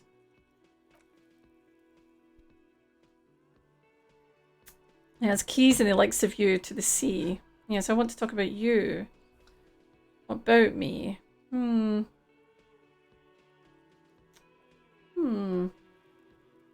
Yes, I think that is the implication. That, he's his Sunday friend. He's a close personal Sunday friend. Think she's got anything new to say? Oh, hello, dear. No. There you are again. Okay, yeah, I've not found her husband yet. Hey, is there something you needed? Bringing him the new bird has made a difference. The song in here is great. I mean, it's the song I've probably heard nearly the most, but it's always good. Again, I can't believe this shit. Not got anything more to say? I mean, I got the body down. No. Oh, okay. Yes? Okay, so you're just hanging about. So I'm wondering if I should take the room for tonight. So I can go and use the bath. Probably a good idea. I've got nothing to say to you. Okay.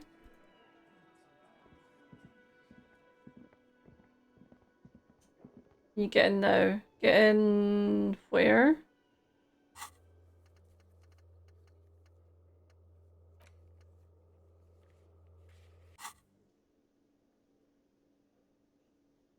To the Whirling and Rags room. I've not paid the... Good place to visit once you can have some privacy. So I could deal with that later on. But only locked at night. You are right, it does only lock at night, but I haven't paid... I didn't stay there the night before, so I did presume it would be locked, because technically I don't have access to the room anymore. Apparently not. Kim, you're not gonna let me go have a bath? No? No, okay. I'm guessing I'll need to wait until tonight. This. Locked. I mean, that looks like a way into...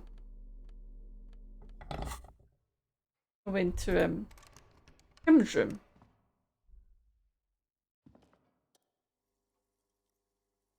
Oh, yeah.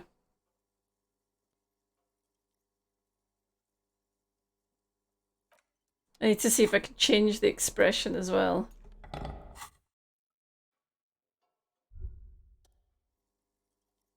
Let's try fixing the faucet. Nope, okay. Oops. Oh well. Right, let us go and speak. Will it be worth it speaking to her? I mean, it is new evidence in the case. Wait a minute. The window was replaced. Why was her window replaced?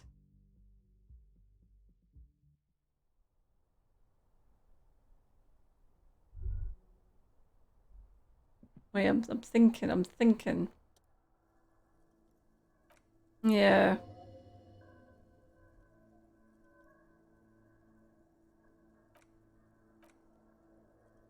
Okay. Is a peephole really a peephole?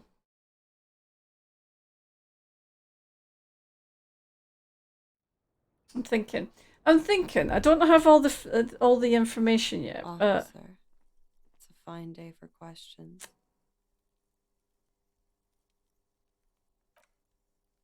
yeah. Okay. She's not going to tell us anything else. Okay. Right. What I think we're going to go and do is we'll go and talk to Titus? Whichever one it is. And then I think that'll be us for today. There's not much else we can do just now. Send victim's body to processing. I will wait until we've done everything with Kim. The whole story of Titus. The harder core, we've got the new melody, so we just need to go over there. Yep, and help. Do I need to clean that jacket? I don't know where I could clean the jacket. Oh yeah, I need to go to the apartment, that's right.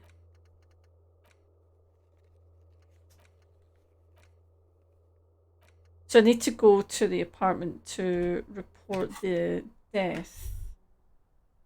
Right, so what is this new? Information about the footprints? No? Yeah, no, we've seen those before. Okay. I just thought I'd go this way to see if there was anything new, but I don't think there is.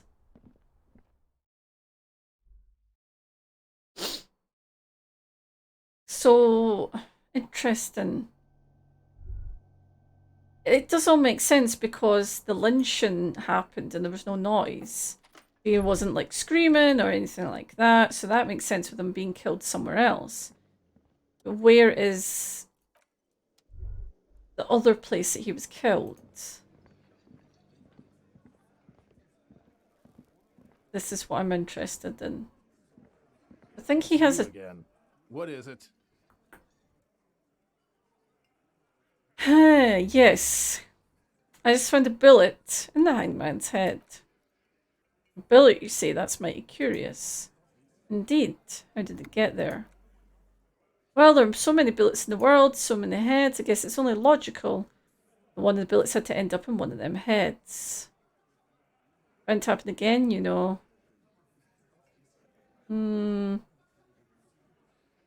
Why was this in the victim's head? Wow, he's got in a real evidence bag and all. Why don't you go home and log it into evidence? These men have told you what happened. No, I think the hanging was a cover-up. I think he was shot in the head as a kid and his brain grew around a bullet. Yeah. Yeah, okay. They're only pretending to enjoy this. Beneath the act, they don't like you knowing this. Yeah, I get that. Did you guys shoot him? Okay. Yep, they're taking the piss. We're after Durin. This is getting ridiculous. They told you what happened. Stop wasting your time. Well, they didn't really tell me what happened, did they? I've been worried in my life, lawman. Okay. I found someone who song the hanging, a witness. A witness? You ain't got shit. The locals would never come to you with this. This is just cop tactics. Next he's going to tell you one of us already rolled on the others and is in witness protection. My witness isn't a local. Let's hear it. Who's your mystery fella then? Yeah, I'm not going to tell him his name. He's a high-ranking government official. You're right, like we wouldn't know if an MI plant was in our town. Nice try. I've seen this shit a million times. They're desperate. Tell us, Copper, what wacky claims did he make? The witness said the end is here, the great undoing. We will all be vapor. Yes, he said the hanging went down very quietly. No shouting, no commotion. It's you assholes that feel the need to go around like a fucking brass band. The Hardy Boys are dead silent. Yeah, they wormed their way out of it. Somehow try something else if you can. I'm going to say he saw these two people. Oh yeah, what's confusing you? Eugene, Theo and Aelin were there too. I already told you we were all there. He said it looked like a surreal play. It means the whole scene was long drawn out like it was from a film. Okay. So Aelin said those flaccid MI cocks with their culture language, the Mesk spits on the ground angularly. Everything's a surreal play or sublime whatever, doesn't mean anything. Kim says it means the whole scene was long and drawn out like a film. Shanky. What was this fella's problem? The little guy addresses everyone and no one. Sorry, we didn't make it more action-packed. It wasn't first thing on our minds, you see. Shanky. It's Shanky, right? Doesn't wait for an answer. I thought there's something wrong about the lynching story. Now I know there was. You don't know shit. I know you're lying, Shanky. You didn't break this wagon fort, but you did manage to rattle the people inside it a bit. Okay. And he said the end is here. We will all be vapor. For the record, no apocalypse-related testimony was provided to us by the witness. Alright, okay. Some witness, I pulled the same shit, came up with some shit, and went and said to people, get a reaction, don't have to go to cop school to try that. You don't have to go to school for shit, I never went to school and I'm doing great. You're doing a hell of a job, man, hell of a job. Okay, maybe it doesn't feel like this did anything, but they have to be fretting a little. Everyone is afraid of witnesses. Witness is a scary word. Okay, we've got a hell of a lot more for this now. But we still have literally no rhetoric. So, what can we do to help that? It's intellect. Do we have any clothes that can put that kind of thing up? So that's got minus rhetoric, so we don't want that.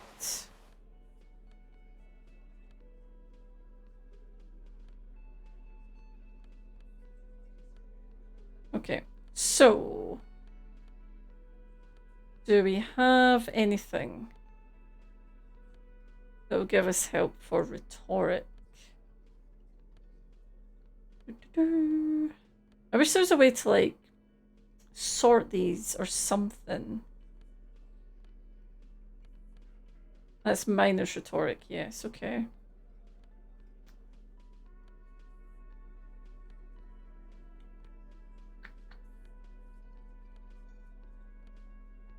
Ooh, white polo shirt will give us +1. Sweet. That's a good look. That's a good fucking look.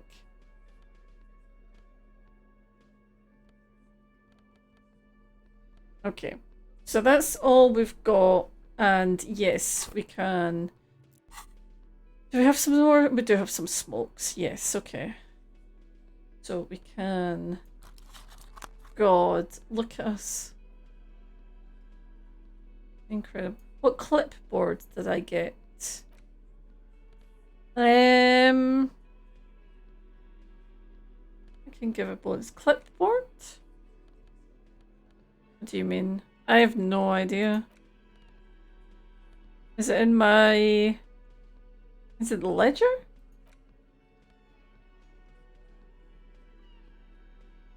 Don't know, is there different ones you can get? Ooh. There's a hidden compartment that I never opened. Well, I mean, that's handy because I totally didn't realise there was ones I hadn't done on there, so... Let's see what's in our ledger. The two sides of the board appear slightly misaligned. If you bend the plastic on your knee, the slide snaps back into place. It should be possible to just... Or whatever, it's a whole thing. Do this later. I might as well fucking do it now. I'm here. What's inside? 2 ticket stubs and a handmade postcard. Okay, ticket stubs.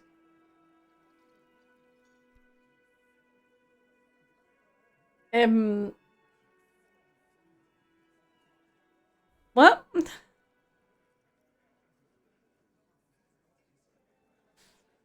What? Okay. 2 octopuses are smiling, reaching their tentacle toward each other in the coloured pencil drawings. The tickets permit access to a zoo in Revershall East.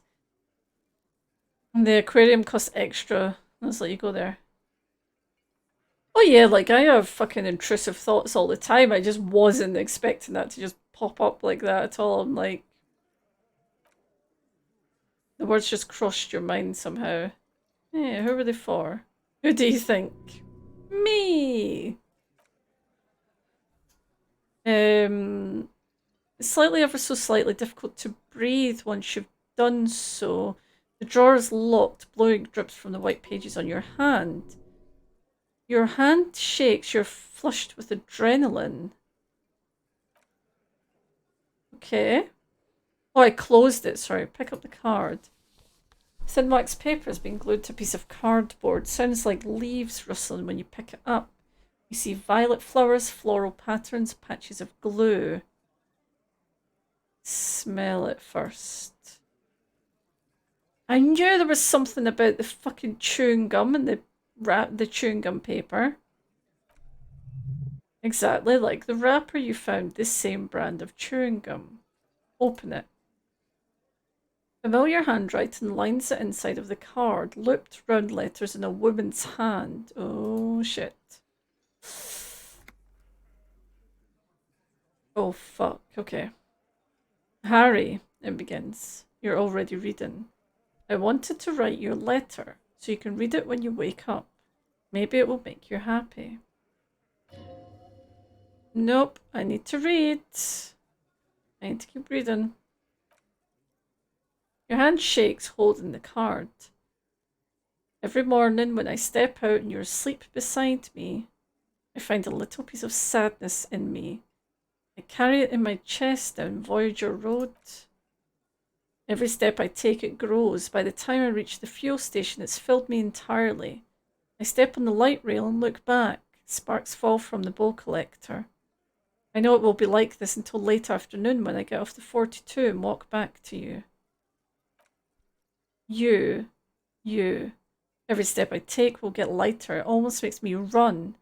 Sometimes I do. I can't believe I met you. I can't believe the happiness I feel with you.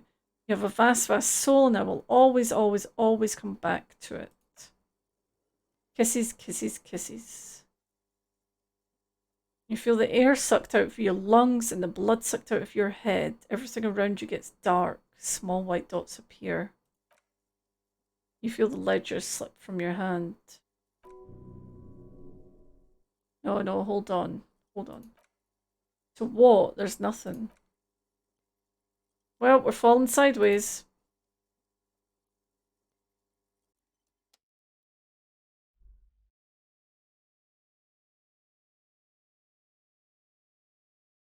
Oops.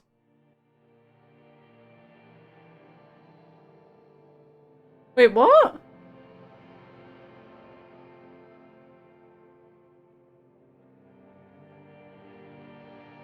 Did I die?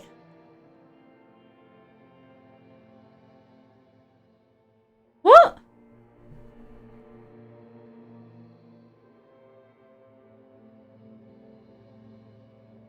What's going on?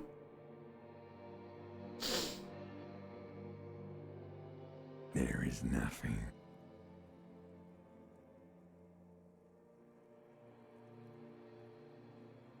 Again. Oh, just passed out.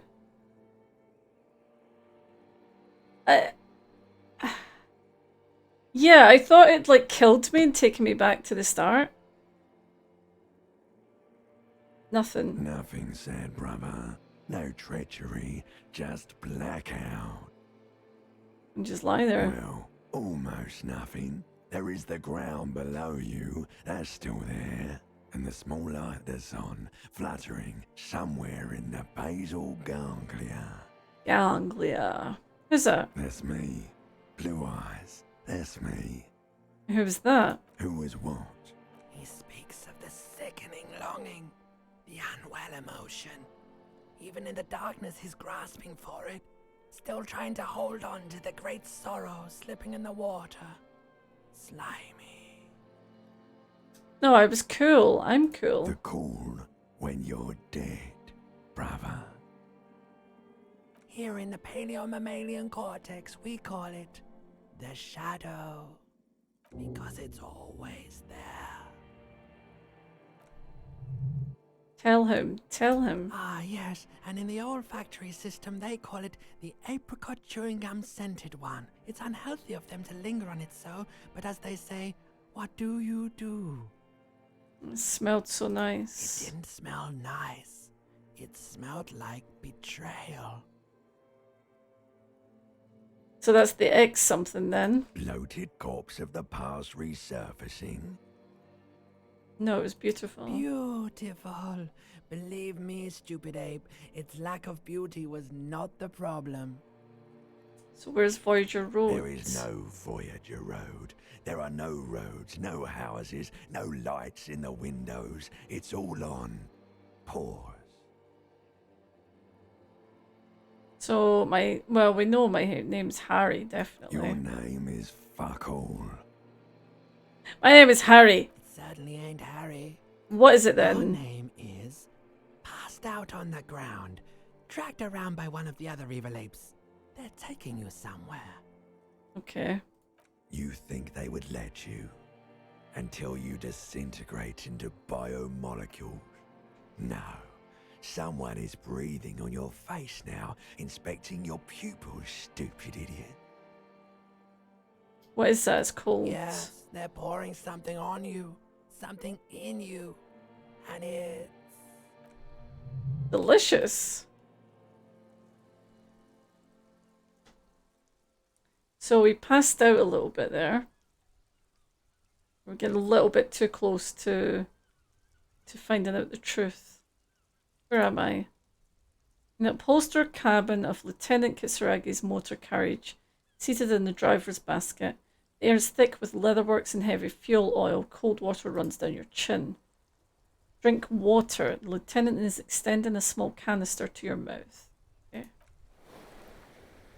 Water is cold, silvery, the stuff of life itself as it pours down your parched throat. Pounded in your head recedes, the darkness parts. Drink, he tilts the canister. You haven't drunk water in 2 days. Do you know the human body is not made to survive on alcohol alone? You need a secondary form of hydration. Okay. That's why I don't want Kim to go away. Who's my pal? Some of it spills in the driver's seat. The lieutenant pays no heed. What happened? Yep, I came in contact with the burnt out ruins of the past. Ledger of failure and hatred. That does sometimes happen. He hands you the remains of your ledger. You dropped this. Are you okay? Yep. Let's just solve the case. The ledger of failure and hatred is a special item that can be equipped both in an interactable... Okay. So... Well then. That was a thing. We've also got a little thought we can have later on. So we got... Where is it? Wait, where is it? That's a tool! Oh! I see. Right, okay. So if you can go... Right, so you can go Oblivion, or you can go Failure and Hatred. Got you. Yeah, I'm definitely the Failure and Hatred guy. Right. Interesting. Okay. No, thanks for that. I was really... Because I would have totally forgotten there was checks on that anyway. So I'm glad that you reminded me that that was there. Because it's part of the... You know, it's part of the storyline. There's a lot... I want him to get closer to finding out what this is. Right, so wait a minute. I've forgotten what this speech check was then. Again. What is it? Rhetoric. 72%? We'll see if we can get it any higher.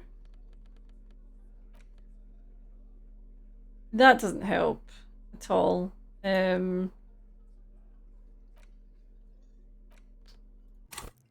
What does rhetoric come under?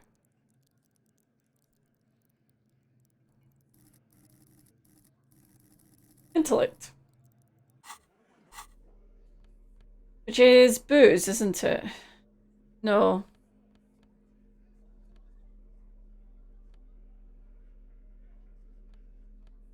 You think I should just go for it? The white check. Yeah.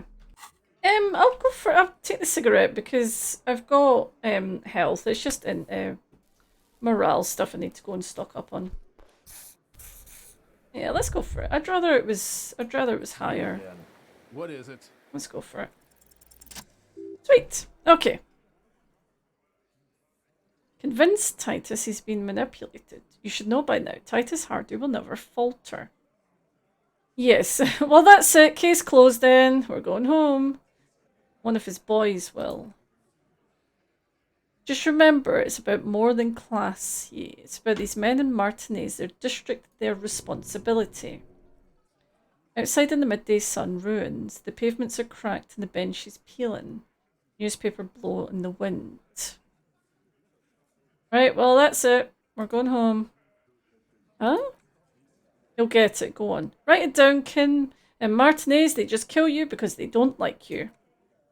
Got it. He takes out his notebook. Kill you because they don't like you. All because...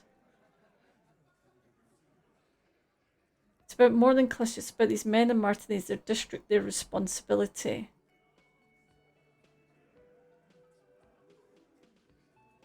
Wait a minute. I don't know what to say here. Just remember, it's about more than class, yeah. It's about these men in Martinez, their district, their responsibility. So... we're trying to appeal to their sense of responsibility.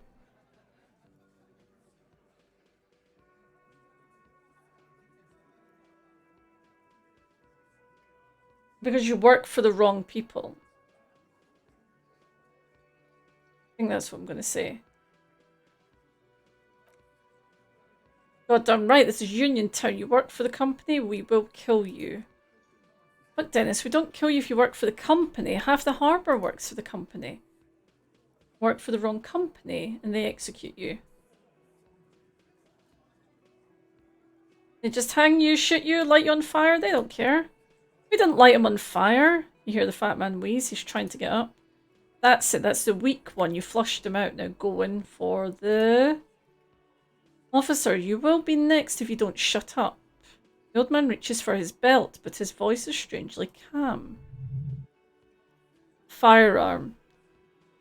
A glassy 08 or a .38 caliber pistol. Either is small enough for you to have missed.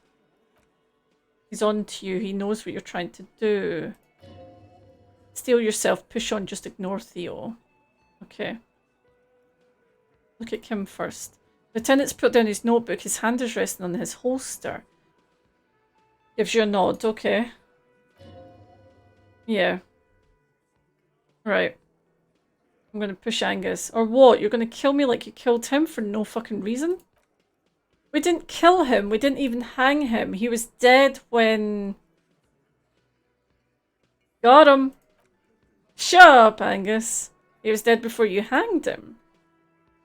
Patty, the little guy hits Angus on the back of the head. A loud slap. Say one more thing to the cops and I'll... Dennis, Titus roars. Stand down or I'll beat your head in. Theo points to the old man. Take your hand off the belt. This isn't 31. I've got this under control. The room falls quiet. So quiet you can hear Angus wheeze. Angie, where's your goddamn inhaler? You sound like you're dying. I left it at home. I can't get it. I'm too fucked. I'm sorry. Well, don't fucking have an asthma attack right now.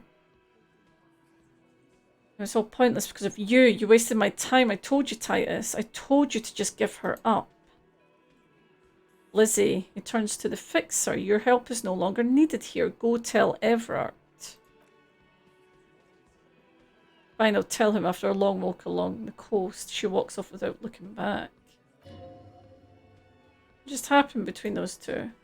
You're in, he's all yours. Questions. Okay.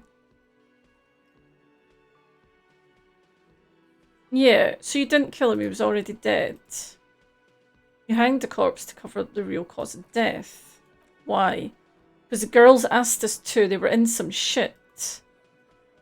Did she kill him? I have no idea, the girl says she didn't. He doesn't think she did, or at least he hopes she didn't. So what happened? Classia came down. He points to the stairs. She seemed really out of it, drugged up, even more than usual. Bug-eyed and gurning, you know, not in a fun way.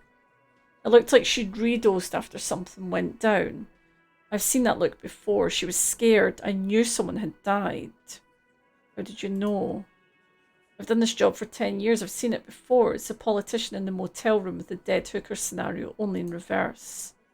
Good analogy, boss, the rat-faced man snickers. You don't get to talk yet, Shanky. You're still on the bench. You keep taking it easy too, Angus. That's okay. The fat man still wheezing there. He couldn't speak if he wanted to. They went upstairs. Sure as hell the merc was dead. There was a bullet hole through the window. Called it. Fucking. Oh. Does the peephole mean there was a witness to it? I've been on a work call for the past 30 minutes. I feel I may have missed some important plot points. Well, Guspo. Holy shit.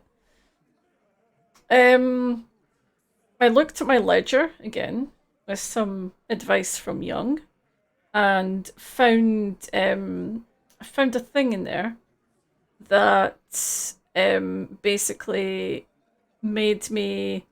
It was a letter from my ex, whoever it is, and it made me pass out. So it feels like every step I get, every time I get a little bit more information about her, I'm getting closer. But this time I totally passed out. Then we came here and we're talking to Titus about the fact that the guy wasn't dead when they hanged him. So basically he's just telling us what he knows. That the woman came down and said something was wrong. So we went upstairs. Sure as day the merc was dead. There was a bullet hole through the window. Fucking dirty sheets and bottles everywhere. What I'm wondering is, because there's a peephole, does that mean someone else witnessed this? This is what I'm wondering. Tibbs patched the window and the corpse we hanged. Who's Tibbs? He's my brother. He's in the window replacement business. Alright. Okay, so if she didn't kill him, why the cover-up? You may have noticed our girl's in some shit of her own. What are you talking about? It can't show up on police radar kind. There are people after her from the old world where she came from. Who? They're powerful. Connected to the moral intern, she's clearly afraid for her life. Says if she showed up in your system, she'd be ghosted away. Why would you help someone like that by taking on a murder? Why would I? I guess we abide all sorts of runaways and losers here. It's a Martinez thing. So who killed them then? Not yet. Some ideas. She says the shot came from outside behind the window somewhere, so that's a clue. Okay. What are you thinking? I'm thinking someone's past caught up with them, either hers or his. Is it Joyce? Did Joyce fucking shoot him? I mean, the people after class you, maybe the shot missed, maybe it was meant for her. I like that, been thinking the same thing myself. You had ideas about his past too. I do, one of the mercenary buddies of his could have done it. They got guns, training, years of bad blood. Or it could have been someone else from Crenell. Tell you what I do, check out the coast for vantage points. Well, we do know that one of them's in a building, literally like fucking sniper point. So, okay. Need to look at buildings overlooking. It's calm now, threw all the turmoil away and became himself again. So whose idea was it to hang him? It was her idea. We had help from another girl. It was her idea to hang him, and I liked it for political reasons. Yeah, they missed the 8th hard day. Big guy stepped towards you. Fellow, you think too much. Ease off, alright? You're going to hurt your head. A little too far there, but you're definitely right. That woman is just affiliated with the Hardy Boys. You don't know her anyway. Yeah, can you tell me anything about her? Nope. You're not getting to her. It's Class you want to talk to. Okay. I'm sorry I made you guys fight. Me too. Okay. Fucking right, okay. Hey, cop before you go. Suddenly the wind picks up outside. You hear it rattling the large windows in their frames. It carries newspapers, circles of whirling and rags in a warm column. As he came to Martinez to hide, many of us did. This is where you wash up when there's nowhere left to go. The Union takes you in. Now, she refused that protection, but you would still prefer if we didn't take her away. That's right. If we didn't take care of the people who end up here, this place would just be a couple of ruins and some cargo containers. Okay. Okay. I am going to stop soon, but we need to go and talk to her. We need to see what she says about this. We also need to check on who the fuck is watching. Because we know someone's watching from some of the buildings. I need to put a jacket on. Let's just pop that one on. So we know...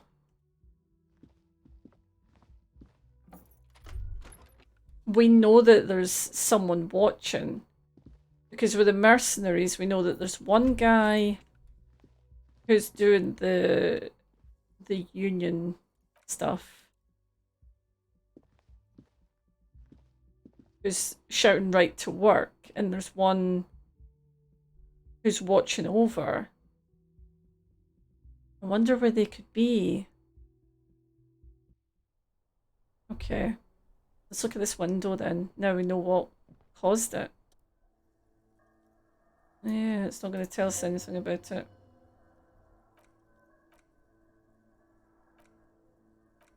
Okay. Okay, well, what have you got to say? What do you have to say about this?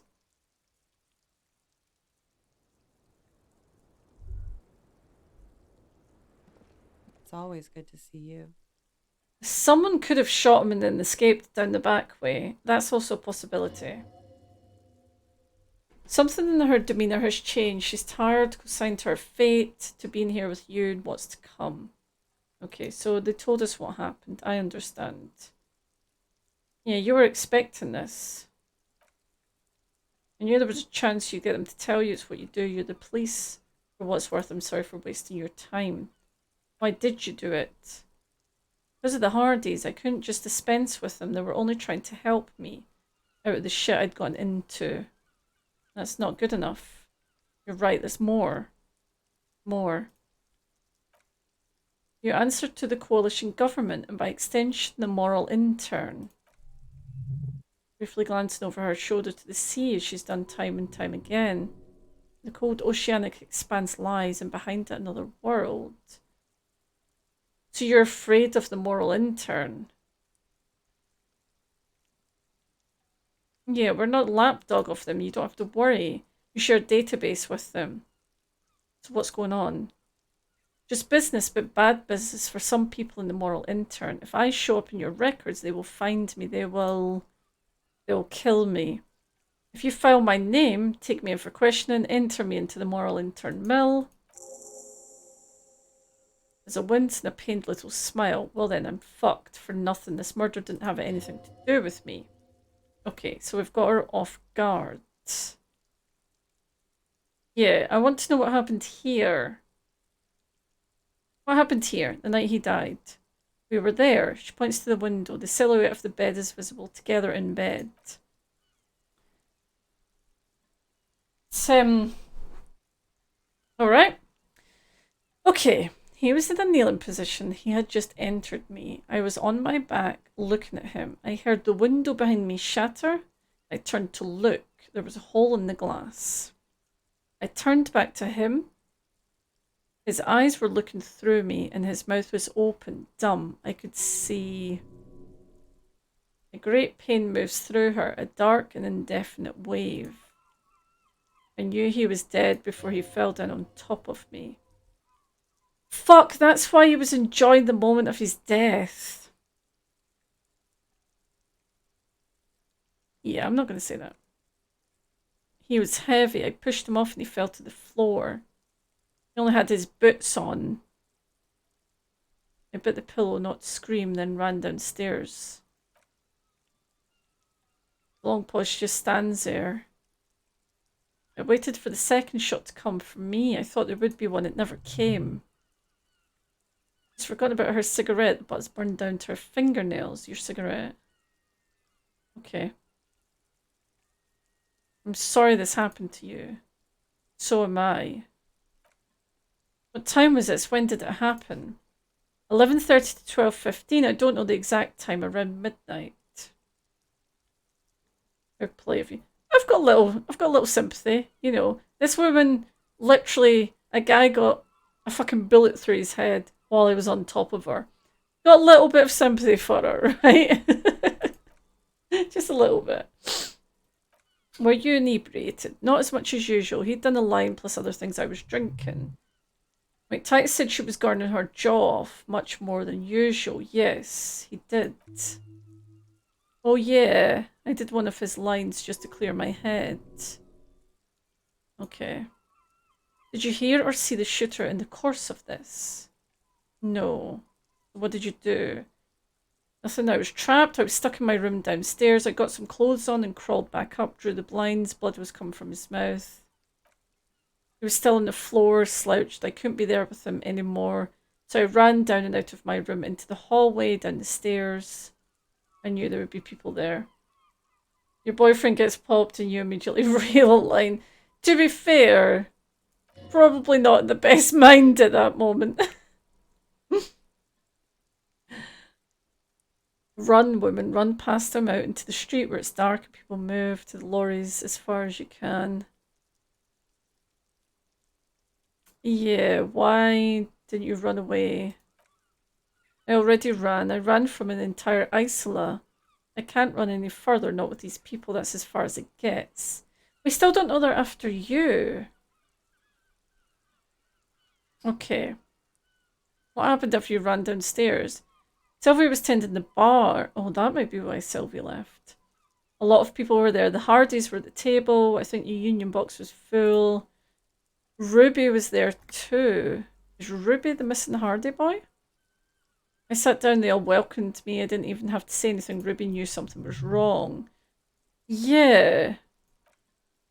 Ruby, the leader. The leader? The Hardy boys. For fuck's sake. Every single time I think I've gotten some facts, then I thought Hardy was the leader of the Hardy Boys. Well, nominally, yes. Ruby's the one they go to when things happen, like things they need taken care of. She's an organizer. This Ruby in her phrases is entrusted with great power. Yes. So she's the 8th Hardy Boy. Okay. Did you party with Ruby too? No. There's something there. She won't tell you now. Okay. Ruby said, let's talk upstairs. I showed her the room. I've known these people since December. They know my situation, that I can't leave a paper trail. Ruby was the first one I told. She said she'd take care of this. It's what she does. I helped her get the body to the bathroom. We used a belt to pull him up under the shower to keep him upright. To mislead you, they were tampering with the body. Yes. We completely missed the tampering. Looks like you got there in time. What was this, 20 minutes after death? Oops. I love when you fail it and it's just like, oops. About 20, yes. Ruby explained it would make the blood. You know what it does. She looks at the ground and raises her light brown eyes to meet yours. What did you do? Ruby went outside to talk to Titus and the boys. I was just looking at Lele in the bathroom. I had to put his clothes back on, his armor too. It was tough, but I've seen him take it off and put on many times. It took Ruby maybe half an hour to come back. I'd gotten him ready by then. They carried him out. I knew what they were going to do, make it look like a hanging. Ruby said they would. What did you do? Ruby said to wait here. She also said I wouldn't see her for a while, that we should lay low or something. Where did Ruby go? I don't know. I haven't seen her. Okay. Titus is going to have to tell us. Yes. When it happened, did you hear a gunshot? When it was shot, I may have. I don't know. I couldn't hear anything over the glass exploding. The gunshot wasn't that loud. This is something to keep in mind when assessing the distance of the shot. I'm going for a sniper on the roof for this, to be fair. What did you have to do? These people... What did you do to have these people after you? It's not nice, but it's not illegal. Not here in Revachol. What did you do? Industrial espionage. I joined a business collective with the intention of betraying them. Did my job well enough to be asked to do it again. A bigger company, the kind you really, really don't fuck with. I took their ledgers, 2 decades worth of accounting. Who was involved? The job was Lustian Country Savings Bank. They sound small, but they're part of the Loose Cap conglomerate. That was the second job. The first was some printer company. She really destroyed them. She feels it. As to who hired me, I don't know, but they're after me, along with Loose Cap and their friends in the MI. Once you're done in the competitive intelligence circuit, you don't have allies. You're radioactive.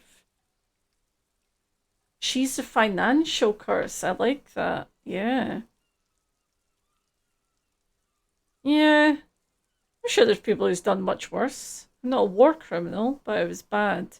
People lost their jobs, good people too, not just C-suite. A lot of people got hurt, but that's just more my shirt. You shouldn't have to deal with yourself in a murder. Yeah, I want to know more. No, tell me more. What did you do?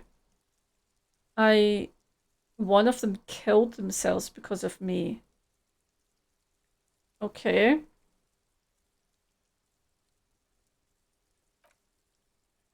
How do you deal with anything? It's all just... How do you do it? By not remembering the single goddamn thing. That would do the trick, yes. Okay. Did you kill him? What? Why would I put myself through this insanity? Get myself cornered like this? I mean, I wouldn't have died if it weren't for me. I know that, but I would never hurt him.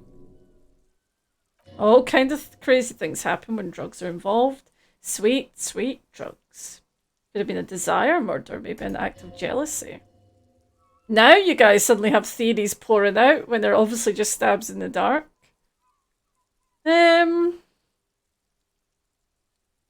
I mean, it's okay if you did it in self-defense. I did not kill him to defend myself from rape. I told you before that wasn't what happened. Drugs? Do drugs make you aggressive? No. People don't take drugs to kill each other. They take them to feel okay with each other. I thought Revachol would be more enlightened about this, especially since you've taken them yourself. The lieutenant gives you a sideways glance. I do drugs to keep work and clean up the shit you've created here. I'm sorry. I withdraw what I said. I didn't mean to judge you. Yeah. Okay, I don't think she killed him. Yeah. I don't think she killed him. Basically, rust coal? Who's that? Could the people after you have killed him? That's the first thing that went through my head when I heard the glass break. And I thought they found me. They'd killed him to punish me. All last week I've tried not to talk to anyone or be seen with anyone, so they wouldn't be hurt. I've come to understand, however, this is paranoia. What happened didn't have anything to do with me. But maybe it did. I just don't know. I don't know anything. Can't go off the looks, Cap. Not yet. There are other saner leads. Yeah. I don't ask you to, Lieutenant. If there's one thing I know, it's that you'll get nothing from there. So why did you call us if you're hiding? Because I'm an idiot. Which is an indicator of truth. Yeah, I agree. True Detective. Oh, no, I've never watched it. Just season 1, though. Does it get really bad after season 1?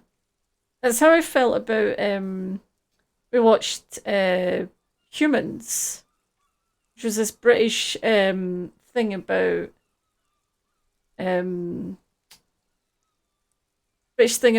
AI and like androids and stuff like that.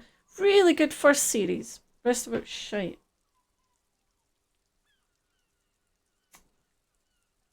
Hey, Jay Bong. She's very well. She is manipulative. I agree, but I think she's scared and she's worried and she's hiding. So she's also not telling the truth all the time.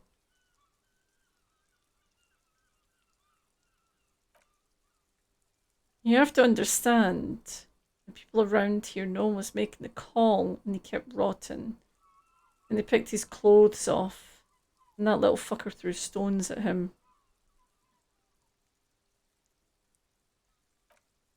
He kept throwing stones at him for 3 days. I could hear the thud, thud. So I called you.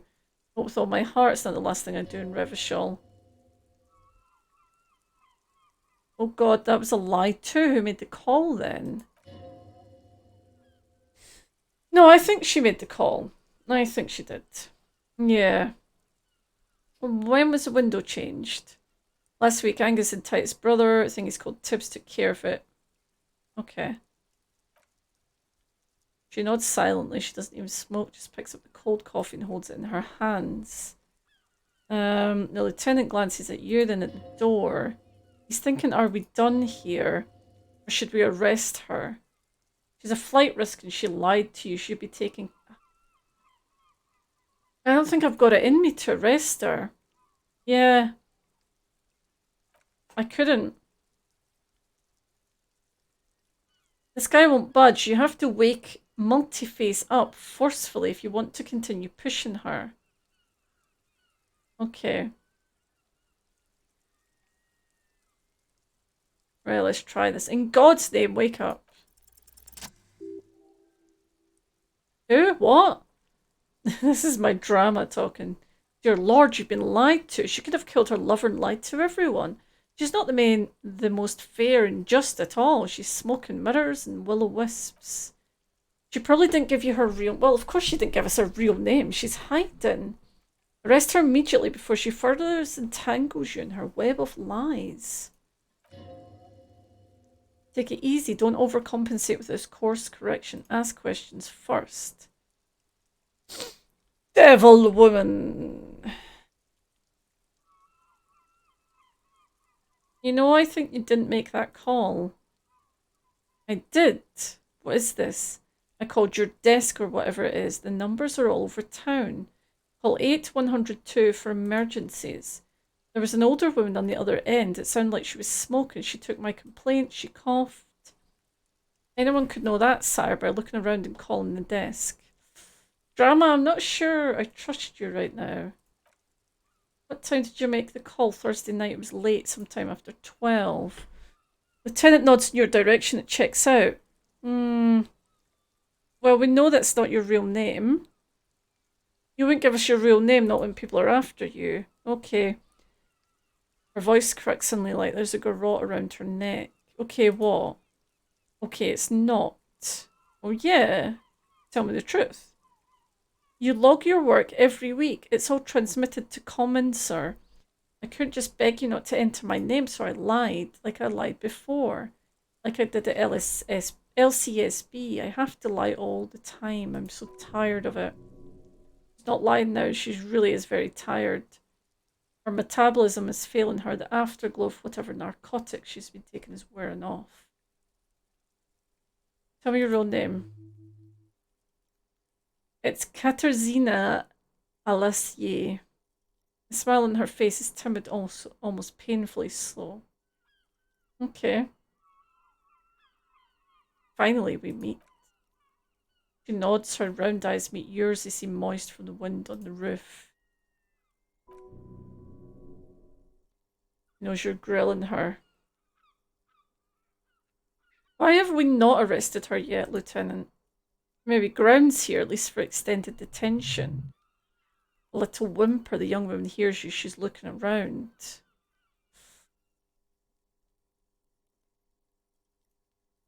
I don't want to arrest her. Devil woman. What if I told you you're under arrest?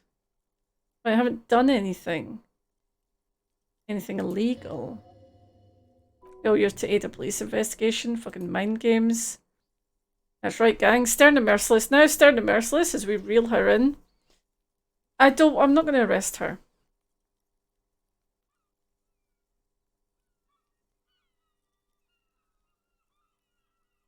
You're suspected in a murder investigation. Your flight risk. That's all the reason I need. Oh shit! I don't actually want to arrest her.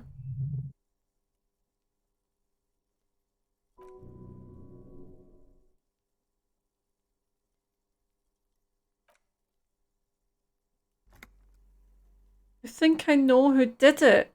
I know who shot him. You know it wasn't me. Why would I do it? I have no motive. Well, fucking tell us then. Who shot him? She's silent for a second, as if looking into herself for certainty. Then in a hushed voice, she says... Gearing up for this betrayal is hard for her. Ruby! Oh. Okay. Why? She had this thing for me ever since I met her and the boys downstairs. She's been pretty frank about what she wants. Like, gasp. What she's saying is sex. I mean... And more.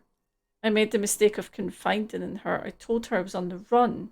She started protecting me. It became an unhealthy relationship. When I started spending time with Laylee, she told me to end it, said there would be shit if I didn't. It was not a good meeting. We stopped talking after that. But I don't understand. What exactly in your relationship made you think she's romantically interested in you? She said she's in love with me. She even asked me to run away with her when I told her I'm a fugitive. She started developing notions about our relationship, and you led her on. A little, I was flattered, you know. Then I had to let her off, and it was not easy. I came to regret being friendly with her. We maybe kissed, nothing more.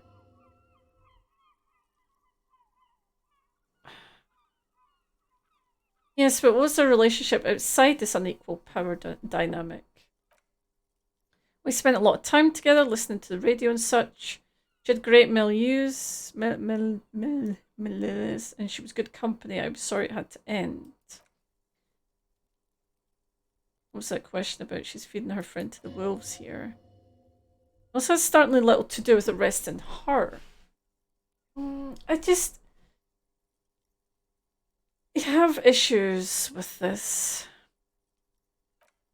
Sounds like she was fixated on you. I know what it sounds like, that's why I didn't want to tell you before, but she knew what had happened when I came downstairs. Somehow she knew Laylee was dead. She wasn't surprised at all. When we came up here, she was calm as a stone.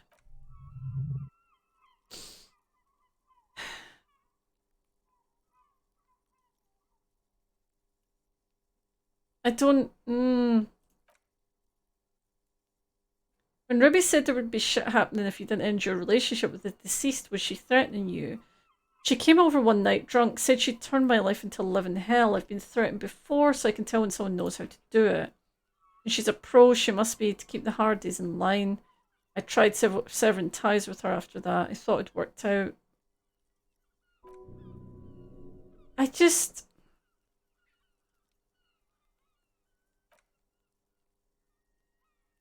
How could she have killed him? You said there was a secret route there, right? She points to the door. She could have come up through there, then taken the shot right here where I stand. It was too dark outside, I wouldn't have seen her. Then slip back downstairs without anyone noticing. That is possible. Interesting. Did she know the door exists? Had you been out here with her? Yes, she's been up here many times. She used to come to drink on the roof. When the young woman falls silent, her mouth moves without a sound. Yes, you're thinking about the peephole. Yeah. She would have seen us. My bed is right next to. Yeah. You mean to suggest she made it? No. Or she'd do that to herself. I just remembered what you told me about it and... Not really sure. It was right above the bed. She could have seen all sorts of things from here. I don't... Okay, and what? Arrest the liar now. I'm not arresting her. Yeah. Don't arrest her. Push her a little bit more and then let her off. That Ruby theory was solid. And she's beautiful. Come on. Fucking hell. She's stuck here. She's already in prison. Look around. She's only trying to help you.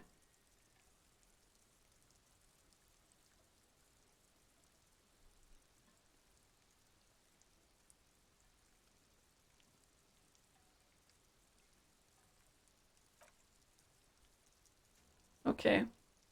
I'm gonna push her a little bit more.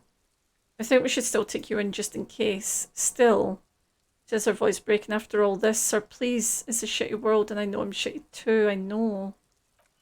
I don't deserve to be sent to the moral intern and ground into paste just because I disturbed the sanctity of accountant. She's gearing up for last stand. This is it. Yeah. So what other option do I have? You have those station calls, right? Where I have to show up to the station or become a fugitive. You can write me one. You don't have to take me in right now. I promise I won't go out anymore at night. I'll be right here. You know, you can do that. Just let me come in on my own in 2 months or even 1 month. That's all I need. You do have the form. That's it. I'm calling it. Kim is beyond compromised.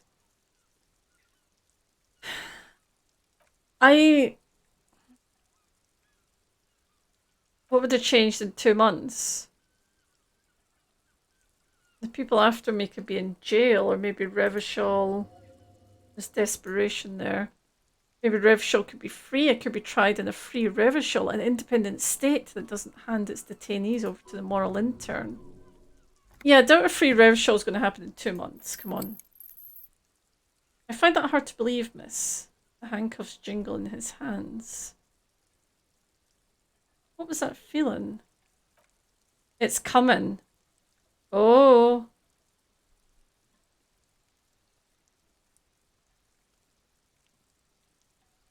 I do like the sound of that. Another Revachol free independent. The world can change. It's changed before.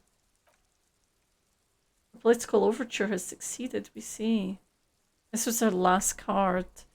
There's nothing more she can say. The final decision is yours. You alone stand on the throne of your mind. I've made my choice. She looks at you in silence, her face filled with fear, lips parted.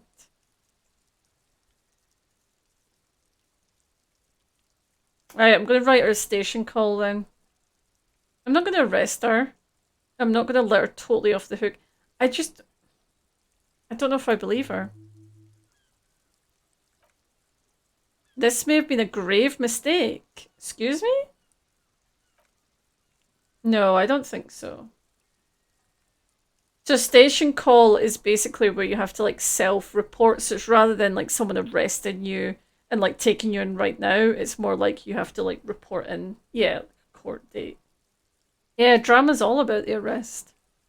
I promise I will be right here all the time, nights too.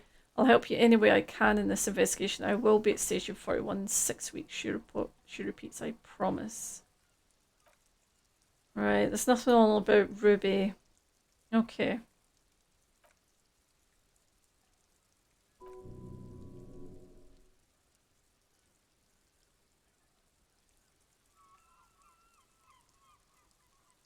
She slowly lights another cigarette, steadies her breath as if in the presence of a tiger. You are. This is not the end of this.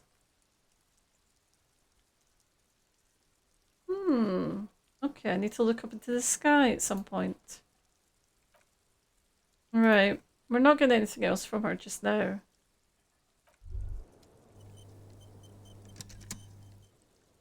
You look back, you think, so love did do him in after all. I'm really uncomfortable with the fucking... I don't know.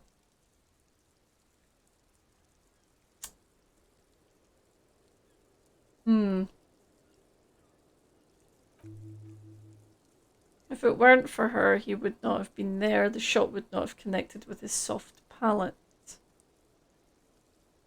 Looks like love did him in after all. She's silent, holding onto her coffee mug. No vapour rises from it. It's cold.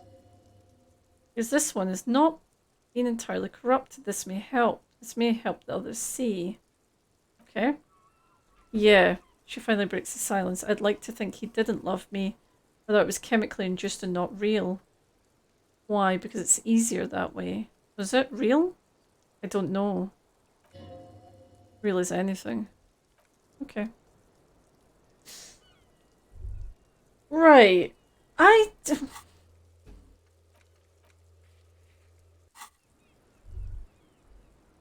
I'm still not sure. I'm going to be honest, I'm still not sure.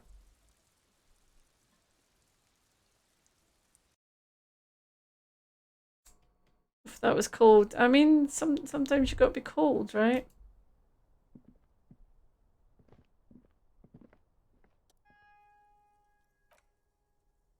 Yeah. We've looked at the footprints, so... Okay. Right, that... Can you inspect the window? I've already inspected the window. I don't think it's telling us anything new. It just seems to be like... You know, it's a window. We'll see.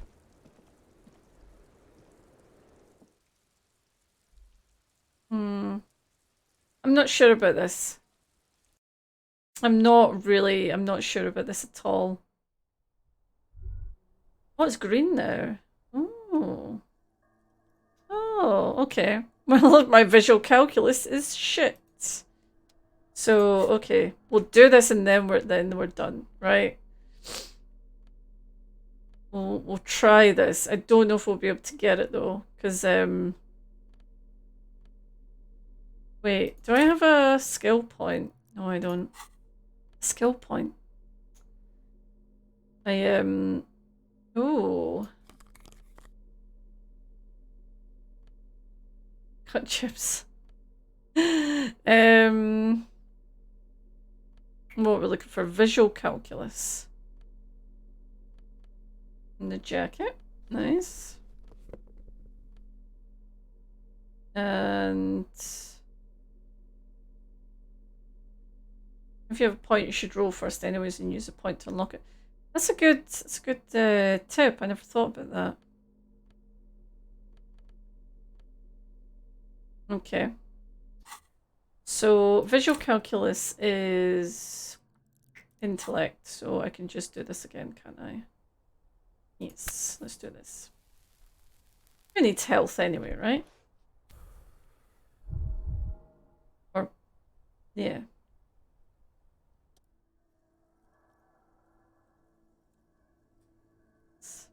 Let's give it a go. Nice. Oh, look at that. Fancy fucking shot going on here. I should have taken fucking more visual calculus. I love this shit. The golden light melts away into the blue, glassy darkness of your mind. In it are two neon-lit shapes, a man and a woman on the single bed. Like, the position they're in, like the witness said, the man is kneeling, the woman's on her back. It's first night of March 4th and the shot has just been fired. The man looks directly at the woman. The shot's possible directions converge in his mouth. A raycast from somewhere outside entering his brain, ending him. Where does it come from? From the roof outside, location A prime, the glass fractures around the bullet hole, shards face inwards like a corona behind the woman's back. Okay. Figures. The man does not know the bullet has entered his brain. He never will. Death comes faster than the realization. Right, have a look at point A, the roof. These are like the high budget scenes in the game. Yeah, like I can see that. These are really pretty and I'm like, oh shit, I've been missing all of these. That's the thing about this game, isn't it though? You never know what you're not seeing. Because there's so many layers of things that you can get. That like it's hard to ever know what you're not getting. The raycast from the man's mouth unravels into a fan of possible directions. All on the roof at first. The shot could have come from any of them. This is a composite location A prime, most likely of the origin points. So should there be gun residue? There could have been, but it would have washed away. So I'm what? 80% sure the roof is where the shot was made from. 72%. There's an antique weapon that fires military-grade ammunition. A Bell McGrath rifle, for example. It's a good short distance, but not too short. The perpetrator aimed with her back against the railing, or possibly kneeling for position. This would explain why it only took them one shot. The lights were on in here. Outside it was dark. It was like shooting fish in an aquarium. A well-lit aquarium. The victim opened his mouth to let the bullet in. Neither of them would have seen anything outside. In the darkness, too busy with their own bodies. Could have come closer. Point X would contradict the woman's testimony, rendering the entire proposition void. These figures would be wiped out. Okay, is there arguments against A? None that you've found thus far, but that doesn't mean there aren't any. Okay, could there be a point further away? 20% chance. In this model, the shot could have come from a greater distance. Nothing excludes the possibility. Should we extrapolate to include every possible point of origin in Martinez? Yes, please. Okay. According to your map of the district, the shot could have come from a wide angle of locations, starting with the northern edge of the abandoned boardwalk, ending with an islet in the bay. So, there, over there, and there. Okay. B is for boardwalk, B for Land's End, and B for the islet. These may be smaller points, but those are fine to zoom in on. The boardwalk. Okay. 700 meters away, the likeliest of these B positions, 20% chance. A skilled sniper could have made the shot, provided he had a safe sniper's nest. You know, with the light on inside, we're talking military training. That goes back to the mercenaries. Land's End, 1.2 kilometers away, least likely, 3%. Truly skilled snipers could have done it, possibly from a tent. No, too far-fetched. And the islet, this one, 1 kilometer away, a point beyond the docks on an islet in the bay. The fort is ruined, but the perpetrator may have found a stable spot on the beaches surrounding it, where the concrete crumbles into the sea, as you saw in the coin-operated viewer. The shot would have been a small miracle, 5% likelihood. There is an extremely narrow field of view from the bay to the window between Rue St. Gilles Lane 10 and 33A. The angle would have been extreme and access to the islets is questionable. Yeah, I like this element of it as detective. So, yes. Could it have come from B prime, B double prime, or B triple prime? So you've given this a lot of thought. Are those the locations you've singled out in addition to the roof? What's the likelihood, in your opinion, that it came from a further distance? Much lesser from the roof, but still. Okay. Go and see if there's gunshot residue or sniper rest if we go down the coast. Rule these spots out one by one. Yes. Okay, I like that. I really should have taken more visual calculus because I like that kind of shit. I remember playing like a CSI PC game. It was great.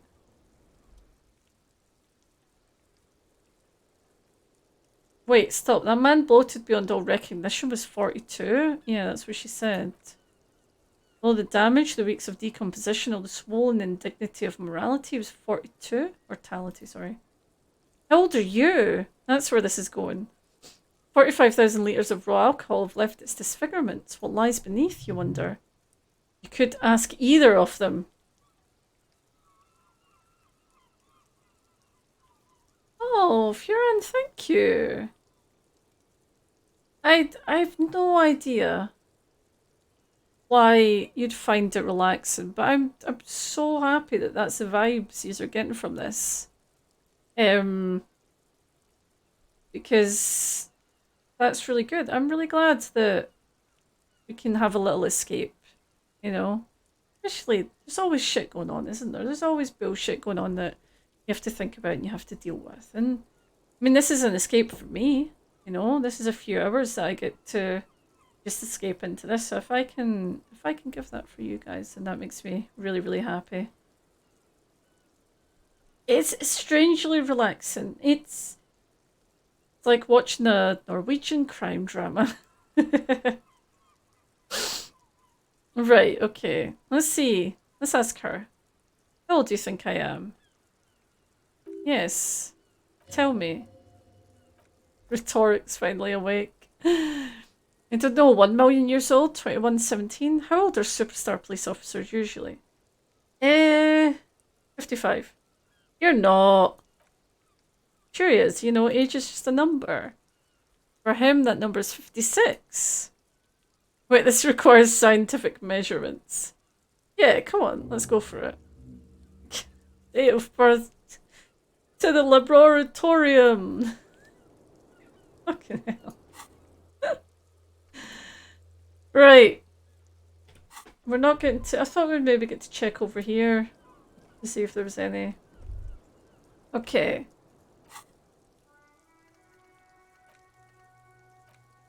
Oh, we can start a new... Can we start a new thought? We can. Oh.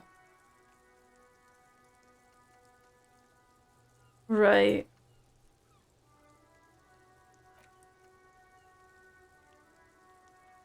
I want to do this one. I'm going to put this thought on. Yeah. I want to see where that takes me. Right.